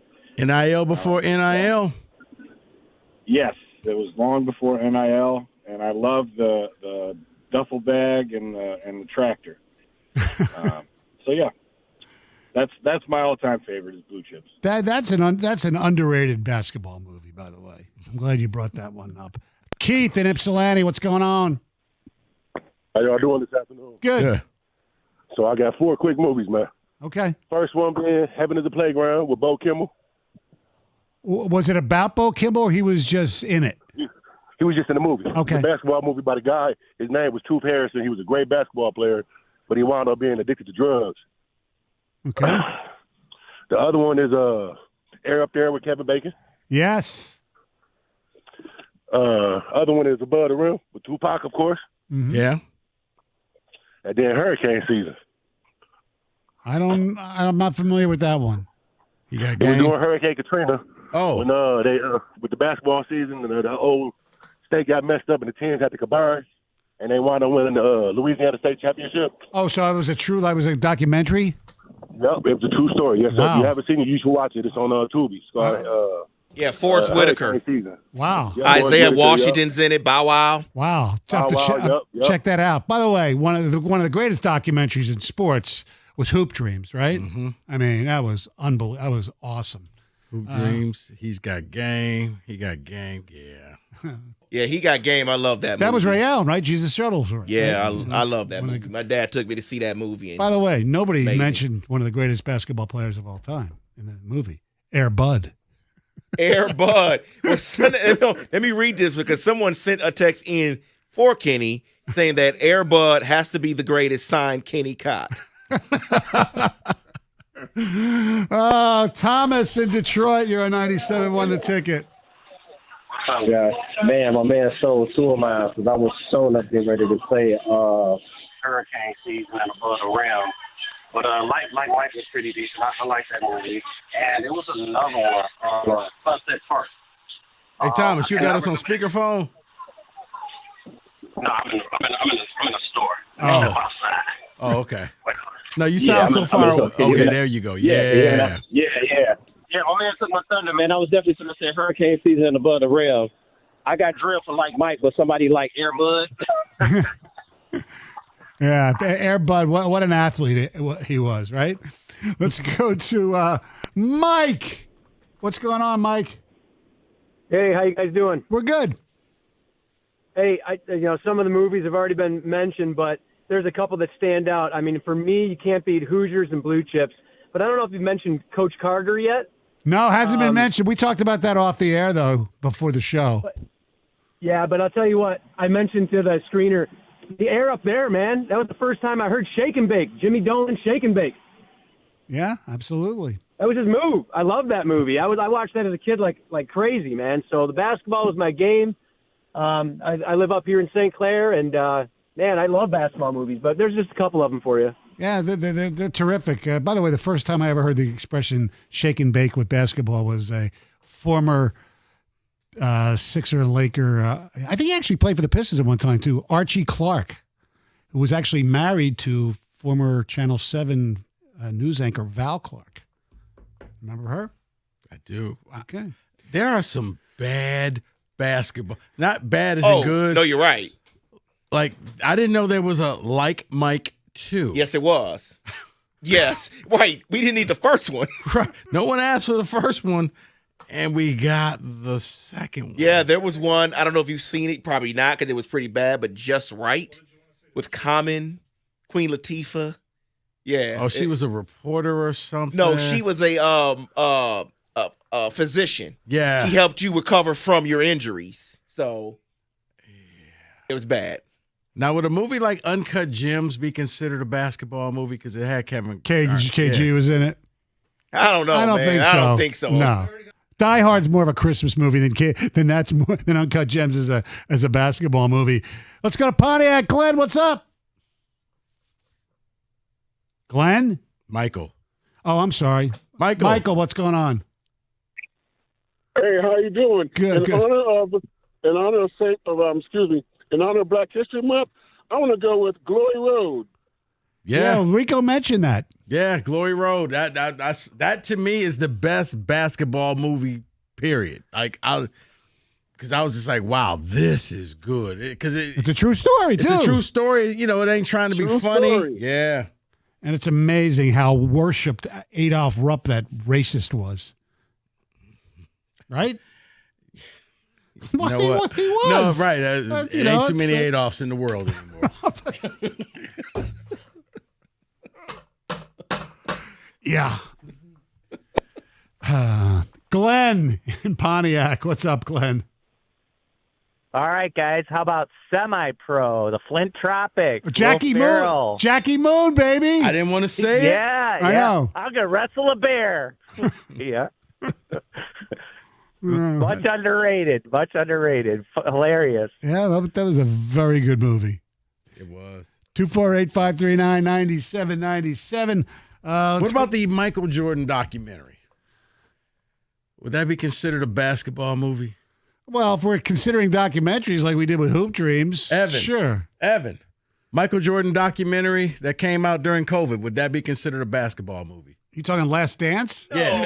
No, he did have a movie come out in the IMAX in like 99 or something. But no, that's a TV show. That's Okay. like saying Will Smith in Fresh Prince of Bel-Air is like the best basketball player ever. Oh, you know what I mean? Because he played that one time with Carlton. Did he play Carlton took that awful shot. Did anybody mention Hoop Dreams at all? Yes, I did. Yeah. Who were the players? It was Arthur Agee, right, who played at Tennessee State or Tennessee Tech, and the kid who went to Mark guy's name? Gates, It was, William Gates. William Gates. Yeah. I've never seen this movie before. You never saw Hoop Dreams? No. Oh, yeah. You will love it. No. You will absolutely love this movie. They have Isaiah's high school coaches in it. I'm shocked I have not seen this. Yeah, they followed him around. Yeah, it is a great documentary. Oh, yeah. So they go to the Cabrini Green projects and yeah. everything. Oh, the state championship stuff. It's my Lord. It's fabulous. And the kid William Gates, who was supposed to go to Marquette, I don't know if he ended up going. He had an injury which kind of screwed him, but I mean, it was great. No, Scott, you're on 97 on the ticket. Hey, I concur. Stoney, Hoop Dreams, great movie. But I can't believe you have to remember this one, Stoney. The Fish That Saved Pittsburgh. Yeah, with Dr. J. We talked about that one. My neighbor just texted me that. Oh yeah, I came in a little late, but yeah, that was a great movie. Yeah, that and that's up there with Fast Break back when I was a kid. Another great. Yeah, I know you had mentioned that one, but another great movie. Yeah, Fast Break with the great Gabe Kaplan as coach. I was a big Dr. J fan growing up, and when you go back and rewatch some things as you get older, you're like, wow, the age of innocence. Like, I thought this was a great movie, and then I rewatched it. Was like, I can't believe I actually like this movie. I got to show you my Dr. J picture with me from back in the day. Really? Oh, yeah. It'll go with what we talked about before, too. Gotcha. All right. Now, can we consider Coming to America a basketball movie? Because yes! Kenny, cut!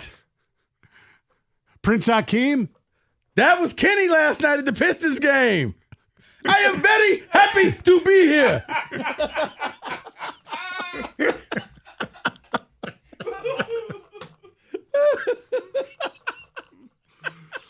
Oh, 97 won the ticket.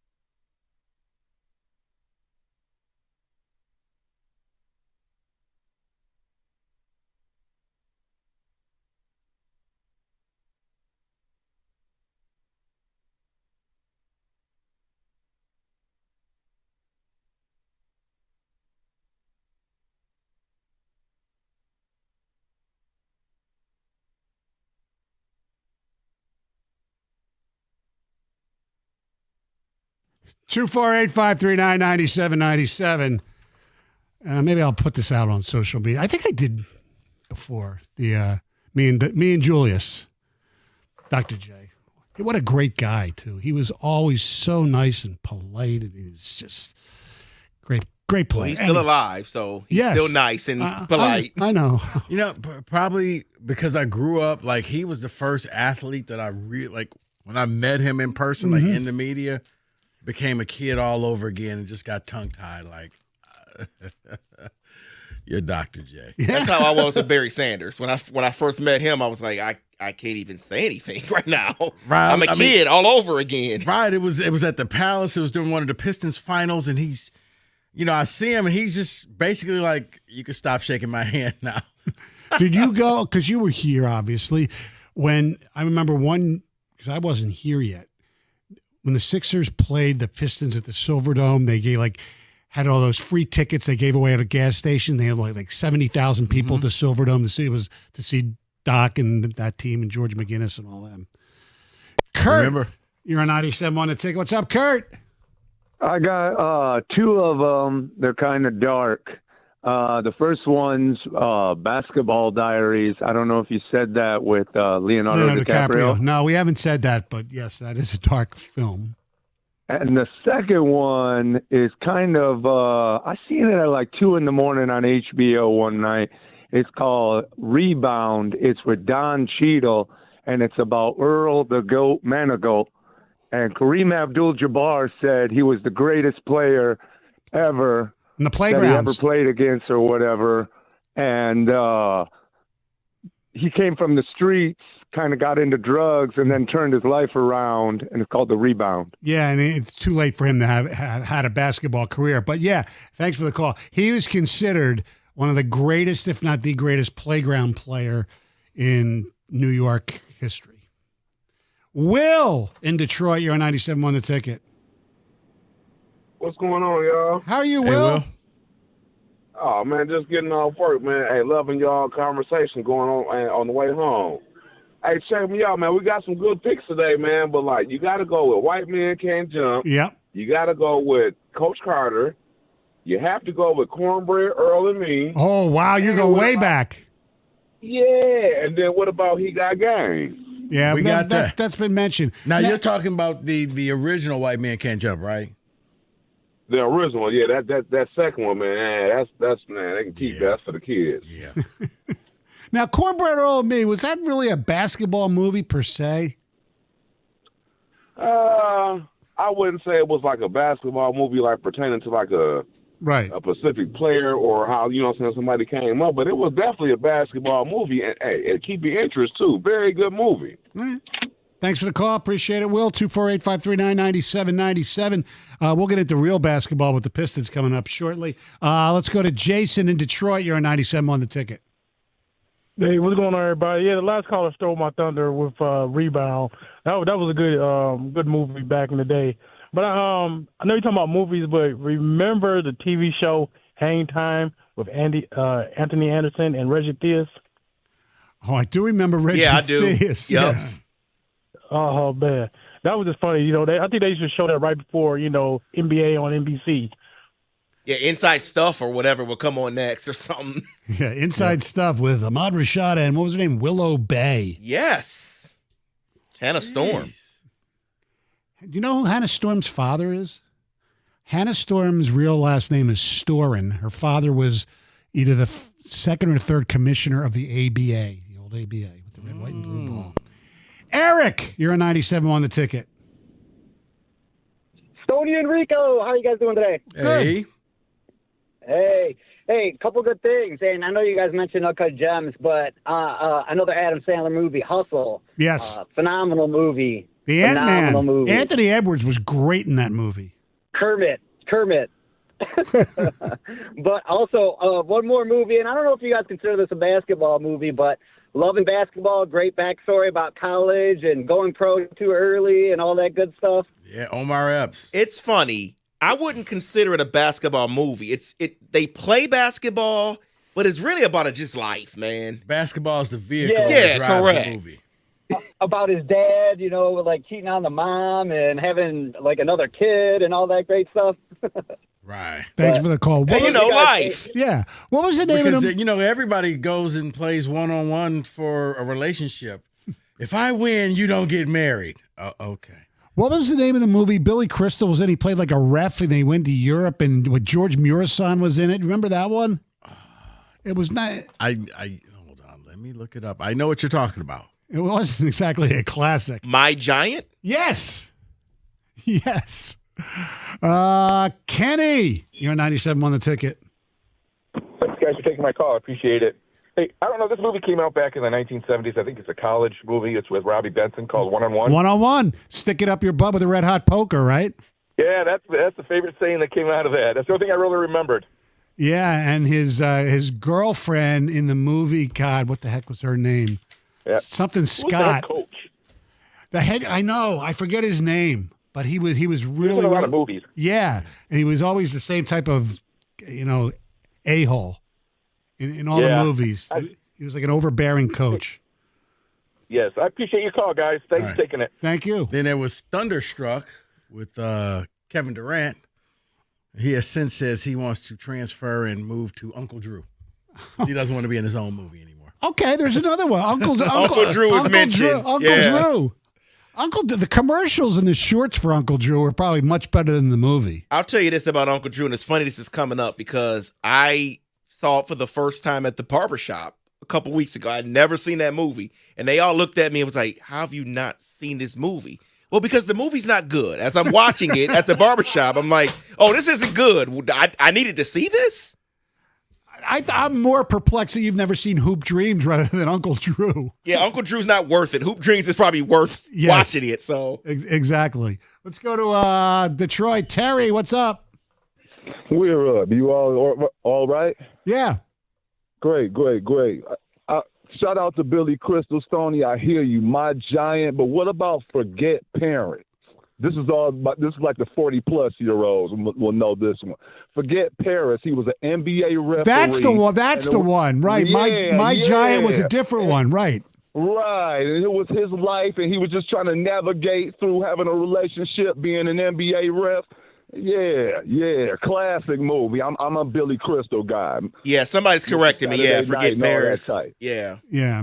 Did you like? Absolutely. And shout out to The Sixth Man, too. A good, bad movie. Kadeem Hardison and Marlon Wayans. Oh, yeah. Wow. That's a bad movie. That's what Touche. Yes. Touche. That's what he said. Thanks for the call. Appreciate it. Don, you're on 97, won the ticket. Hey, that last guy, he figured it out for me because I was trying to figure out what was that movie with Marlon Wayans and Kadeem Harrison, and he said The Sixth Man. I was like, thank you. That's what it was. Hey, but y'all remember the TV series White Shadow? Yeah, we were talking about that. The White Shadow, with Coolidge and all those cats. Yes. Yeah, that's one of my favorites there. Do you remember? I believe it was the White Shadow. Remember, Sparky Anderson showed up and talked to the team. Believe it or not. Yeah. The funny thing is when you see the age of Sparky Anderson at the time. Oh my God, he wasn't that old. No, but when he managed the Reds, when he had hair that's whiter than even mine now, he was like in his late 40s. Yeah, because I remember he was on WKRP in Cincinnati. Yes, yeah, exactly. It was weird because when he was here managing the Tigers, Daly was managing coaching the Pistons. People couldn't believe it. Chuck Daly was older than Sparky Anderson. Because, you're looking at him like, Sparky was like 40 at that time? He looked like he was already 60. Yeah.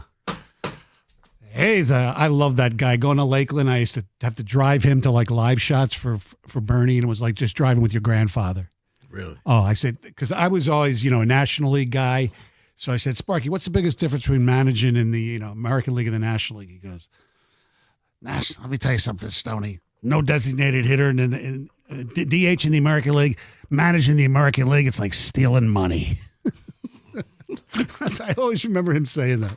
Let me read this to you because you mentioned how Wesley Snipes had to be taught how to play basketball, basically. Someone says they also had to teach him how to throw a baseball for Major League because he did not know how to do that either.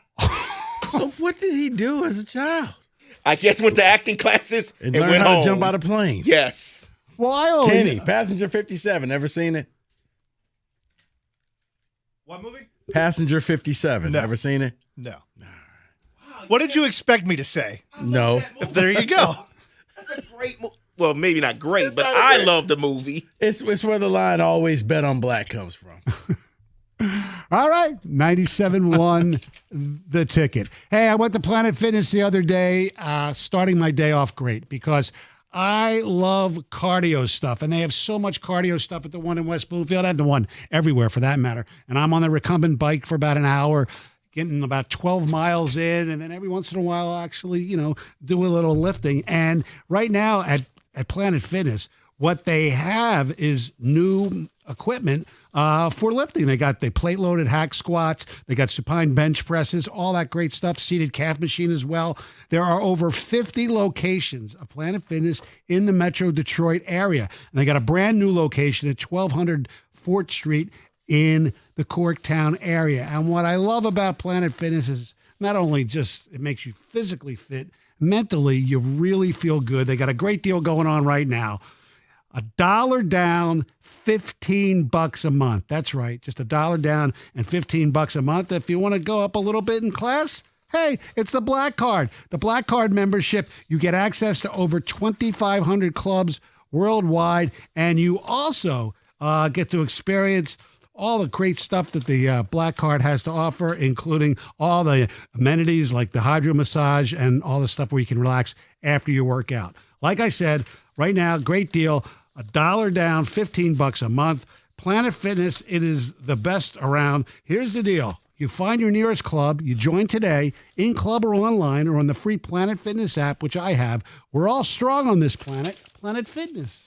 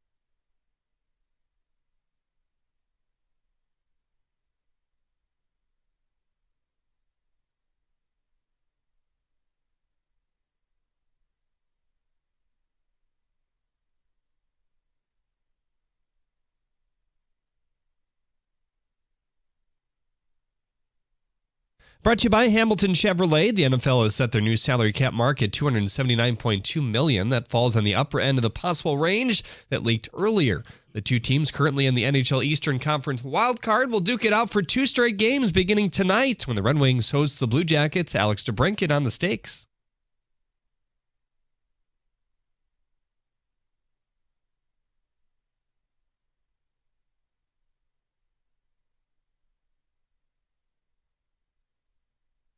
Pre-game at 6:45 right here on 97.1 The Ticket. The Tigers were a split squad today, facing both the Red Sox and Rays. Spencer Torkelson and Jake Rogers each hit homers. Kenta Maeda relieved Jack Flaherty after 2 shutout innings. Maeda pitched 2 zeros of his own, but then gave up 3 runs in the 5th.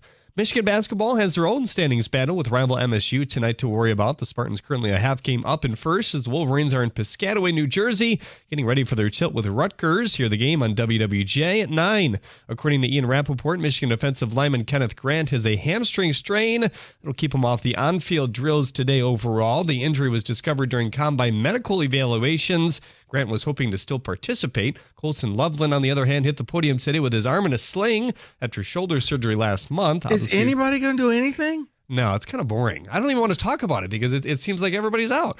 Ruling him out of any combine activities as well. Chiefs star tight end Travis Kelce texted Pat McAfee that he did not want to go out on last season's results. He's coming back next season. At the Corwell Health Sports Desk, I'm Jeremy Otto. For more, go to 97.1 The Ticket or Odyssey.com.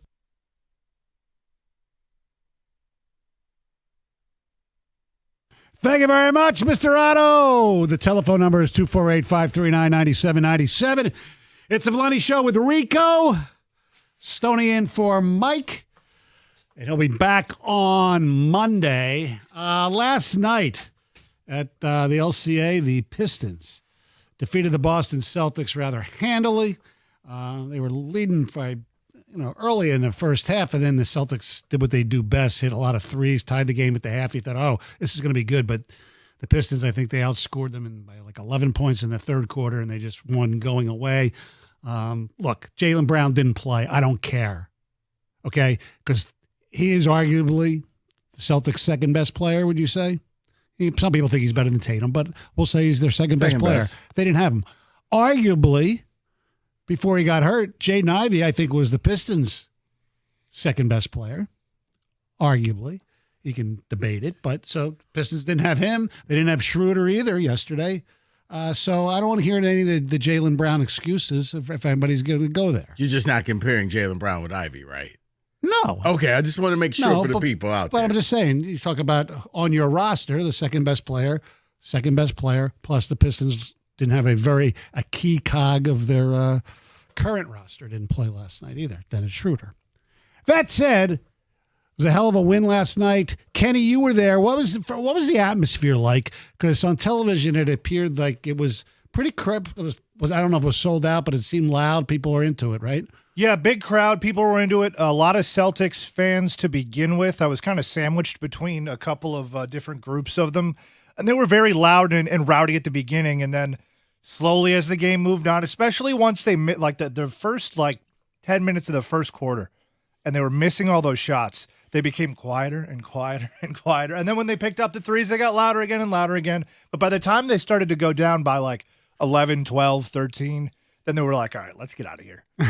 Now, this is the first time you were down there for a while seeing a Piston game. What were your impressions of the team, seeing them in person, Cade and everybody else? It seemed to me that it was a very try-hard team. It was a team that actually played defense, which, I mean, I've watched NBA. Despite what you guys think, I've watched the NBA. Right, I know. And kid. It seems to me that this team actually gives a blank, if you know what I mean. Yeah. And I haven't seen that in a basketball game in some time. And watching them on TV, I felt that way too. But seeing it live is a little bit different, especially because you're right. I haven't been to a basketball game in quite some time. Was that a statement win at all last night, or just the fact that they won their 8th in a row? They snapped a 12-game losing streak that they had to the Celtics. Does it mean anything besides just another win right now on the streak that they're going on? You know, Tony, I think that this could be a statement win. I really do. Sometimes you hearken back and you don't realize something is going on in the moment. When you take a step back, you're like, wow, that was the moment everything changed. You go back to the end of the 22 season with the Detroit Lions, and they played the meaningless game because they were already eliminated from the playoffs against the Packers, but they didn't care. They went out there and they ended Aaron Rodgers' career in Green Bay, and they won the game, and everything changed for Detroit after that. Detroit became a have. Mm-hmm. Detroit became a team, a reckoning, a force. You look back last year, and the Tigers played in that the Little League in that Williamsport game against the Yankees. Right. And it was in October. It was all about the Yankees, and the Tigers had the walk-off 3-2 win. And you look back and say, you know what? Maybe that's when the tide turned for the Tigers, where they went from being a cute team to we need to pay attention. Wings finally I asked Kenny for the Wings moment, but when they fired the coach. And then all of a sudden, they started playing better, and maybe that's going to be the guy. So I say all that to say I'll land the plane. Last night's game against the Celtics, because that's the defending champion, and you beat them, and you beat them. Yes. Okay, I don't care who was playing like you or not, but it validated the entire season that night, and that's a lot of pressure to put on a game, but they handled it. They went out there and they got it done at home. And I do wonder if that's going to be the game where we take a step back and be like, that's when it all changed for the Pistons that night against the Celtics at home. 248-539-9797 was last night that statement game, or you still have to wait a little more. I mean, they play Denver tomorrow night with the Joker and Jamal Murray and that team. Now, they're coming off a back-to-back. They play Milwaukee tonight, does Denver, and then the Pistons are home against Brooklyn on Saturday before they got to go on the road for a little bit. But what is amazing to me is how, I'm not going to say it's like the Lions, but in a weird way, it's somewhat similar from the, acclaim that they're getting nationally. We have the monitors in the studio. The lead story on Around the Horn is the Pistons. Right. What's their max in the Eastern Conference this year? All those First Take, all these shows, they're all talking about the Pistons and how great it is to see Detroit basketball back again. And that's why I said I think last night was a statement game, because you know what they became? An overnight sensation to the America, to the world. Like all of us, hey, guys, did you know the Pistons just beat the Celtics? You forget about all the stuff that they've done. Right. You forget about the winning streak they had. Last night was their coming out party. Right. Last night was that game where I do think you're going to look back years from now and said their fortune changed, and they got validated that night. I needed Cade to show up. He showed up. I needed them to play exactly how they did. Like we talked about it. Okay, a moral victory. Okay, can you don't get blown out, but preferably blow them out. Yeah. And you did. And they did. I mean, earlier in the week I was mentioning, they're on this streak, but they beat a lot of crappy teams. And then, Monday night it was the Clippers who were playing pretty good. They had a few guys out too, but irrelevant. Okay. Last night, Boston, they got Denver ahead, and it's just, it's different than the Wings, because the Wings teetered on it last year. And it's a good analogy about, when they fired Malone, but it's just for somebody who really loves the Pistons to see people get invested again in this team. It's really, really good. 248-539-9797. Do you see things the way that I do, that last night was a turning point for this team? Not here in Detroit, nationally. You got respect. People are talking about you. You can't go backwards anymore. This was the turning point. Or what do you need to see from the Pistons before you finally believe that, yes, they have officially turned the corner? 248-539-9797. David, you about to say something? No, I was going to say that you're right. I was making sure they didn't get blown out. They didn't look horrible yesterday. But as I was watching that game and they started dominating and they started putting forth that effort to really take control of that game, and I'm like, this team is good. Like, I believed it, and that's me believing it really don't mean anything, because I've been a fan for the Pistons for a long time. So I'm a sucker for them, okay? So they could not be good, but I'm going to tell you they're good. Last night, I think the world was that's watching. That's why people are talking about them today on TV, because you're right. The world was watching, and they're like, wow, how good is this team? Because that's the defending champions, and you handle them in your house. I think probably the only thing better would have happened in Boston, but you did that It wasn't the Bulls. It wasn't some lowly team. It wasn't the Hornets. It wasn't like anything like that. You played them and you destroyed them. You beat them, and it made people take notice of, okay. And I think it reminds me a lot of, when the Lions, everybody was watching that game, and it was meaningless. But it was the Sunday night game, and it was the last game of the year, and they went out there and showed America, remember my name next year because we're going to be good. And what's crazy about that is that was the last game of the season and the wild card weekend was coming up. Yet NFL Network that week was talking about the Lions. Yes. And they weren't playing in the wild card weekend. Right. Season was over. They knew. And the crazy thing about that was they found out, 3 hours before kickoff that they weren't going to be in the playoffs. And they still gave the effort. They still gave the effort. And it was, no. Aaron Rodgers is going to go ahead and take an L. His final game is an L signed Kirby Joseph. A good one, too. 248-539-9797. The final stretch of the NBA season, well, it's heating up. So get in on all the action on ESPN Bet Sportsbook. As a matter of fact, here's a parlay for tonight. You got the Golden State Warriors at the Orlando Magic. Take Steph over 20. Take Jimmy Butler over 15 points and Draymond over 5.5 rebounds. Parlay that together at plus 170. New ESPN Sportsbook customers can bet $10 to get $100 in bonus bets and unlock 30 days of ESPN Plus. Download the app and sign up with promo code Radio100 to get started today. Odds and lines subject to change. Must be 21 or older. Gambling problem? Call 1-800-GAMBLER. Terms and conditions apply. See app for details.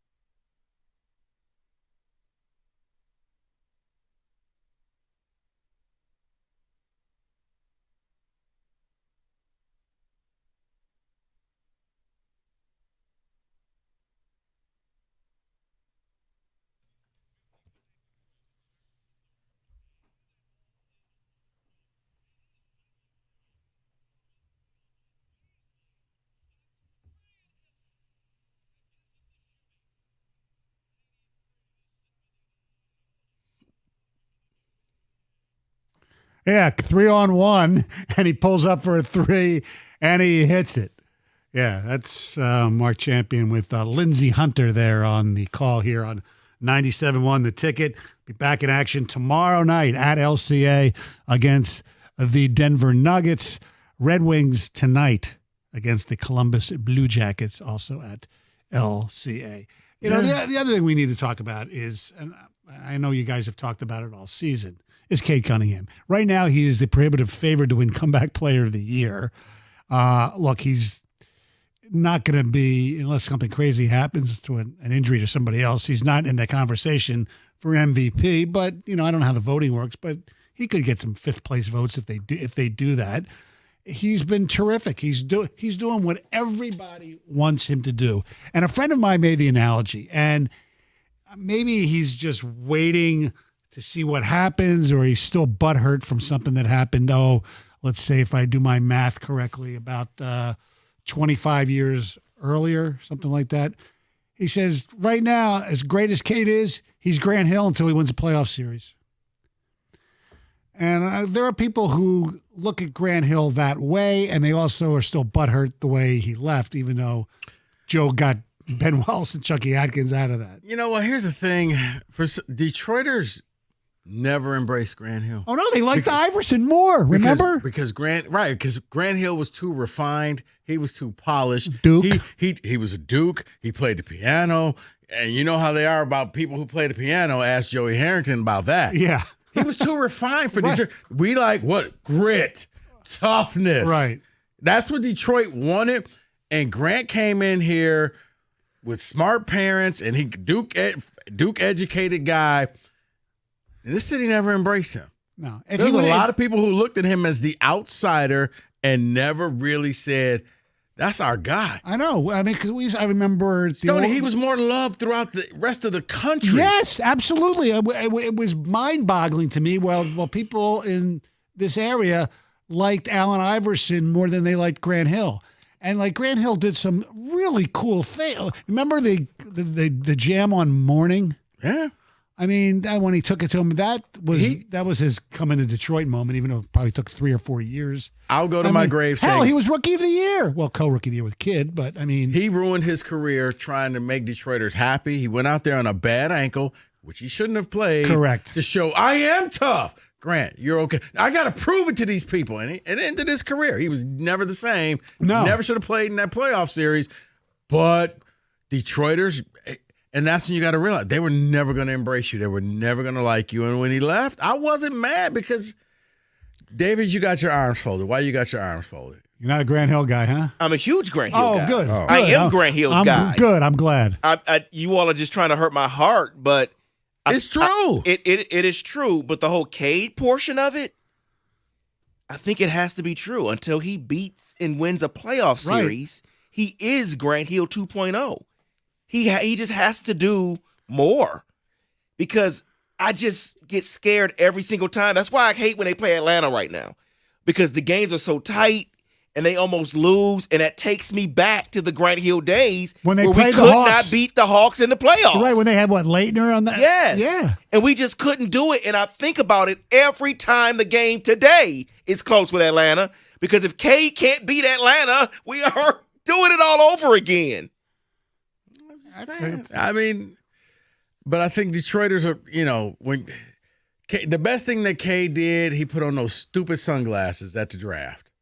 And that got him, the city loved him. Oh, he wears buff, so he's our guy. Grant, unfortunately, never had that opportunity. He was never loved in this city. He would make the All-Star team, be the leading vote getter, and probably get like 5 votes out of this city. David, you and your cousins. Yeah. That was it. Look, the way he left a bad taste in a lot of people's mouths, but whatever. Can you leave a team in a good way? I mean, I would be more pissed if the way Allen Houston left. Yeah, I was never angry about that. Allen Houston was like, yeah, I'm coming back. And then New York was like, but I'm going to take this quick trip to New York, but I'll be back. Yeah, I ain't coming back. I was never upset about it because, again, I'm such a huge Grant Hill fan. I was just like, okay, well, we still got Grant, so I'm good. Do you realize that the way the draft rules and free agency was back then, because the Pistons drafted Lindsey Hunter, I believe, 10th, and Allen Houston 11th. If it was the other way around, Houston would have had one more year in Detroit before he could have become a free agent, and Hunter would have been the one who could have left early. And Allen Houston really had that really good season with Grant Hill under Doug Collins. And I'll never forget, me and Wojo at the atrium at the Palace announced the reveal for the teal uniforms. And Allen Houston was one of the models, and then he left. So he never wore it on the court, but he wore it there for the fans. But you love that uniform. I do love that uniform. I love the teal uniform. It's amazing. You know what I like better than that? The like maroon or whatever. The maroon, yes. I'm going to go ahead and put them all encompassing together. They're all great. They're all awful. No. Take those uniforms, take the Michigan Bumblebee uniforms, and just burn them. Well, the Michigan Bumblebee one of the worst uniforms in history. So you just go ahead and burn those. So now I got to wear my teal hat tomorrow for you. Why? Thank you. Because I love it. If it was, was you gonna get it signed by the Junkyard Dog? Oh my! Don Reed, right? Lou Rowe. Yeah. The alternators love. Here you go. I love. Thanks for supporting us, David. Sign all of the alternators. John Barry. I love John Barry. He's a great dude. The alternators. All right, we'll be back. We're gonna have special guest Zeliko Rabrach is gonna be with us. Bobby Sura. Oh, man. I got some ticket checks here for you. Someone says that win last night was definitely a turning point. This team is seriously good in putting the NBA on notice. That is John in Shelby. Someone else says, hey, fellas, this is Bill in a truck. Question for you. Will the Pistons get to 50 wins? I don't think so, but where are they at now? Well, they're going to play a tougher schedule. Yeah. How many wins they are they now? They got to go back on the West Coast. How They're many at wins? 26. Am I wrong? 26? I don't think they're going to get to. They're at 33. I'm 33. sorry. They have 26 losses. 33. Yeah, they're 33 and 26. More wins. So that's 59. So they got 24 more games left. Yeah, I don't know, man. No, they're not going to. I don't think so. No, they have to go 17 and. No, they're not going to go. Yeah, no. You may get to, you know what? You may get to 45. Yeah. Yes. You'll see 40. I can promise you that. Yeah. And if they get to 42, it means they're over 500. I remember, Evan and I, and by the way, we dropped another edition of Restore the Floor today. And as they call it in some cycles, an emergency podcast because the team did really good yesterday. So our goal before the season was to double their win total from last year, which was 14. You get to 28, progressing. And they've obviously done so much better than that right now. And, I'm not going to put him in the same realm as Brad Holmes yet, but Trajan Langdon, early results are pretty damn good. Yeah, it is. It's going to be a huge offseason to see what kind of moves he can make because he has to get somebody to pair up with Cade. Yeah. And it's not KD. No KD. Man, but I like the trade he got and picking up Dennis. I like what he brings. Oh, I do too. And the Beasley signing, and the fact that Beasley wants to stay here, hopefully. Yeah, they need, the Cade Crusader needs his Robin. Yeah, I what I can't wait for is when they change your podcast name to The Floor is Restored. Because very soon it will be. It is restored, man. Yeah. Yeah, Pistons basketball. That's Eastern Conference Finals. Then you can change the name. That'll be in a couple of years. And then I have this one. Of course, we have to get one from someone saying this. All of this for a first-round exit. They haven't beaten anyone in the best of 7. They won't. Nort from Pinckney. Well, what did you expect, Fun fact. though? Hold on. Fun fact. You have to make the playoffs before you can beat somebody in the best of 7. That's what I read somewhere. Yes. Fun fact. You can't win if you don't make the playoffs. You're constantly in the lottery. Okay? So that's a bitter person right there. But maybe, just maybe, back away from the phone. Crawl before you walk. Let it happen. Walk before you run. Yeah. Like, man, you writing off this team already. Like, you just. I guess the playoffs started last week. I don't know. You know what? I get it because you get angry. This was Lions fans until all of a sudden the Lions started winning. Oh, just wait. And trust me, there's still some out there. They went in hibernation. Oh, but the 3 letters, they're not gone. They're just frozen in a block like Captain America. You had to bring up that. 97 won the ticket. All right. You know what? Listen here. How about some good news? It's deck season. And if you don't like your current deck or if you're dreaming of adding a new one, take it from me. Call Koi Construction. They designed and built my perfect deck. I couldn't be happier. And now, hey, Koi can do it for you as well. They work year-round, so even though the snow is melting, they will still come out to your house. They will design and build a deck for you and have you prepared for the spring and the summer. And you can be out there watching Pistons games, Wings games out on your deck with your TV out there, barbecuing, everything. Koi Construction can make your dreams come to life and build that perfect Trex deck for you. And the beauty of the Trex deck, you don't have to stain and do all of that stuff every year like your neighbors will do. You just sit back there, relax, and drink your lemonade or whatever you're drinking and laugh at them. Don't wait until the weather warms up. Call Koi Construction today to get on their schedule. Your weekends will be spent on a relaxing deck. Call Koi Construction's team right now and let your vision become reality. Call them today and get your deck project started.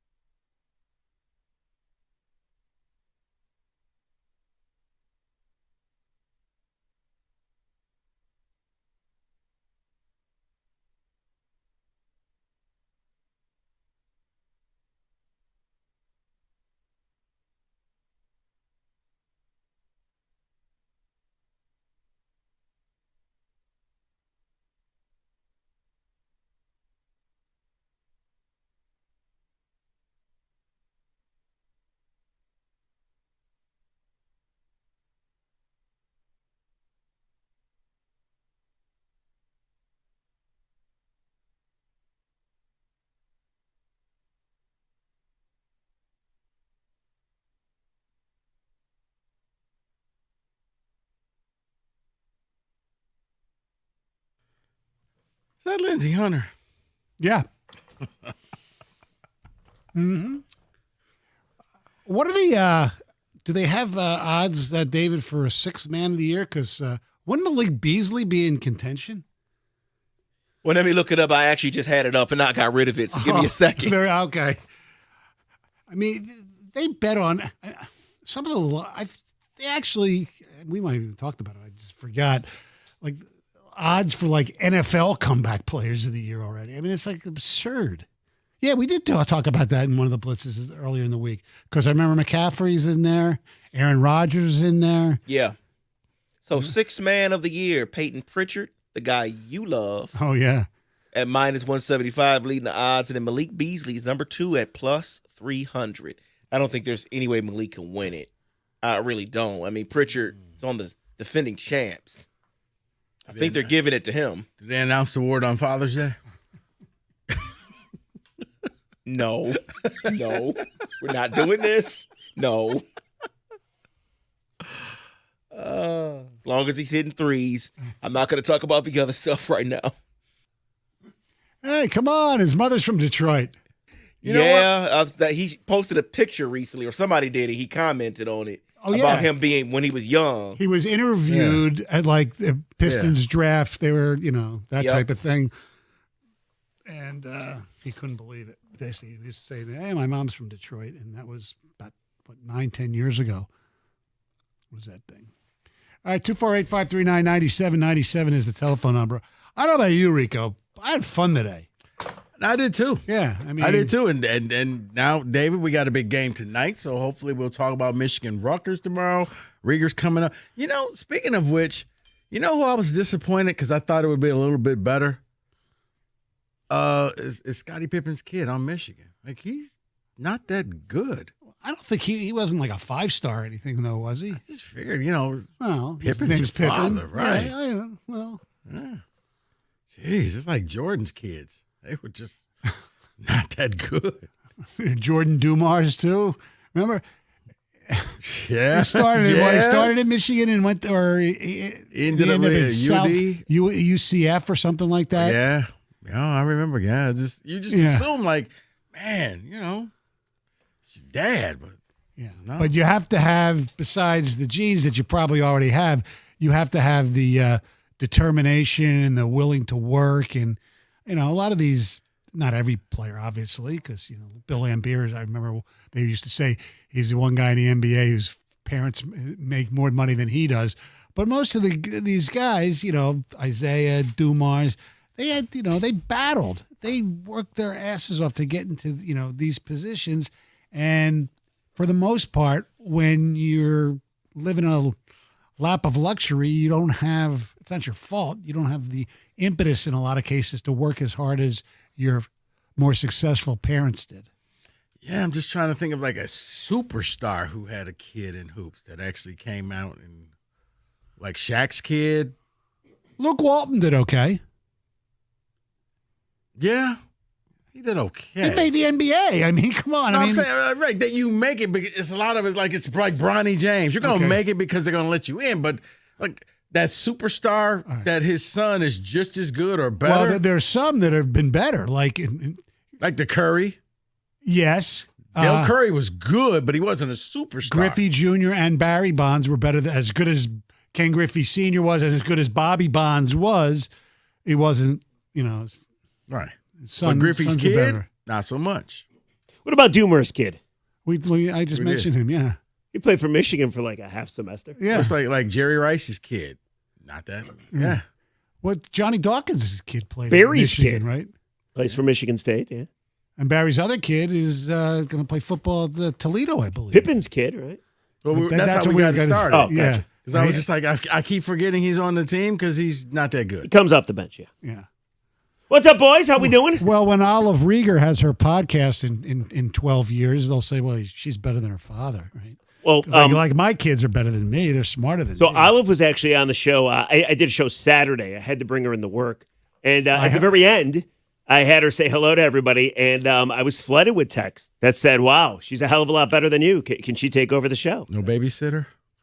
No.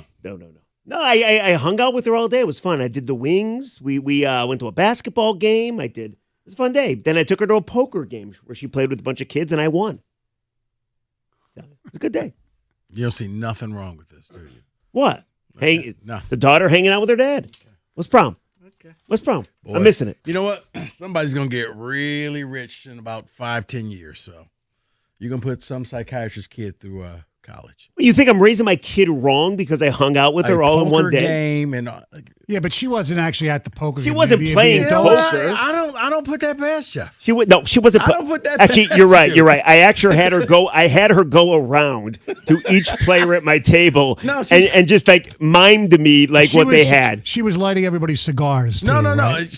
They had a code. She was pouring shots as well. No, they had a code, so she would see what their cards are and say, "Daddy, can we go here?" Yes, and that meant for instance, Ulta meant somebody had pocket jacks. Right. Sephora means pocket queens. Right. Yeah. Absolutely. Pocket aces. Yeah, there you absolutely. Go. I know Like you. Target, pocket aces, the 3 stores she loves. Claire's means somebody has a full house. Right. Daddy, can we go home? Mean fold.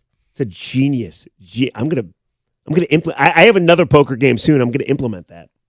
No, she plays with the other kids, dude. Okay. Come on. So we got the first of a home and home with the Blue Jackets coming up after your show. Big game. Of course, Columbus is chasing the Wings for that top wild card spot. Do you know? And I heard this on the morning show today. The Gov reminded me of this, and I didn't realize this, I guess.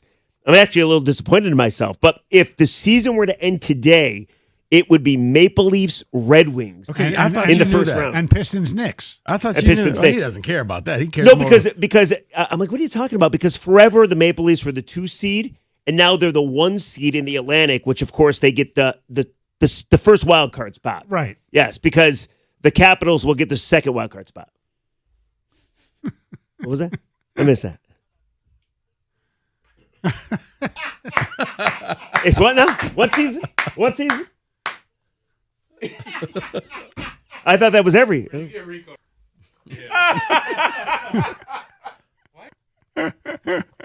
Wow. All right. All right. Familiar. How about some good news? Trey Holloman. Yeah, that was great. Hey, you got a big game tonight. Yeah, Rutgers. big one. Big one. Rutgers. That's right. Ron Harper's And then kids tomorrow play the tonight, Pistons right? get the Nuggets, and then Saturday Wings play at the Horseshoe. I mean, it's a big week. And then Sunday? Sunday is a great day to just sit at home and do nothing because you guys play Wisconsin and Michigan plays Illinois.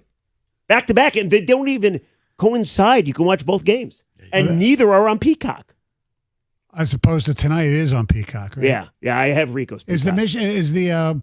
I know Michigan State games at Breslin. Is Michigan game at Chrysler against Illinois, or is it in Champaign? Yeah, Michigan doesn't go on the road anymore. Yeah, they're done, with When was the the last time exception they of went on the road? going to Breslin. When was the last time? Nebraska, and that was it. They went on the road Monday night. I said Nebraska, and that's it. You've been Just saying. every game's been. They've at home. gone on the road just as much as you guys have gone on the road. Yeah. All right, Rieger coming up next. We'll see you tomorrow. 97 won the ticket.